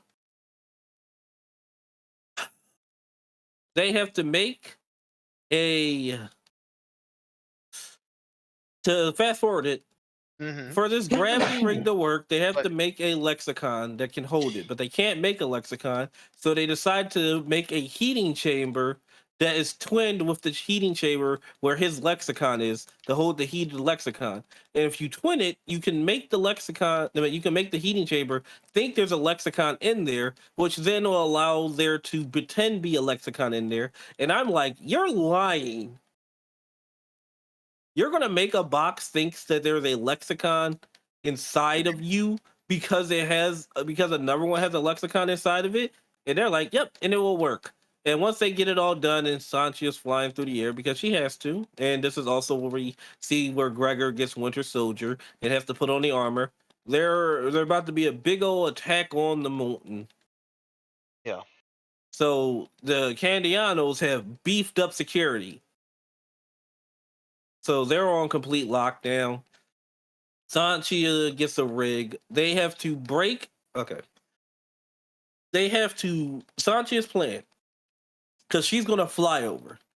So she decides to go to each door. and tell it to open at a specific time. So she is running completely along the wall with a helpful stealth suit ish. She has like a little orb on a holster that makes her like that's made of the same technology as Gregor's suit of armor, which allows her to be in stealth as well. And she's running along the wall. And once she's finished, she runs back to Orso and Berenice, and they have to wait a minute as each door just explodes open. Maurice, Oh So my. yes, she literally did nothing to stop the guards. so they just They just did took too not. long. Wow, failures. Despite the fact that the trap guard literally calls out one other guard in particular, and she didn't even knock him out. She just punched him real hard. Because rice and beans, baby. Well, if it was the real rice and the real beans, she would have knocked him unconscious. Anyways, At the doors collapsing in. yep. So Well, each then door you exploding. skip past the part where we got to see Gregor. I didn't skip it. I breezed it. I said this is when Gregor gets Winter Soldier and gets put into the armor. No. Before the gates explode and he's actively already fighting people.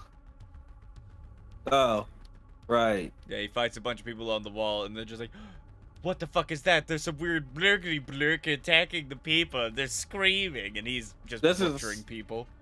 This is all from Claudia and Gio's point of view. Yeah. Of just watching Gregor murder people from a distance while Sanchi is running along the walls whispering. And I'm like, y'all could both just walk through. Just flying suit doesn't. Anyways, so after that, they drive on in, they get into the perfect range, and Sanchia takes off into the air. Woo! I skipped over the testing of it because it was not that important. But there was a little bit of the thing. Yeah. There was a little part where Berenice got to write an entire new script by herself because she's that skilled. Yeah. And her and Sanchia flirted a little somewhere. Flirted a little. They didn't really flirt that much, but they did kiss. Oh yes. Before Sanchia takes off into the sky, they make out. And by make out, I mean it lasted all a second. I think the weirdest part is that we went from Sanchia being like, wow, it was really surprising that Berenice was like, into me, to right before they kiss, she is like having these, I will call them interesting thoughts, where she is like, I wanted to tell her that I wanted to whisk her away, take a piece of her for myself and pleasure myself. It's like, what the fuck? These were horny thoughts. These were real horny thoughts. Sanchia, this is not the time. It's like, Sanchia, I understand that you only now, after years, can finally, remember, be near another person without just getting their entire backstory. But calm down. I mean, even this time, she's like, "Oh, I want that backstory so good. I want that back in my story. Tell me that. Put that story in my back, please." I don't like the fact that Thomas moved so far away from his microphone when he said that. So she takes off to the fucking Thomas heavens. is getting into the position. He fell on my face. Yeah. But it made the point. Anyways, Sanchia takes off into the heavens while Gregor takes on the frontal assault. He is carving through these people. Here's what I will say before we get into the carving up of the meeples. I think that one of the only moments of the book that actually made me chuckle was the part where Sanchia takes off, because she unexpectedly turns the gravity up way too high, and so she just goes straight up into the air. Like, it's just alright, I'll see you guys in a little bit. Okay, so what's the gravity? And the suit, also, this is the most enthusiastic machine that I've witnessed. This device is like, awesome. How heavy do you want to go? Oh, twice the planet's gravity? So she's now flying through the air. And then we cut to Estelle because she's the villain. She is partially naked, tattooing up her body with paints, getting ready for a ritual that has to happen at 12 o'clock precisely because the entire world turns its back and all the rules is loosey-goosey now. You can do whatever you want. That's actively how the book describes it. Oh my. Fucking midnight. The rules don't apply. Oh, it's the state of nature. My favorite type of nature. So now, because the rules don't apply, she is now, hear me out, because this is her whole plot, going to stab her father as a sacrifice and take control of everyone, like kill everyone in the town who's a part of her guild, so she can become a Hyrule fan and immortal. Because I love Full Metal Alchemist. Yep. Sure do. This is all happening at like 11:50. So Sanchi is in the air, and she's like, "All right, what's going on? All right, her right hand man, who I'm just gonna call him Roscoe. Roscoe's like, man, there's an attack. No shit, I heard the explosions. Go check it out. All right." But then she goes, wait, it's a distraction. What? Oh shit, bring more people here. All right. And frankly, he's a Muppet in my eyes. He's fucking Kermit the Frog running half the time. So then she gets like all the guards, and they're like, all right, I want to be on the lookout. They're on their way here. Ma'am, I see something at the moon. What the fuck is that black speck? I don't know, ma'am. It could be anything. Well, get ready to shoot it. Then Gregor kicks the fucking door in, and Doom music turns on. And then he just, like, she gives us like a split second as she looks in the hallway, and poor Roscoe's dead, decapitated. And then the first guard's just fucking bisected. Muppet. And then she's like, oh my god, I've never been in combat before. And so she ducks down to the ground and crawls away. Like, that was the most real I've seen a person be in this fucking thing. That's very valuable. Learning the self-preservation that most human beings would do will keep you alive. Gregor is just fucking murking all of them. He is Doom music, slicing these people, shooting them and everything. And as he finally gets to Estelle, she finished getting the Imperiad done, and she clicks it, and he stops, and she's like, oh shit, I made it. Oh, I'm in charge now, you big lug. Kicks him over. Fuck you, dude. Oh, let's see who this is. And she takes the mask off and sees Gregor, and like, I killed you. Why are you here? And then she's like, well, I'm just going to stab you and get information to why you're here, because of course the mom sent him. Talk because he's also being hit by the Imperiat, and he's also the Winter Soldier. He just pains nothing to him. And as she's monologuing, it's pretty much like, and now I'm going to get this information. And why do I hear screaming? And then she looks back over, and she is yelling as she smacks into the glass and goes, ow. And then looks down at Estelle, who's looking up at her like, I killed you too! Oh. And then Sanchia, in a desperate move of whatever, sees Gregor, sees Estelle, remember, her goal is to grab Clef and put him in the golden box.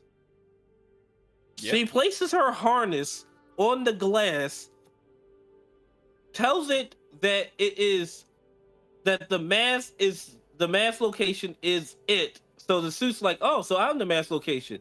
And what is the setting? Reverse at full whatever full maximum is capacity. And she fucking leaves as this thing turns into a black hole and just starts sucking everything in. And I'm like, first off, I'm sick and tired of seeing these heavy ass rocks fly past, but Sanchia's 100-pound ass not be as heavy as a fucking boulder. But yeah, also she apologized to the mountain. So first apology. Hey. Yeah, to an inanimate object. Who could have guessed the person with fucking object empathy would actually feel empathy for an object rather than a fucking person? But sociopath. But digressing.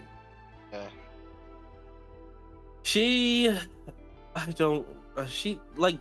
Frankly, didn't she like halfway have to start running down the fucking building to escape?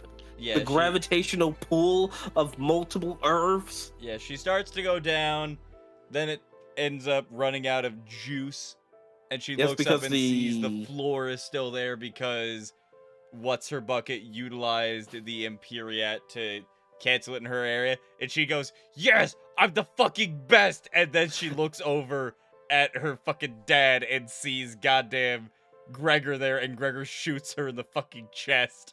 No. Gregor is still underneath her and shoots her in the fucking gut. Yeah. He pretty much like she was pretty much just sitting on top of him, ready to kill him, It and was then more that fun in happens. my So she does description. but he just never got up. But she holds up the thing, and she's like, "I did it! I'm the greatest! I'm the GOAT!" Bang! Oh my god!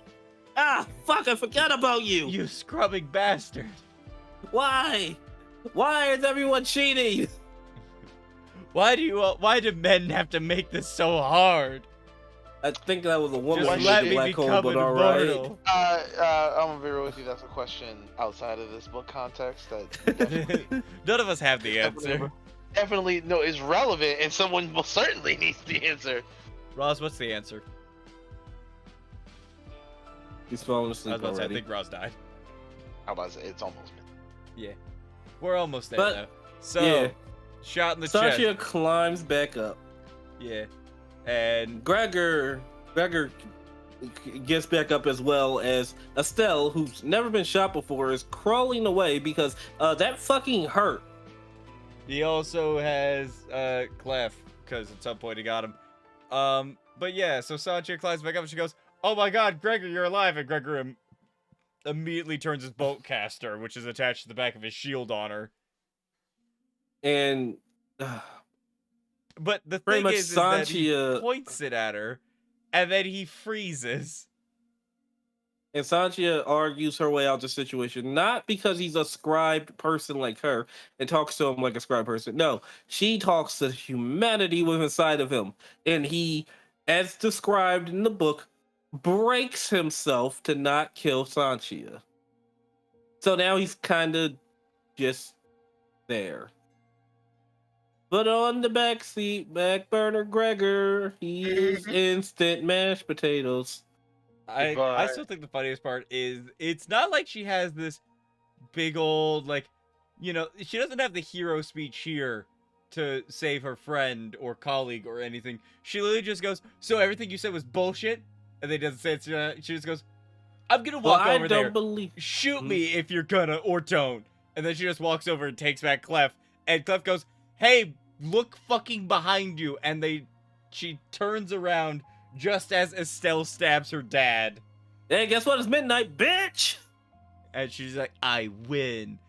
And so, as a whole bunch of people, just as described by the book, anyone who has a Kantiano sachet starts to fucking collapse, Sancha goes, "Oh no!" And then she starts to go towards the lock, and Estelle pulls out the Imperiette and freezes her. Now, here's a key point that I think we forgot to mention. Valeria states that the only reason the Imperiette was able to control Sancha in the first place was not because she's a scribed person. It was because she viewed herself as an object. Yeah, she's a slave. And she hadn't escaped, she had merely stolen herself. Yep, there's a difference between being free and The having mind- stolen yeah, you're yourself. Still in the word, she unironically needed the words of Kanye West, where slavery was a choice, and she was still choosing to see herself as a. Yep, that's How actually the answer. So Literally what the book says. she kind of puts the key in, but It's very also has relevant. this I know- conversation. I know that mindsets and lifestyles are hard to kick off, especially when you live one as possibly harsh as hers. But So, you know that scene at the end of Guardians of the Galaxy where they're all like holding on to the Power Stone, but they're moving in slow motion because, you know, a power as strong as the fucking universe itself is attempting to tear them asunder?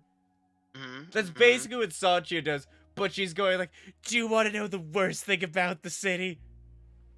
The worst thing about the city isn't that it treats people like objects. It's that it convinces them that they are objects.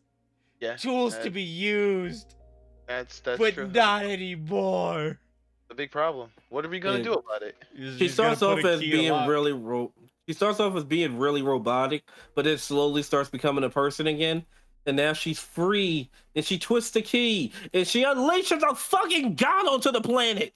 let's not forget, by the way, that as she can't hear anything while she's giving her whole speech. As she starts to turn the key, she finally gets her ears back, and Clem is sitting there going, I don't know if I can take this lock, my guy. And then he starts screaming his little lungs out. Which, yet again, this is why the voice actor did a great job. And Then she's pulled goes, into another freeze frame. But Sasha goes into the key on purpose. Yeah, but it's still the idea that like her body doesn't go, so her mind went into another freeze frame. Yeah. Sanjia has been frozen in time for all like 3 seconds has passed in the real world, and Estelle must be confused as fuck. True. Yeah. But she goes into the key, gets to the setting where she meets Clef or Clefantoples or whatever the fuck his name is. Clever. And he basically is a man who is being simultaneously Final Destination eaten and crushed by a bunch of machine cogs. Yes. And If you're you ever like, play Twisted "Hi." Metal, he kind of has the Axel vibe going on. Alright. Basically, he's just like, hi, I just really wanted to say, like, hi, and meet you for real, technically. This is me. I'm Clef. Hey, BFF, we're best friends. I have enough power to reset the key to how it was when it was first made, which means I'm not going to be able to talk no more. But you will be able to open up this box because I can't do it. But Fixed Key can. But I don't want Fixed Key. I want Clef. Well, that's too damn bad, kid. Well, that's too damn bad. That's right. Well, I just wanted to say hi, Sanchia, and tell you, you fucked up. You fucked up. You let unleash another great evil. You Oh, got yeah. so much work to do, Sanchia. It's bad, girl. It's bad. Like, it's going to be bad if you don't do it, but, doing it is also bad, and now you're in a war. Just going to let you know now. You ain't getting out of it. You're going to have to participate. I And hope that you was do like- well. Wow, that was a great final goodbye. Later, Clifford.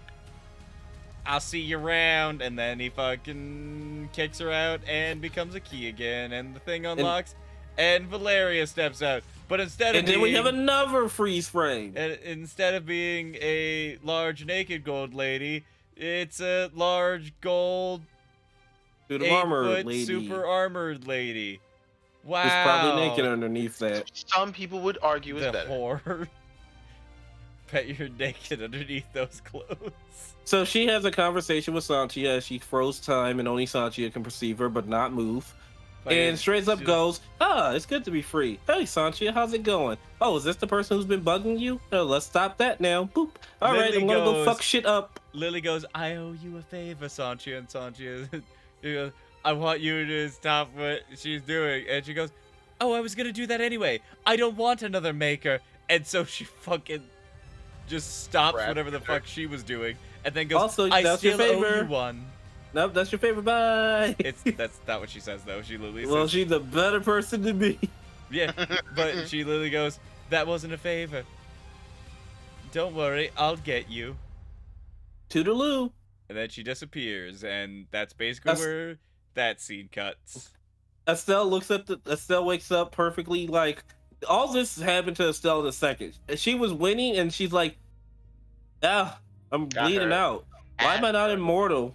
Why is Right. the dagger not gold? Why am I falling to the ground? That's not fair. It's not fair. I Well, did fuck you, bitch. everything Nothing's right. fair. And literally, Sanchia's like, well, too damn bad. Fuck you. And I'm like, damn, Sanchia. Mm-hmm. Maybe Skill you didn't based. try and murder a bunch of people. That's right. Skill based Yeah. people won. Honestly. Like, frankly, you just could have used the bugs to kill your husband and your father and take over. Yeah. Who the fuck else is going to be in charge? And no one's going to goddamn argue. You Also, did not. if you really You wanted did to do not need to do any of this. this, I don't know why you decided to kill your own people. By the way, like if you really wanted to do this and become in charge, I would have fucking killed people of the other campo. Yeah, you could have definitely gave everyone else sachets. You could have fucking snuck in there with new sachets. Like the counterfeiters make sachets. They could have made the new sachets for all the other guilds. They wouldn't have known the difference. Yeah, would have been pretty easy. But It's also for the fact that, you know, they wear the sachet so they can get into certain locations. They're not leaving those certain locations either. They're not coming to the slums. she could have. That's just a Gregor thing to do. Could you imagine if she had gone, like, if she had just given Tomas a hug one morning as he went into that council meeting, just covered him in a small swarm of the invisible bugs that then spread to the entirety of the rest of the council. Mm-hmm. Or fucking. Here's another thing. Why your own people? You could have just gave the poor sachets. They like free shit. Yeah. And Give then them it the would have been bugs, another they'll probably try and eat situation. them.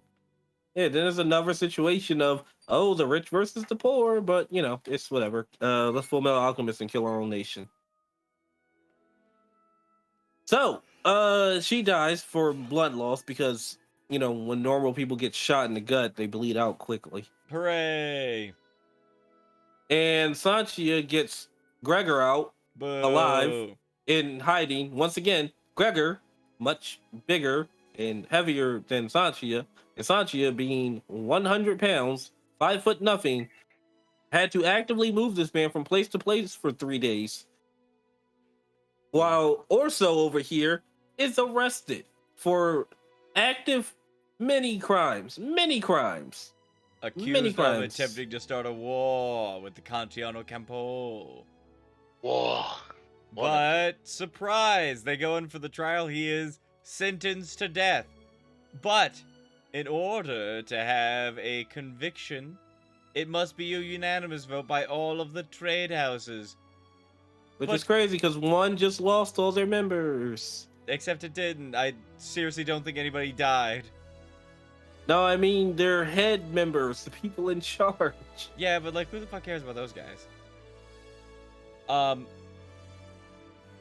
the point. But yeah, and he goes, well, you don't have all the houses here, and the lead fucking Gregor's mom is like, yes, we do. And he's like, nope. No, you don't. Check the charters.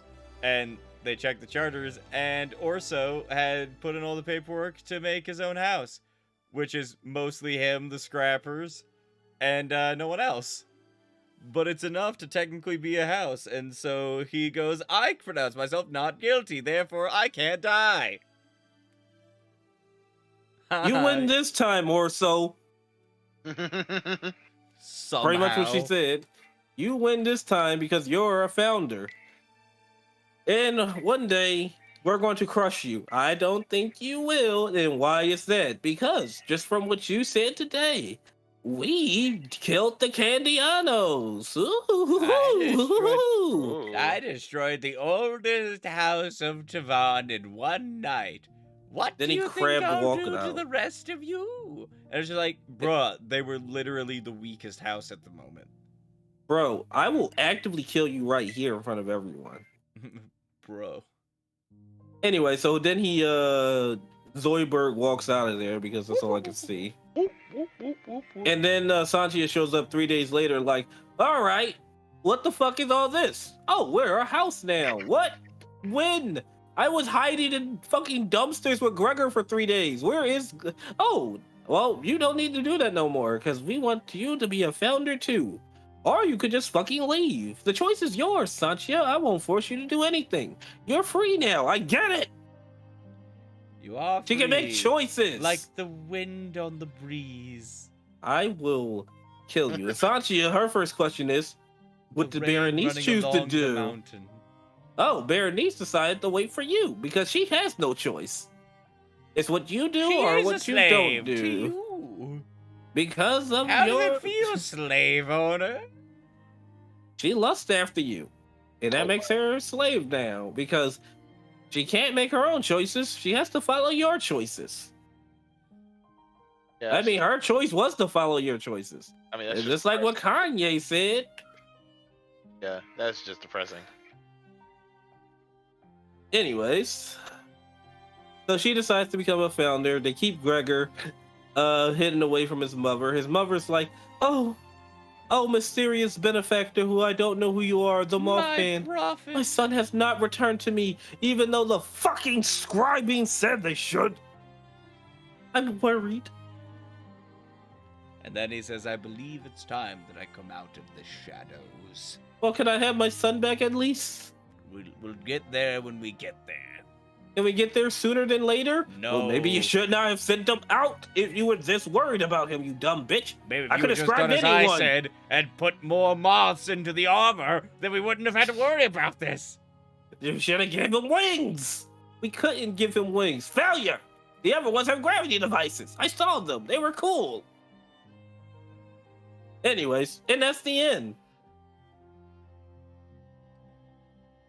That is the end. And I just kind of want to touch on the characters real quick before I get Good. too tired to talk. Gregor, As I called him, he smashed potatoes. Gregor doesn't do anything for a solid 80% of the book. He's very clearly supposed to be the secondary, like, we'll call him a supporting character. He's supposed to be the first of supporting characters, and he's just not. I know that when we talk about romance, I've said it multiple times. I think that romance should be a secondary thing. It can't be so secondary that I didn't realize it was happening.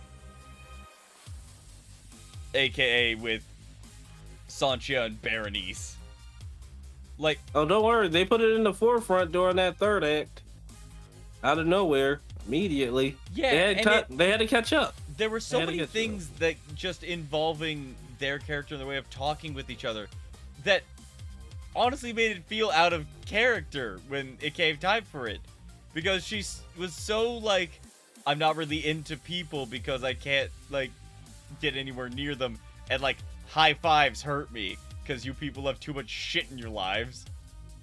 To, I have an extreme amount of lust for this person. Like, the fact that she no longer would be pained by that touch should not wipe away the years and years and years of muscle memory that is what would happen if that happened. Mhm. Also, just the fact alone that I did not know Sanchi was a lesbian until they made it obvious in the third act. Like, they really could have made it very obvious with a lot of different things. They could have made it obvious clearly, just straight out of the first act, that, you know, she's a person who looks but can't touch, and she's sad about it. Yeah. But no, I got underneath the impression that I thought she was asexual because of the amount of pain she was in. That's what I would have expected. And in fact, that's the kind of, like, her whole, you know, response of, that was unexpected after the Berenice stuff, almost made me think that that was even more true. Just that reaction, I was like, either, like, it's not an either. I was like, there are three options. They just go with it that way. They have Gregor also say something to where they get romantically involved and there's the love triangle. Or C, I hope not. she's not I into don't want anybody. that. I don't want that. No, I don't think that's going to be a thing with the rest Also, of I feel like I mean, from what I read for don't the know. second It's book, two of the books. Gregor is just a short end of the stick type nigga. I wouldn't use those words, but I agree with you. He's not going to get nothing out of this. He's just going to constantly lose. He's losing every time. He doesn't have a family. He So doesn't have he's good young. memories. He's a fucking slave when he thought he was free. He's just not winning. He's So- He's just failing. like, I'm about to the say, sad boy hours haven't ended. So from what I like the understand, book ends said, with him broken. I'm about to say very understandably, as I talked about before, Gregor might end up being my favorite character because he is repeatedly, continuously, and unabashedly dog washed. He is, and I felt bad for him. Yeah. Like as soon as he got to do something cool again, he just murdered a bunch of people, which he hates doing because he's been brainwashed. And then he gets beaten by a non-civil, like a civilian who has just become a bad guy, actively now doing things, who just had a pocket watch. Yeah, like- that's definite Yamcha behavior. And I felt bad for him. But then his speech pattern started to kill me again. So I was like, it's kind of going down, Greg. I'm sorry. It waxes and wanes how much sympathy you're able to give him in any given moment. He makes it difficult. Like, I feel bad for him because, I don't know, he deserved a victory. He got no victories. He caught nothing but L's. And like that's sad to watch. That is very sad to Like his watch. own mother straight up says, Gregor, I know you hate killing. That's why I sent you to war, and that's why you came back. And now I'm about to send you to war again, even though I know you hate killing. You will forgive me, son, because you always do. And I'm like, Jesus Christ, lady. You will I forgive me can't because tell you how always much do, mostly because you have to, because I've got a magic Oh yeah, date no, in it's your just head. right. I It's just cannot tell. that mother doesn't actually care about Greg. Well, sir. That's the crazy part. Like she makes it sound like she cares so much about him that she keeps willing to risk his I mean, not that's just the right sanity, but his physical livelihood. well-being because he Yeah. will return to her because of the scribe in his head. So no matter what, he's not He's going a to tool. die, Yeah. but he's this poor boy. This like yo, by book 3, he's just gonna be the saddest sack of tangerine little shit. At that point, I just hope he's the villain, just so his L is can be attributed more so to being a villain than being Well, I know what happens in book 2, so technically, yeah. Greg. All right. Oh. He fuses with one of the warring factions to fight the other faction. Oh, for a minute, I thought you you were talking about actual legitimate fusion. Ha! I Fusing. didn't stutter. Oh my! Well, you said factions, so he becomes a We Are Legion type of being. We Are Gregor. No. He fuses with the one of the leaders. Ah, Like it's pretty much. I don't. Okay. So for some reason, I did not read book 2. Like you got to pay me to do that. He fuses with Valeria, who is the 8-foot tall golden woman. I don't know what she needs a 6'2" white boy for. But I guess, I don't know. Maybe she's just a pseudo armor, and it's better to have a homie inside of you. I don't know. I don't know. I have to read book 2. I really don't want to. this has been Foundryside. This, of course, brings us to the particular segment of our night where the two of you, first and foremost, will talk about your book ratings out of 10 for, if I'm not mistaken, story setting, combat, and characters. This is generally what we do. We go back to the last book that we did.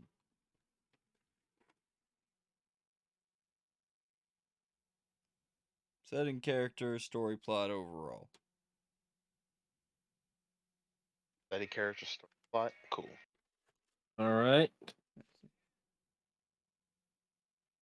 So, No, the combat's also there. Sorry. Setting, character, combat, plot. there we go. So, Kaiser, how are we feeling? Let's start with setting. 1 second. Characters. Combat. Plot. So, setting does include world building things, so that would include the magic system. I don't find Tavon that interesting. Like, the city itself is... Like, the magic system is very original. It's got a lot of cool things going on about it. Tavon is just your average, everyday city with multiple major houses in it. In a fantasy world.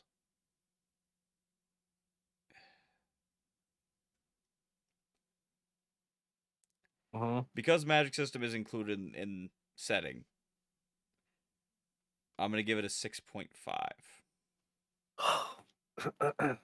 Fair. For me, I did not mind the city of Travan so much. I like the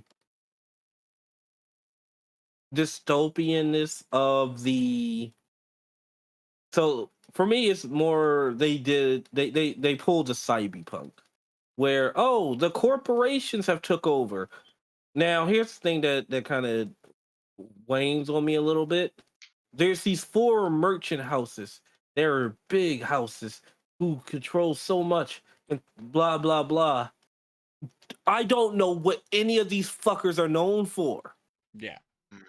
They don't tell us what they sell, which is a really big part of the cyberpunk thing of knowing what weapons or armor, gear, scribings you can get. Like, I don't know who's the best cart merchant. Like Right. this Or is like even Ford, GMC, and like you shit. say, merchants, but that only their power and influence only really matters world building wise based on what they actually do. And I have no clue. Right. They sell nothing to me. That's why Disney is a good example of a merchant faction, because you know that its hands are in entertainment and merchandise. So Hmm. you expect to see it there. You expect to have characters with some level of relationship, either good or positive, with those things. But if they're just four big corporations that just exist, I mean, they mean as little as they do to the main character, apparently. Hmm.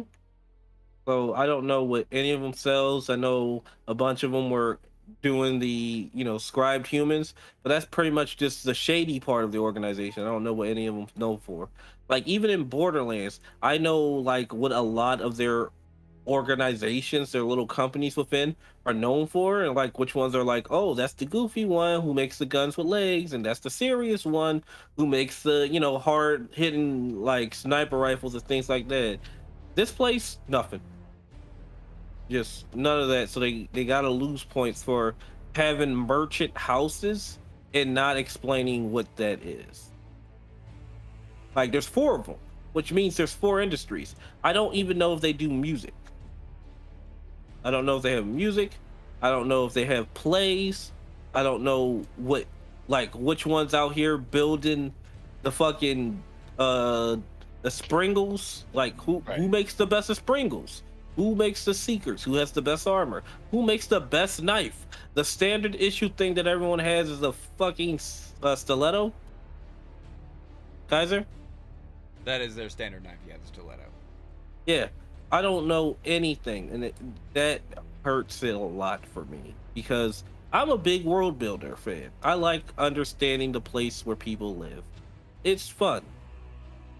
I got none of that, but I really like the magic system. The magic system is fun. The magic system has a lot that it can go for and things like that. I don't like.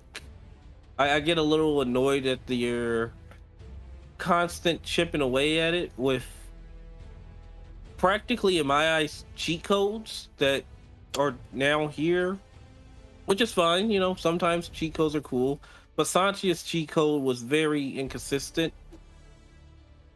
and I just don't fucking understand Gregor's survive.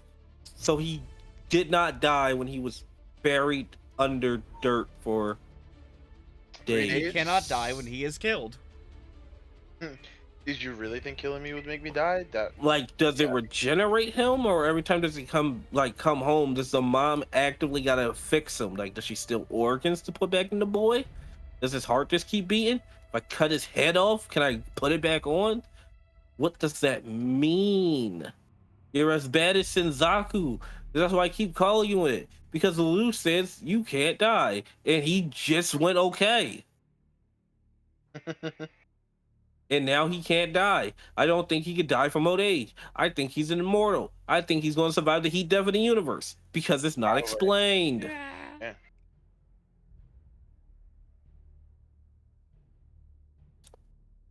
So I give it a 7. All of that Because for a 7. I Yeah. like the magic system a lot You more docked- than I you hate can- the 3 serious points docked. You Out of know, that. two quick things. I thought of another thing that they did that they never brought back up again. First of all, Clef had a bit of trouble with the first scribed lock he had. Secondly, the fact that the book decided that they would describe the way that he spoke after he got it done as feeling extremely pleasured. That was creepy.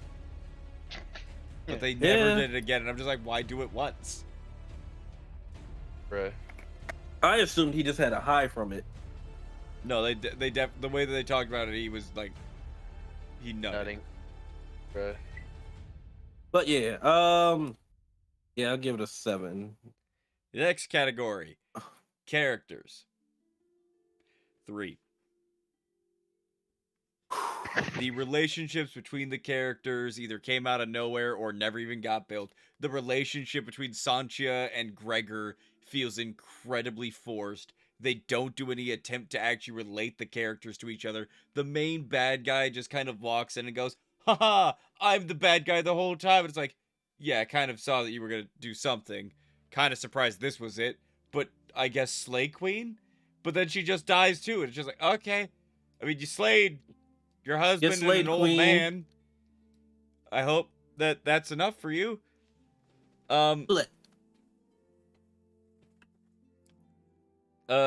Berenice just shouts out her backstory during one scene, and that's it.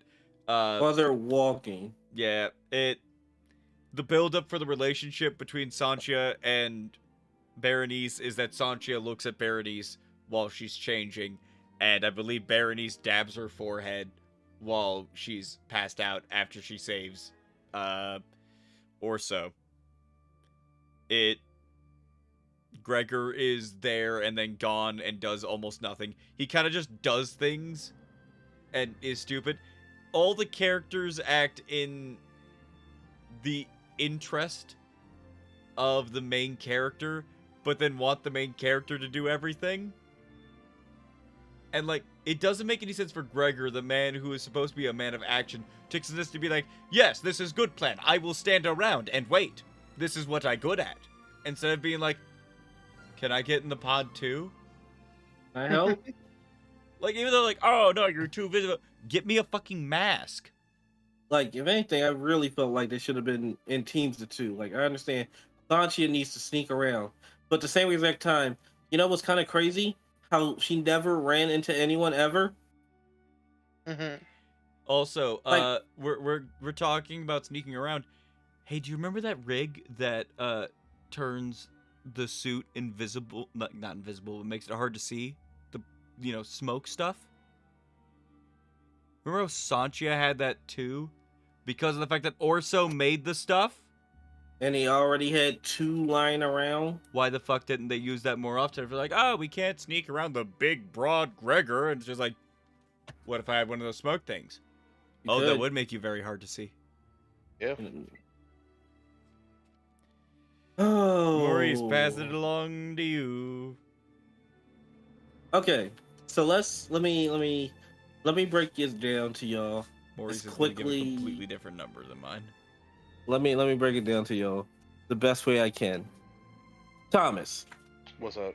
who is my favorite character in Ruby? Neo. Neo Paladin. What is Neo Paladin known for? Being silent. Being silent. I have the capability of liking any character in any story. I fucking love a mute who does not say anything and barely has screen time. I do not like anyone in this book. My favorite character is Whip. It is not alive. Whip the fucking hammer. Not even Clef. Clef was the closest to being my favorite until whatever the hell happened nearing the fucking middle end. Because I couldn't put up with him and Sanchia. I can't put up with Sanchia. I couldn't put up with Gregor.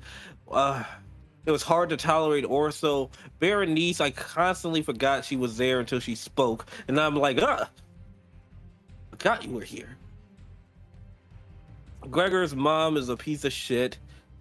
Fucking the bad guy's a piece of shit. I was halfway rooting for Estelle to win just because she's the only one with a backstory that I can partially see why you would turn evil, but she's an idiot because she made other ways to actively win and uses the dumbest method possible. I'm going to become a Hierophant. You don't even need to do that. And if you even wanted to, if you did, you could have done this in a much shadier way. You allowed so much death and destruction to happen because you just did not kill your husband earlier, where you would have then been in charge. Because your father can't marry you off anymore because he's a madman. and your husband would have been dead. That would have made you in charge, and no one was going to be able to say anything because you are the highest ranking member left here.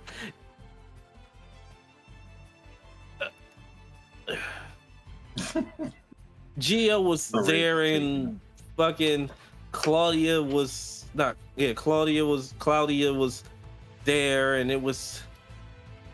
But just one. It's nearly impossible to make a story where I do not like a single character, where I cannot find a favorite. As I said, in Ruby, there are tons of characters. I picked the fucking Mute because I despise a lot of their characters.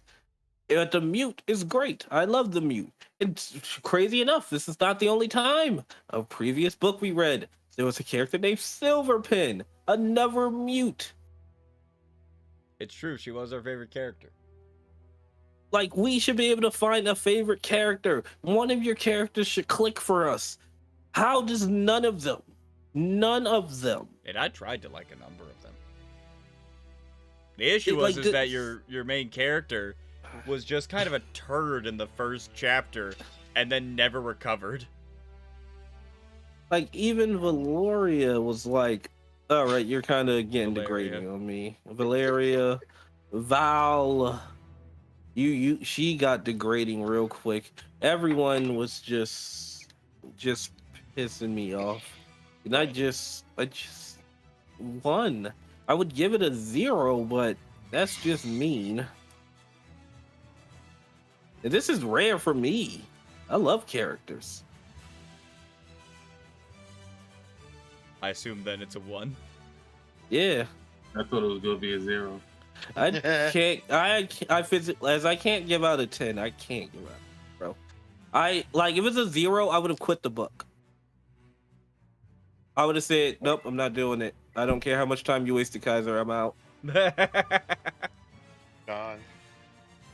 It would have been like us with Dune. Dune had a 0. That us is just you three. Yes. Yeah. I know. Okay. Goodbye, Kaiser. You will stay that way. I was about to say, I'm still abandoned. Nothing will change until... I'll use a new medium to catch me up. I'll watch a movie. I ain't doing that either. No, next category. Combat. I'm just giving it a 5. I did not love any of the fight scenes, but simultaneously, I don't have any of the fight scenes that I'm like, this one was the bad one. Like, I'm just kind of here like, yep, the fight scenes happened. And, like, I could maybe take away some points for what happened at the very end with the Imperiat and, you know, him. I'm trying to think about how to describe it. The whole, like, I'm going to get to the key, but that wasn't really combat. I'm bringing it down to a 4. I don't like the way that the last couple of fights were done, where it's just, yes, the fighting happened, and they died, and Gregor is sad about the people dying because they died. Also, the monologuing of, yes, Gregor was not the kind of person to beat an unconscious man to death, as he's beating an unconscious man to death. It's like, what the... Why are we using words if they don't mean anything? Words mean nothing. Why is the narrator lying to us and then telling us about how they lied? Who is this narrator? I'll fight you.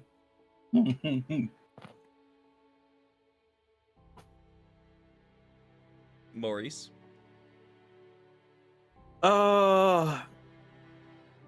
I'm giving it a 5. A lot of the fights were creative, but I think my favorite fight would have to be...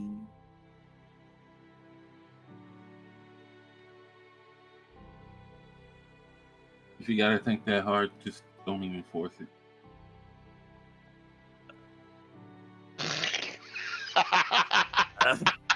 I hear the one thing I normally like to say as you work your answer is when a person is doing deep contemplation, I call it love seeing their gears turn.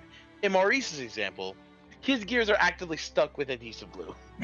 They are jostulating, trying to form a simple, cohesive thought, but it is damn near impossible. See, Tom's, I have like the same thing, except for it's not gears, there's a hamster in my head. Except for I've been told I have two hamsters and they sometimes run in opposite directions, keeping them perfectly still.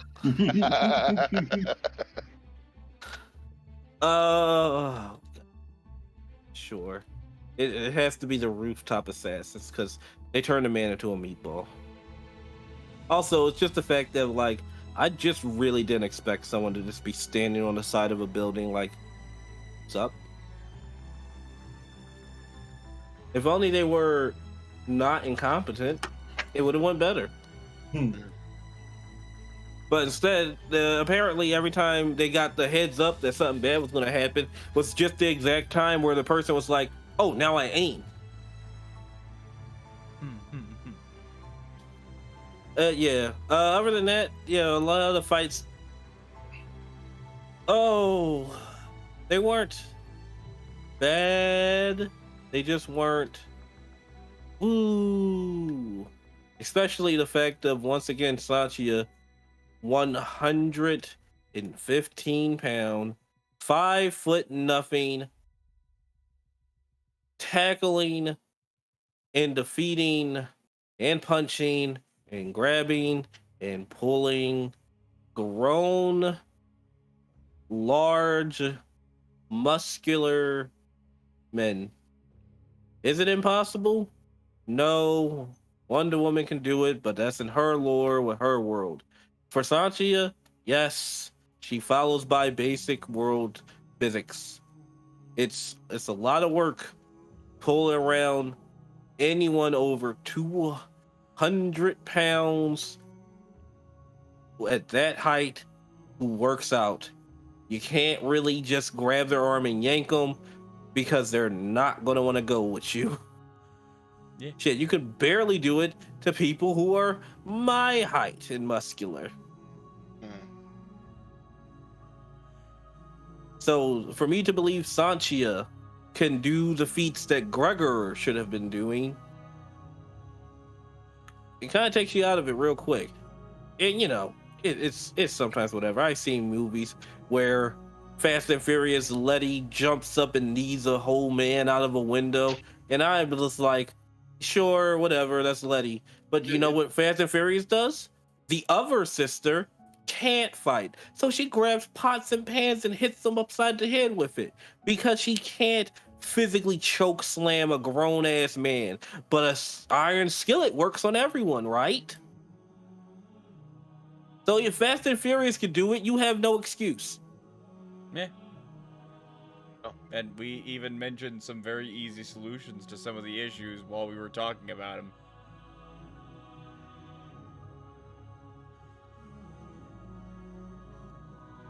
Yeah, so that's a 5. Yeah. And now we are down to the final one. The plot. The plot. Now, the word boring comes up a lot in reviews. And I've always mentioned that I feel like when you call a movie boring, it's just because you're not patient enough to deal with the build-up. This story was boring. Like, I'm here for build-up. I'm here for a lack of action. But man, just so much of this book wasn't necessary and could have been left on the editing floor. There were just random bits that just didn't need to happen, were unnecessary. The world building was patchy. There was a lot of repeat words. Just a lot of stuff came up over and over and over again to the point of it being ad nauseum. Like, it was a bit like reading a college textbook. And not only that, but for plot-wise, the characters, I mentioned it. It almost counted as plot, like a romance plot. The romance plot didn't exist. The plot itself, the main villain, only showed up for the last couple of chapters, and she barely did anything. There was not a lot of build up to her actually shifting. It was just that, you know, she did a couple of things where I was like, oh no, you're evil. You're actually not a good person. Well, that sucks for Orso, I guess. I don't really care. And it was just not fun. Like, all the reviews that I found while we were talking about it were like, it's such a gripping, action-filled story. I'm like, where? Where was it? I don't think we read the same book. I'm feeling a 3. I want to read your story. Whatever the one you saw, I want to read that. Mr. Reviewer? Yeah, I'm feeling...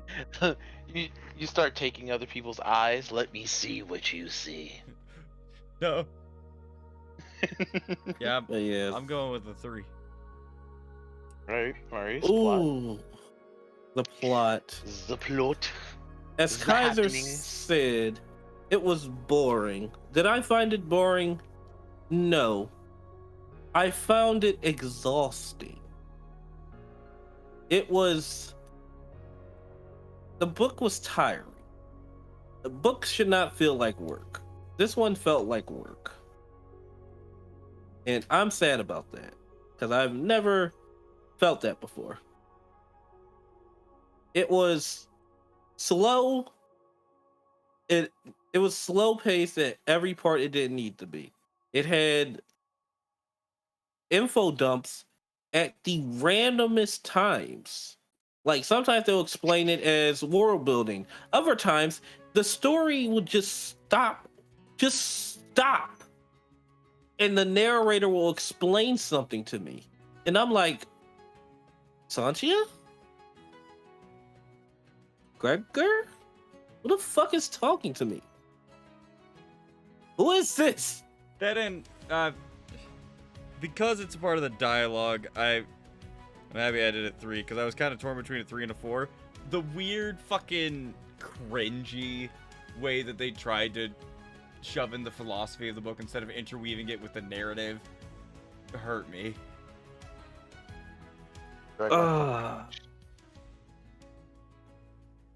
Then, because the plot is pretty much a heist and this is going to be as fair as possible, but also sound mean, break into the same place twice. The second time was barely a break, and they fucking strapped a black hole to the roof. All for a...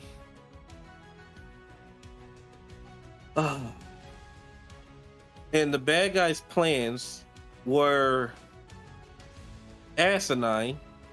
Like, the person who had the best plan, but was still the dumbest person, was Tomas. If I have a bunch of these EMPs, I win.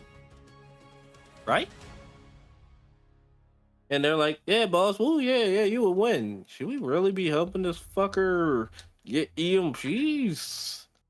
Like, my clock runs on a lexicon. That's kind of crazy. Nope, no one's like that. He just, because he's rich, everyone just listens to him. Even when he's spouting active bullshit because he doesn't know what he's talking about half the time. It's just that's the one bad guy's plan.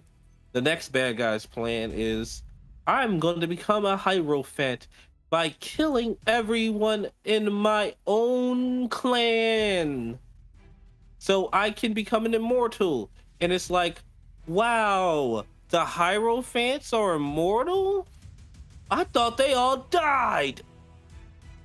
It's hard to be immortal if you're fucking dead. Like, she's trying to become something that she doesn't even know about. Like, she knows of the Hierophant from ancient tomes. That's like me trying to become a Mayan because I heard they did cool shit in the past. I don't fucking know if they really did it. I don't even know if this shit's gonna fucking work. Be pretty cool if they did. So her plan is also asinine. It's not even like bringing back an ancient god to give you power. No, it's, well, my father's book says it should work.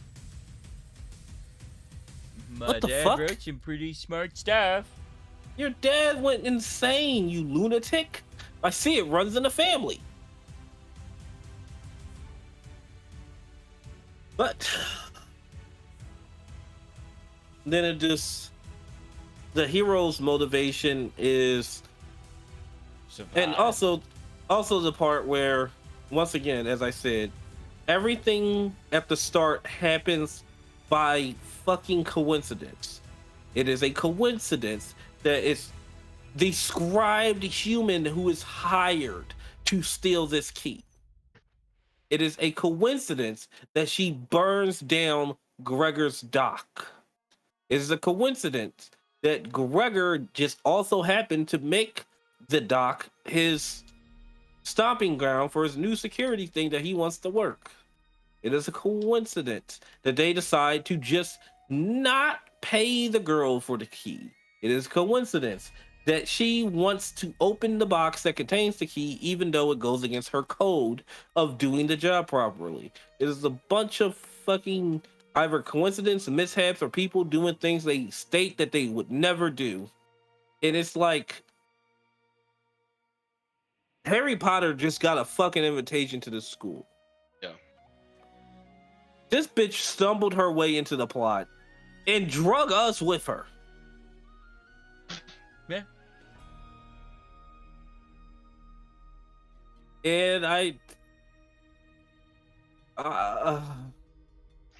I'm not happy.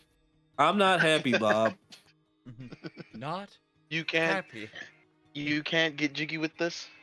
I cannot. So this plot has to get sorry, you gotta get a 1. If you like the book, I'm glad for you. I could not survive. I will die before I read this again. I'm glad I didn't have to actually read this. I'm glad this is an audiobook club, because I would have probably torn my book in half. Oh my. Not the vandalism. Just out of pure frustration and rage. I have I'm our very- results. Very glad you didn't have to do that. Thank you. So,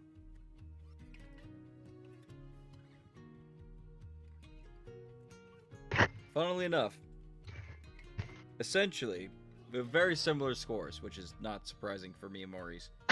Overall, final scores. I, because the math was weird, ended up giving it a 3 7/8. Oh, nice of you. You gave it a 3.5.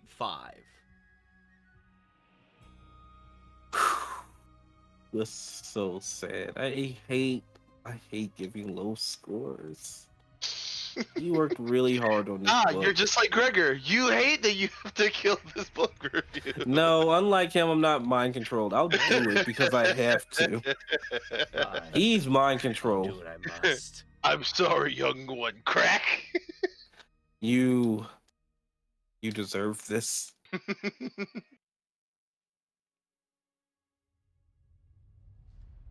And with that, I believe that draws this WAMM to a close.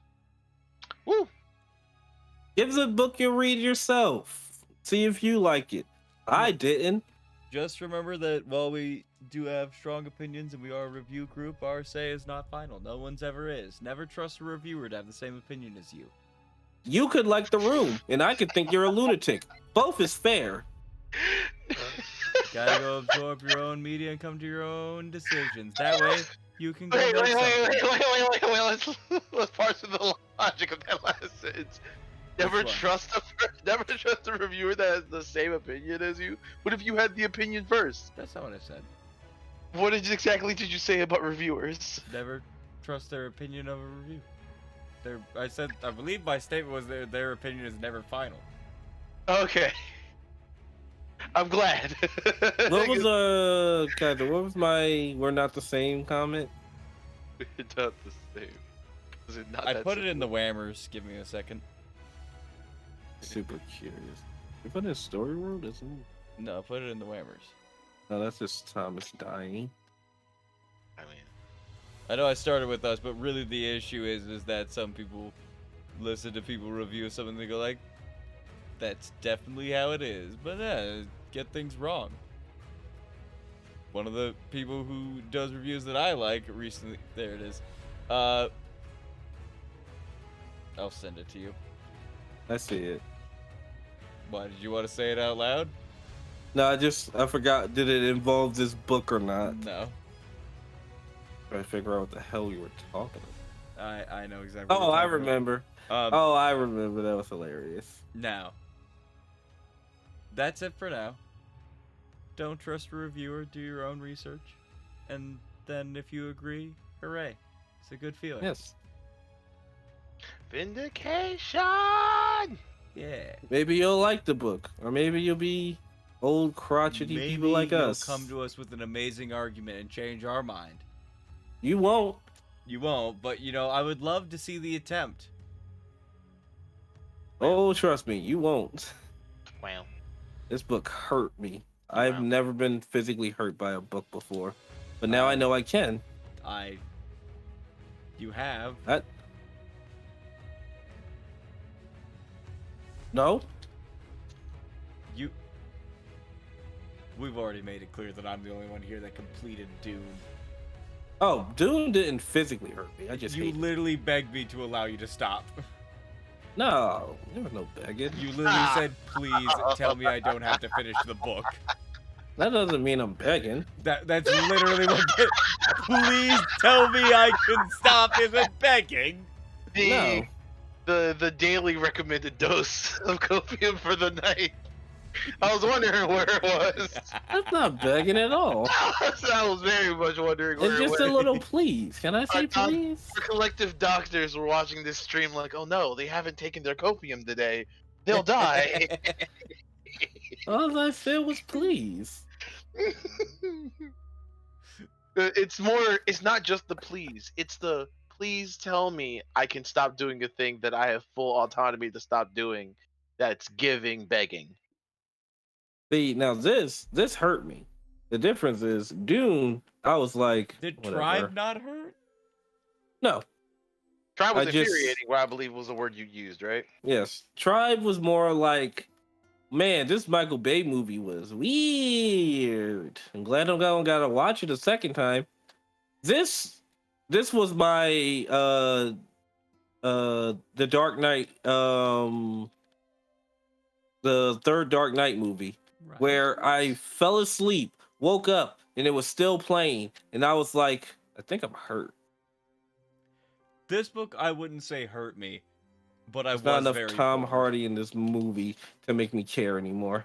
Like, I hate saying that. I hate saying that this book was boring, but that's really just how I feel about it in the end. And again, I'm a person that likes a slow burn.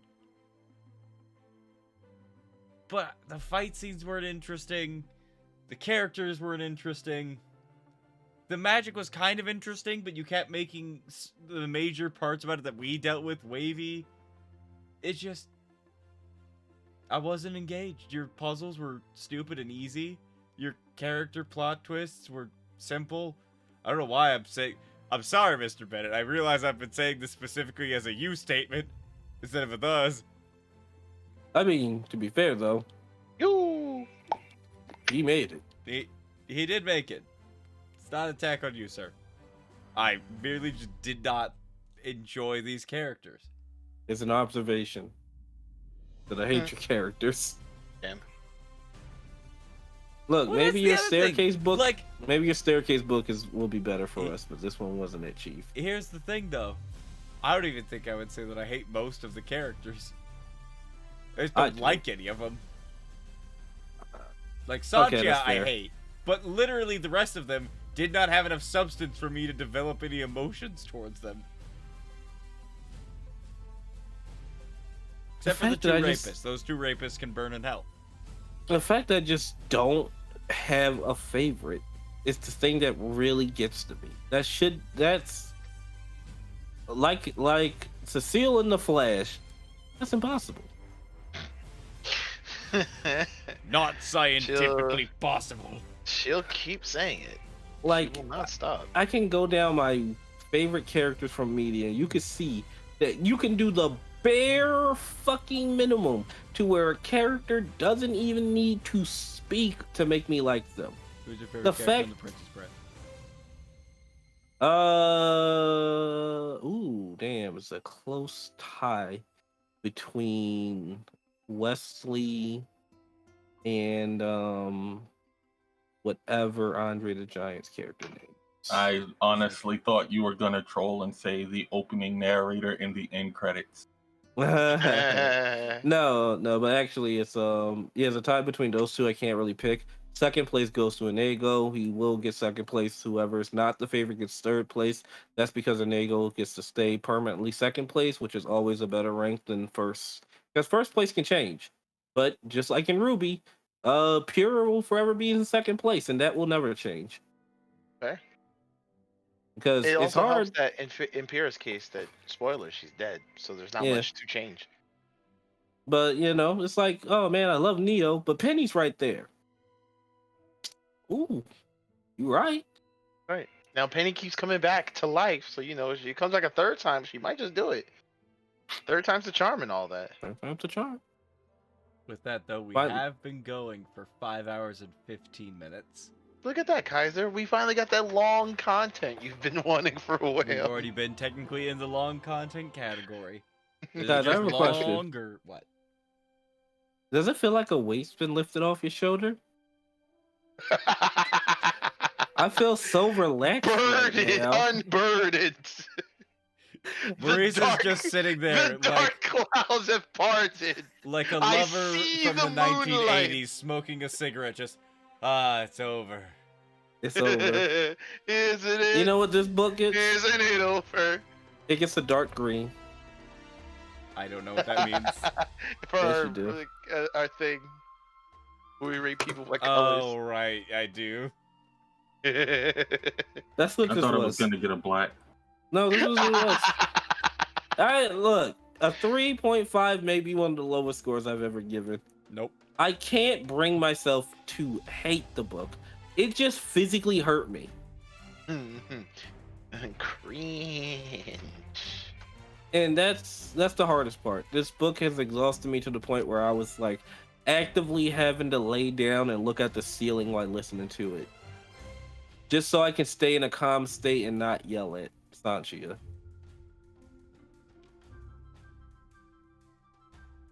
Did well. Both did very well. Next week we don't have a plan. Don't worry, we'll think of a plan when we all get some sleep. We're gonna actually next week is Thanksgiving. We may not do a WAMM. What the? I'll be working through Thanksgiving though. I'm going back through, and so far, technically, you're not entirely wrong, but you did give Tribe basically 0. How did I give? You gave Tribe a 2. Ow! What did I say? Like, that was You were the angry. total score, by the way. You were angry. Oh my god, You gave, I think, Kenobi a 4.5. that's not that bad for the trash that I had to endure. I know, that's why I was surprised by it, and yeah, today with a 3.5. Yeah, your overall score for Tribe was a 2. What happened? You gave Besides it a pure 3 for setting, hatred. 2 for character, 2 for combat, and a 1 for story. To be fair, I gave it a 1.5. Wow, Tribe was the worst book we've ever read. We were so angry at Tribe, and the author showed up for that one. That was fun. Look, you did shaky cam. You made all the characters not likable. The setting was the real world. The real world is not Don't talk to interesting to Bennett me. like this. No, I will. Oh my. It was shaky cam, the real world, 4 assholes. Actually, let's make it 6 assholes. A bunch of nameless, faceless thugs who apparently had enough description to feel like they were a part of something special, just to die moments later. Especially you, motorcycle man. That was German. Motorcycle man. And the plot. Oh, the plot. If you want to know more about that and you Ooh. haven't watched already, go check out the tribe video on the YouTube channel. It's just called WAMM. And with that, Roz, Thomas, any final words? What do you guys think? Do you guys want to listen to Foundryside by I won't pay for it.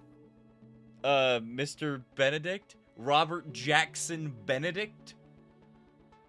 No. RJB. You already know where my cup of tea lands in strong character writing and character growth and exploration. Hopefully on a Psychological coaster. natures. Well, certainly on a People do coaster. stuff. And since none of that is here, I'm not interested. There are no coasters in this dystopian future. The tables Extra- are just scribed to extra not get dystopian. watermarks. Extra dystopian. My God. Roz? I don't think Roz is asleep. He sounded too awake from the last time he spoke. I think he's actively working right now. Probably. And just his ears are turning off. You and him are workaholics. It would take one to know one. Probably. For now, then, I will say good night. Now go make something. Or make something in the morning if it's late like it is for us. Or, you know, make something now if you're a night owl, if you work at night. Just Make sure you go back and do a reread of it before you send it to people in the morning. Make something that actually shows MP, HP, and SP bars, because that sounds fun. No, that's my idea. You can't steal. Do it before he My does. OC, so don't he's steal. angry. But do it My well, OC. otherwise he'll just rag on you, which is not what you want. Yeah, I'm gonna literally show up at your house and make fun of you for doing my idea, but worse. Don't ask me how I'm gonna find out, but just go make something and don't make me make fun of you. remember, Goodbye. everyone, bye. consequences aren't always bad. Consequences is just the results of your actions. So if someone say get ready to face the consequences, that doesn't mean it's bad. And that means if you're gonna set up a system where you're gonna have a you know, a point in time where your power is supposed to hurt your characters, fucking hurt them. Not this whole my head hurts or there's blood coming out. Hurt them. I'll be scared. Hurt your characters. I break my character's bones. Just give them He's time evil. to heal. He's evil to his characters. I hurt one of my characters for jumping too hard. Did I tell them to do it? Yes. But I tell all of my characters what to do because I'm the author. And so are you. Hurt them. Sometimes emotionally. But you don't have to do that one. That's kind of up to you. Go make something. Bye. Yeah, I was about to say this Bye. goodbye got very, very